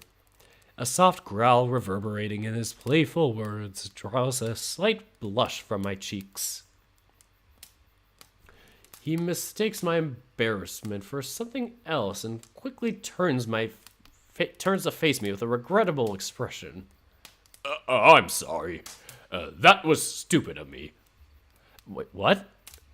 I blink in confusion. All you must be thinking about is getting back home. And then I throw a comment like that. I smile at his train of thought. He's being considerate to a fault. It's fine, really. I know what you meant. I will take you back, I promise. He insists, his gaze full of determination. I know. I reassure him. I have absolutely no doubts about his intentions, but I'd rather not talk about my forgotten home right now. I simply nod towards my hands, letting him know I want to return to the massage. He sighs, shaking his head in amusement, and rests back against the chair, allowing me access to his aching muscles. Well, sort of. I still have all his gear in my way. It would be easier if I take this off. I knock on his shoulder pad. That eager to undress me, huh? The wolf chuckles, causing me to gasp in annoyance, only to remind myself that teasing is just his nature. I shall play along. We'll see who breaks first. If that's what you like to think. I shrug, approaching him from the front and sinking my fingers beneath the plate to feel up the latch. I can see the embarrassment paint across his entire muzzle. He really is all bark but no bite. What's the matter? Human got your tongue? Human will get bitten if he's not careful. He issues a soft, playful growl as I detach the piece of armor. Huh? Didn't even skip a beat. He mutters with slight surprise. It takes me a moment to realize he's talking about my heart. I can see a proud smile stretch across his muzzle. You start to trust me, he says with satisfaction, and I just can't help myself. That, or perhaps you're not as scary as you think you are. I chuckle, placing the metal pad onto the table. Aren't I? The wolf croons, raising from his seat and squaring up with me. I literally reached only to his breast, and had not for his obviously gleeful tail swings, I even might have been a little intimidated. Nope. You're just a well-kempt fluffball. I'll take that as a compliment. I must have said something wrong. I tease, but he only shrugs, removing his leather straps and placing his massive sword against the wall next to the hearth. Once he sits himself back at the table, I get full reign over his entire back. I smile, rubbing his tense neck muscle while he draws air through his teeth. Guess that's a sore spot, so so try to be gentler around it. Eventually, he breaks the silence, his voice slightly deeper and strained due to my massage. Did you manage to jog your memory a little while I was gone? Remember anything at all? Nope. I shrug in defeat, causing him to fall silent for a moment. Shame. I was hoping there was a silver lining to your earlier distress. A bad memory, perhaps. No such luck, I'm afraid. My distress seems to be entirely of my own making. Literally. It's all just in my own head. He burrows deep into his thoughts as I continue kneading his shoulders. In truth, it feels almost therapeutic for me. Not to mention I get to feel up all his muscles. He's almost like a walking anatomy model. You worry about your memory. I get that. But I'm also glad I get to show you a bit of our life, he mutters, taking an idle sip of his ale. Perhaps this way, you'll be able to see the rest of Avalon through my eyes. It's quite something, I'll tell you that. Being able to experience anew almost makes me envy your memory loss. He laughs merrily, while I push slightly harder against his shoulder in punishment for making light of my situation. Ugh. As he grunts softly under my workout, I simply pretend it was unintentional. Oh, have you ever been outside of this forest? I ask, moving my hands down to his shoulder blades. Outside of Tiernan? Is that what it's called? He nods, drawing air through his fangs in pain, as I find another bruised spot. When I was little, I snuck out of the village. I hid inside an herb sack in one of our caravans headed for Strandbad. I suppress a chuckle, imagining the scene. He was a troublemaker since birth. So that's where your scent comes from. I propose cheekily. My scent? Rannoch blinks in confusion, and for a moment I wonder whether the comment was too forward on my part. I quickly laugh it off, though. I had to endure his teases. It's about time he tasted his own medicine. God, you smell like the forest. I muse, noticing his tail give an idle flicker before it began slowly swaying back and forth. He's struggling to contain a smile, clearly enjoying my observation. Where's Strandbad? I decide to spare him the lingering embarrassment of a genuine compliment by bringing our conversation back on track. But it's handy to know that when he pushes my buttons, I can push a few back. It's a Tigeri town outside our territory. It's where most of our interactions with the outside world takes place. The name is actually derived from an old inn around which the town grew. The Stranded Bard. Ah. Wait, what is it again? I completely forgot. Oh, it's a Tigeri town. I forgot about that. Ah, now I get it. I expected the place to be crawling with tigers, but to my surprise, it was filled with all sorts of creatures. There were lions there, sylvan folk, of all shapes and sizes, and even lynxes and wolves. I muse, easing up on the workout and trying to imagine those various beastmen. It all seems so fantastical. I saw cubs playing with pups in the streets, as if they didn't see they were different species. There were no combat training, no preparation for war, any sorts. Just idle folk, going about their idle lives. I almost picture a fairy tale town with happy people, only doing happy things and thinking happy thoughts. Only thing missing is the townsfolk randomly bursting into a choreographed song. I know it's just his perception as a child, and perhaps the town wasn't as idyllic. However, the description does strike a chord with me. Sounds beautiful, really. He pauses, looking rather concerned. It made me wonder why we lead such different lives. Why we shied away from the other kin and jealously protected our woods. We're trained in combat since we're pups, always preparing for war. Other kin youth play with wooden swords and chase hoops. It was very confusing. I glance at his chiseled but battered body and can see that the wolf really didn't have an idle day in his life. Instead, his days were filled with endless chain of spars and exercises meant to hone his physique. He might have a rockin' bod, but it came at the cost of a childhood. It's almost sad, really.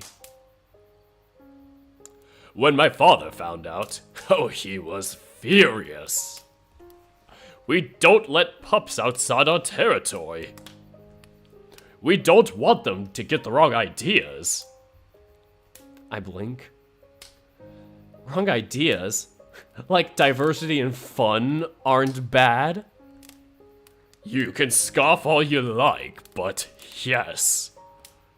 It makes you question everything your people stand for. I've been questioning everything since I woke up. I can't hold in a laugh. I find questioning things to be yet another good policy. Not when you're too young to understand what it is that you're questioning. Sheltering your kids like that doesn't seem right.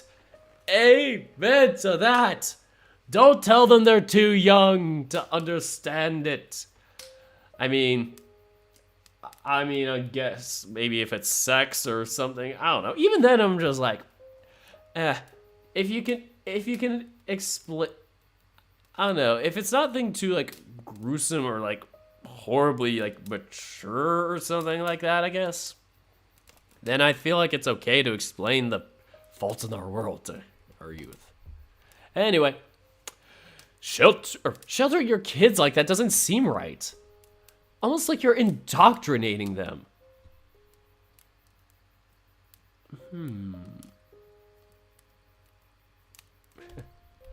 Rannoch looks back at me, and I finally splay my hands out in a what gesture.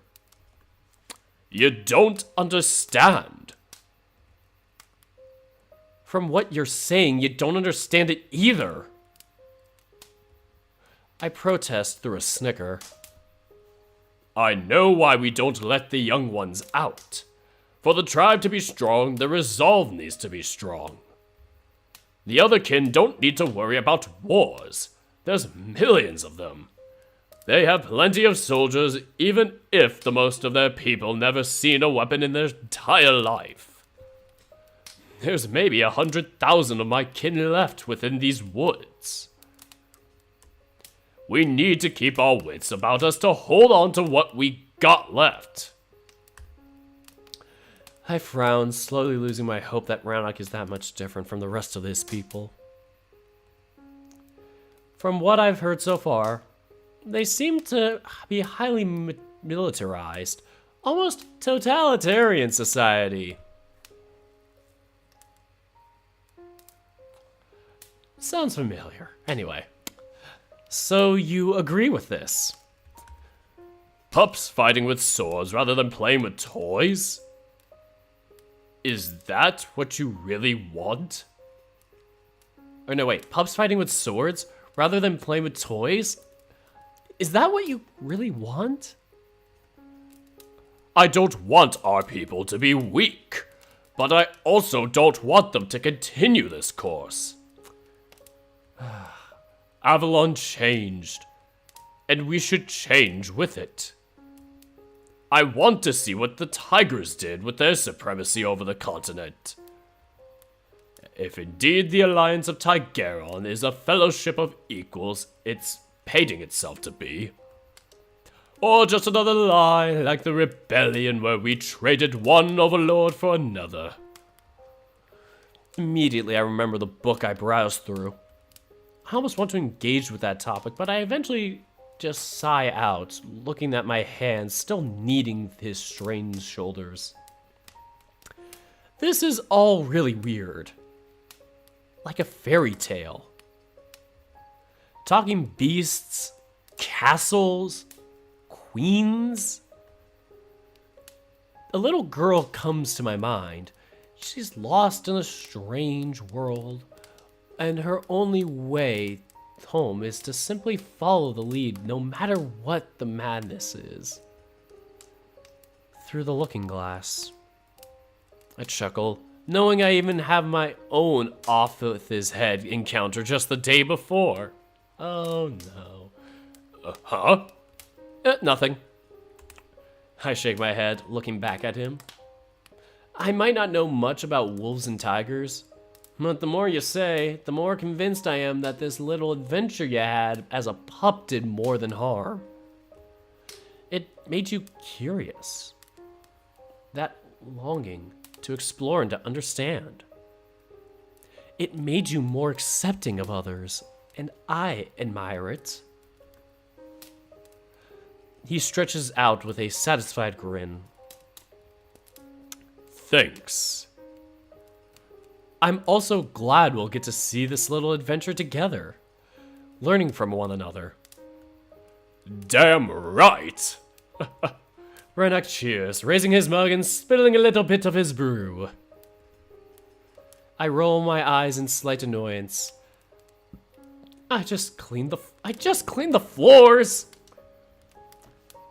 In all fairness, I was quite nervous about you. I knew you were my path the moment I found you, but I worried. What about? You know. He mutters with a troubled expression. Would we? He interlocks his fingers in a jigsaw gesture, and I laugh. And did we? I smirk, causing his eyes to narrow. Okay, I think you're confusing overconfidence for an attractive trait. As the kettle said to the pot, I quote him right back, pushing playfully on one of his muscles as the wolf widens his eyes in shock. Our joint laughter fills the room, and I return to soothing his aching back.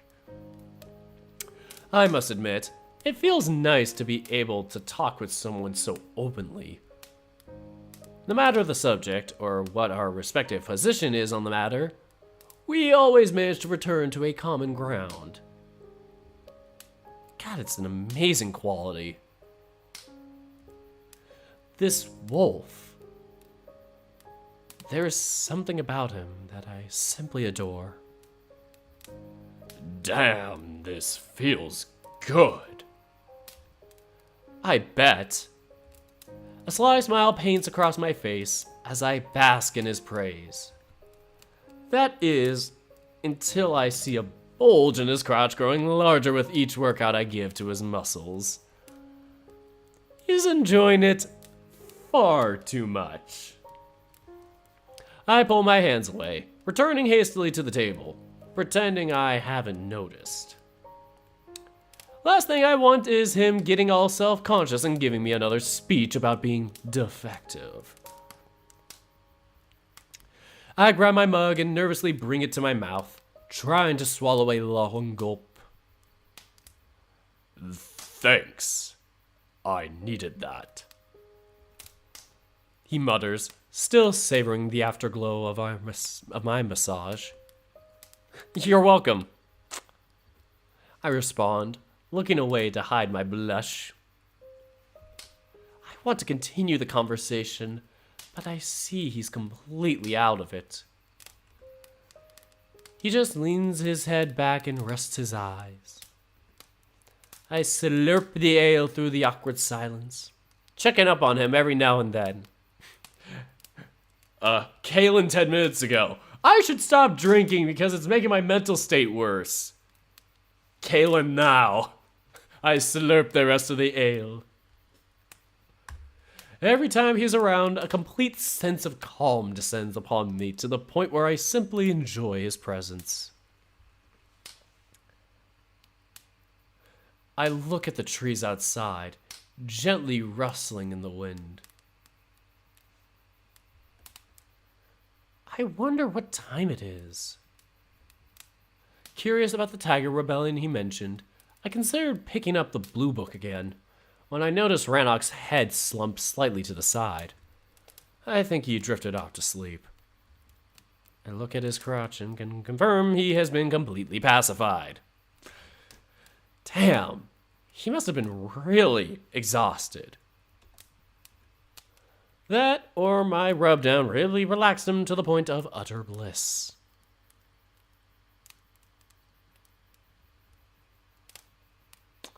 I chuckle it off. Who am I kidding? My poor attempt at a massage most likely will cause him soreness in the morning. I also banish any thoughts of late night reading.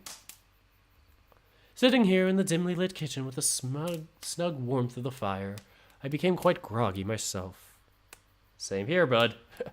I allow us a few more moments, struggling with my drink, until I give up. The bitter brew is not my kind of thing. I poke Rannoch, stirring him up from his nap.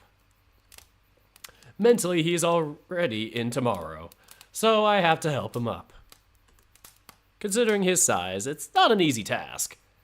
Ugh, God, he really weighs a lot. Once he stands up, he slumps up slightly onto my shoulder, and I almost stumble. Okay there, buddy. Let's go. I lead us slowly into the bedroom. When in sight of the bed, Rannoch plops onto it with a heavy thud. I love you so much, he mutters quietly, clearly addressing the mattress. I find it rather cute. Within just a moment, I could hear him snoring softly. I blow out the candles, laying myself down next to him.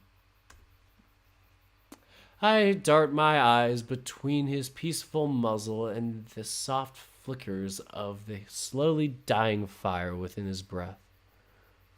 Or the slowly dying fire within the hearth, sorry. I haven't felt this calm the entire day. The soft orange hues flooding from the kitchen just make this whole scene so idyllic. Maybe you should like, blow those out so you don't catch the house on fire? Only one thing would make it better. And as if he read my mind, Rannoch's massive paw swoops behind me and pulls me closer to his chest. Considering what he said, I should try and free myself from his embrace, but I'm nowhere near that strong-willed. Instead, I succumb to my dire need for proximity. I sigh, smiling in a mix of guilt and happiness, completely enveloped by his smell. I try not to fall asleep just yet, simply enjoying his intimacy. I could stay like this forever, just watching him sleep. His peaceful muzzle softly smiling even through his slumber.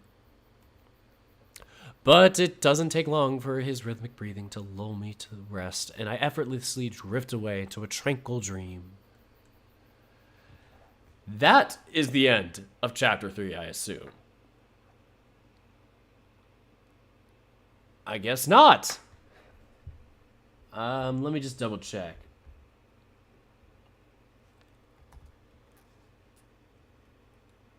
Okay, it is the start of Chapter 4. Okay, we're gonna stop here. Even though it's like still in the nighttime, we're gonna kind of pick up on this in the next episode. We have gone just over the 5-hour mark, and so at the 5 hours and 3 minutes, just double checking I saved. At 5 hours and 3 minutes, we have played through 3 updates, or 3 chapters, of Far Beyond the World. If I can get in Chapter 4 next week, I could be up to date with the VN, and that would be great. And I hear a lot of new characters get revealed in Chapter 4, so that's exciting.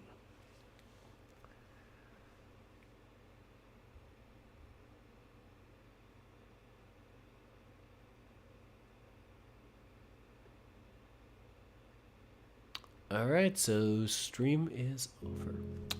There we go. So that is the end of the Far Beyond the World update. Once again, just double checking 5 hours, 3 minutes. I forgot to mention it.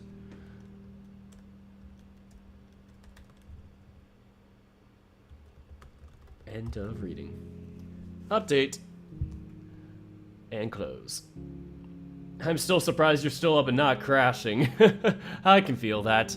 It's just past midnight here, and I think because I had a later dinner this time, or well, I had a meal closer to when the stream started, I'm not as hungry or tired.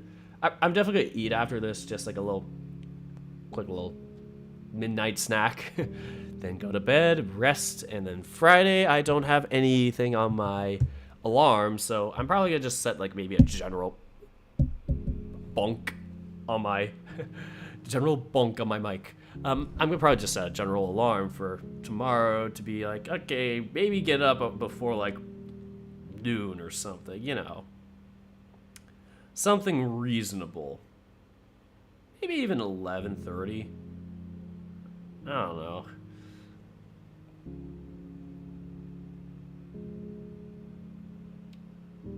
Yeah, 11:30 at the latest sounds good. I just want to at least have at least a day of production by noon.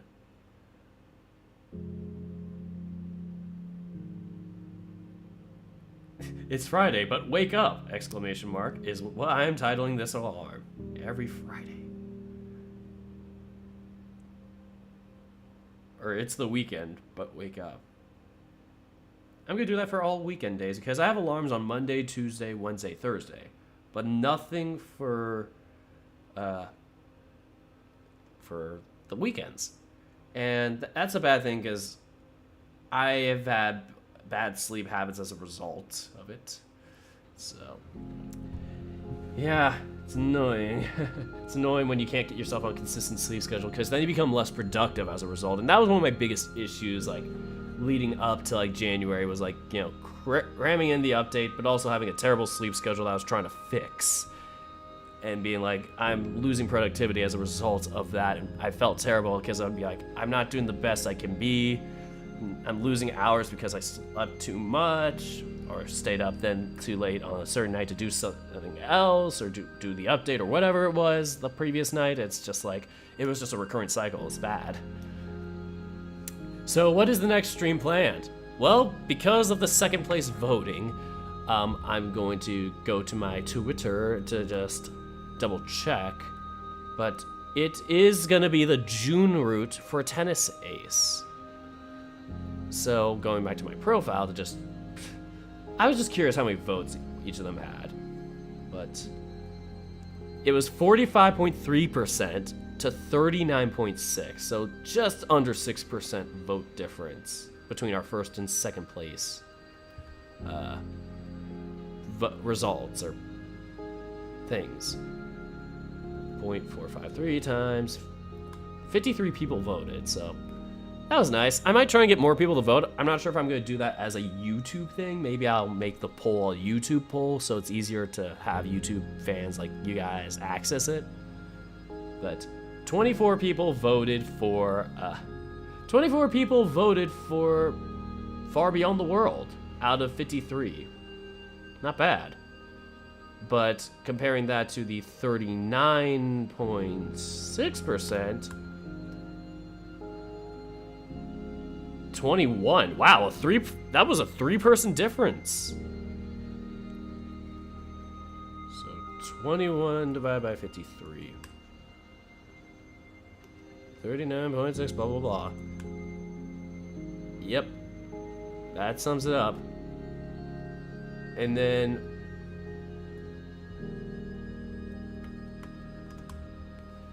then Password got 8 votes, which Password I'm looking forward to. We're gonna probably play that one last on Sunday. Maybe make it a matinee time. Maybe do it earlier so I can be more productive with updating my VN and then catching another stream while I do so while I'm working on that.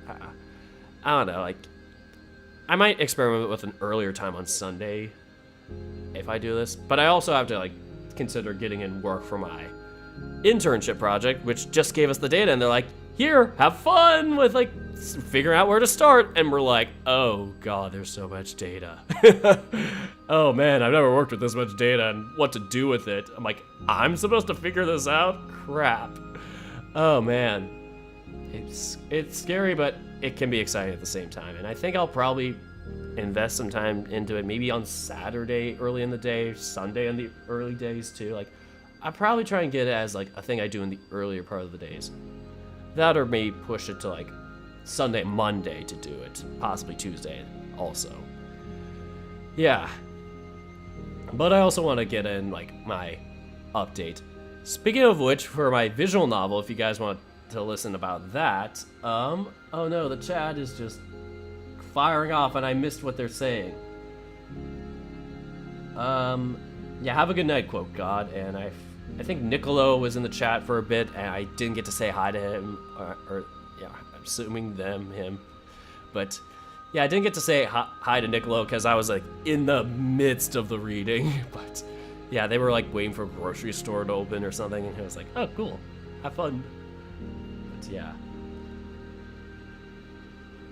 Yeah, my job has kind of not been working because of COVID either. Same here. I mean, I was a soccer ref as my campus job.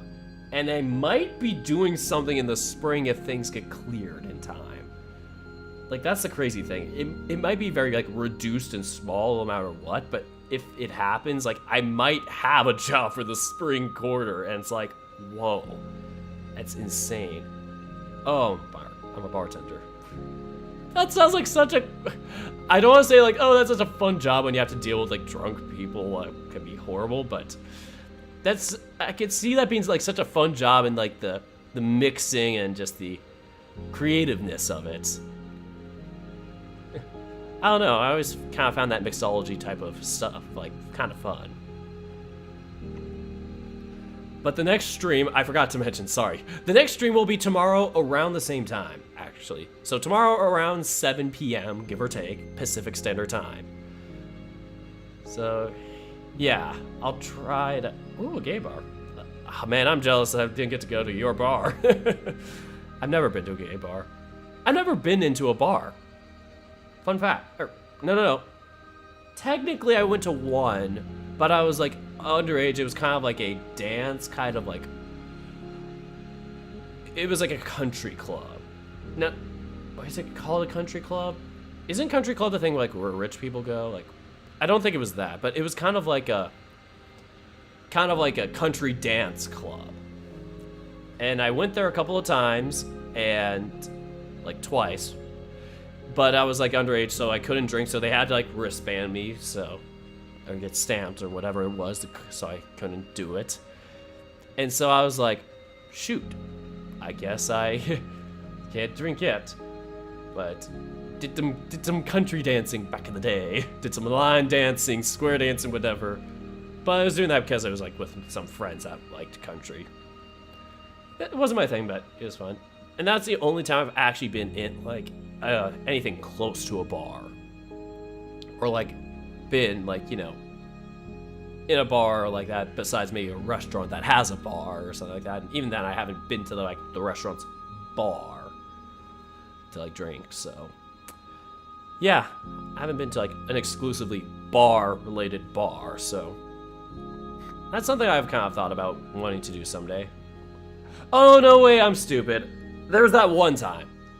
There was the one time where I did the crazy, we had a party bus where there's this party bus that would come around my college town, on every Friday, Thursday, and Saturday, and basically it would drop you off in downtown. You'd pay them $10 or something. Then you'd be dropped off in downtown. You could drink on the bus, which is pretty rad. And then you basically get to go around town and just bar hop. So I did that. That was really fun, but I only got to do it once. Gay bar slash male strip club. Oh my god, Corky, you're making me so jealous right now. God. That'd be nice. My country, we don't have those.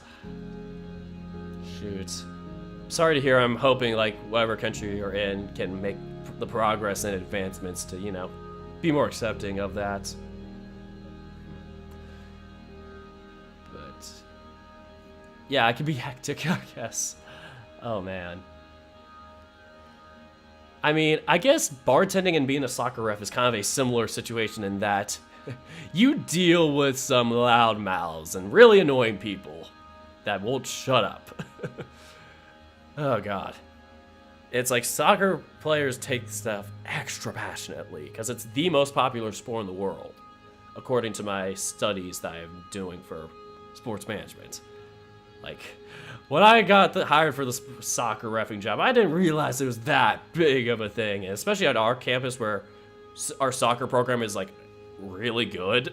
And so it was like we have this like legit soccer exclusive stadium. It's like really awesome looking, but it's like, wow. Even the club team is like tougher to make. It's like, it's a serious thing. Like, people take it so seriously. So it's a heck of a thing. Once again, cops also dealing with some crazy people, and it's like, it's also a fine line with like bartending cops and like any sort of like personal relations type of job where it's like, yeah, you also have to be able to put up with it and understand what's the right lines to cross. But yeah, it's like, you get some people that just genuinely are just horrible dicks to you. But yeah, it's like, it's just telling who's who. Yeah, it is being funny. It is funny, especially when you see people flop and you're like, I know it's a flop. I'm not calling that. Oh, Nicolo's back. I just mentioned you. Nicolo, great to see you. I loved reffing used 6 to 8 games. Oh my god, those are so funny. I didn't get that luxury. I did this as a campus job, so I basically ref fellow university students that did it as intramural, so while they would take it seriously, some of them, you would have like 3 levels, like A, B, and C. C was like your kind of just get together social powwow just for kicks, for fun. And like a couple of teams there'd be like maybe a couple of teams that would be kind of just fun. The game was just, you know, very light paced. Then we get to the B level, and they'd be the tryhards. They would think they're like A level, not have as much polish or skill, but they would try damn hard to really prove it to you that they can play, and then get very vocal about things and complain. Then you get the A level that would play at such a fast high level, it would be like B, but high level, very skilled, and they would still freak out about things and get pissed off. So that was fun.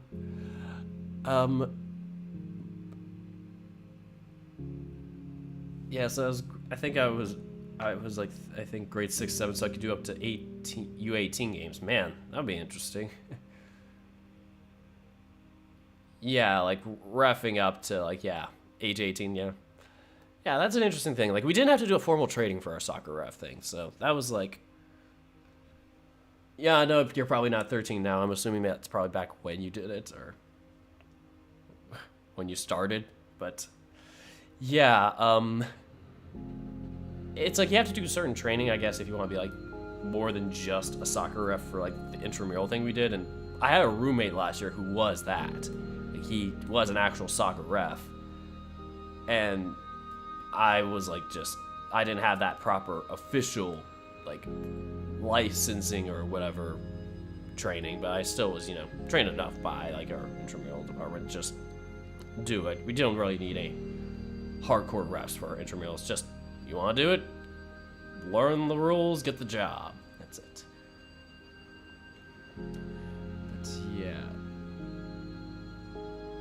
Oh yeah, soccer definitely has like, yeah, interesting with like rankings and ages and all that. But yeah, man, that's a long talk for another time. But man, I think I'm starting to, you know, kind of wait out. I'm getting hungry. I just want to, you know, kind of call it for a night, guys. So it's been fun talking with y'all, but I think we gotta get going. But I like my job. That's great. I'd love to be a customer sometime and hang around. Yes, bye everybody. So, okay, this is the end of the stream. So, that is all I got for this episode.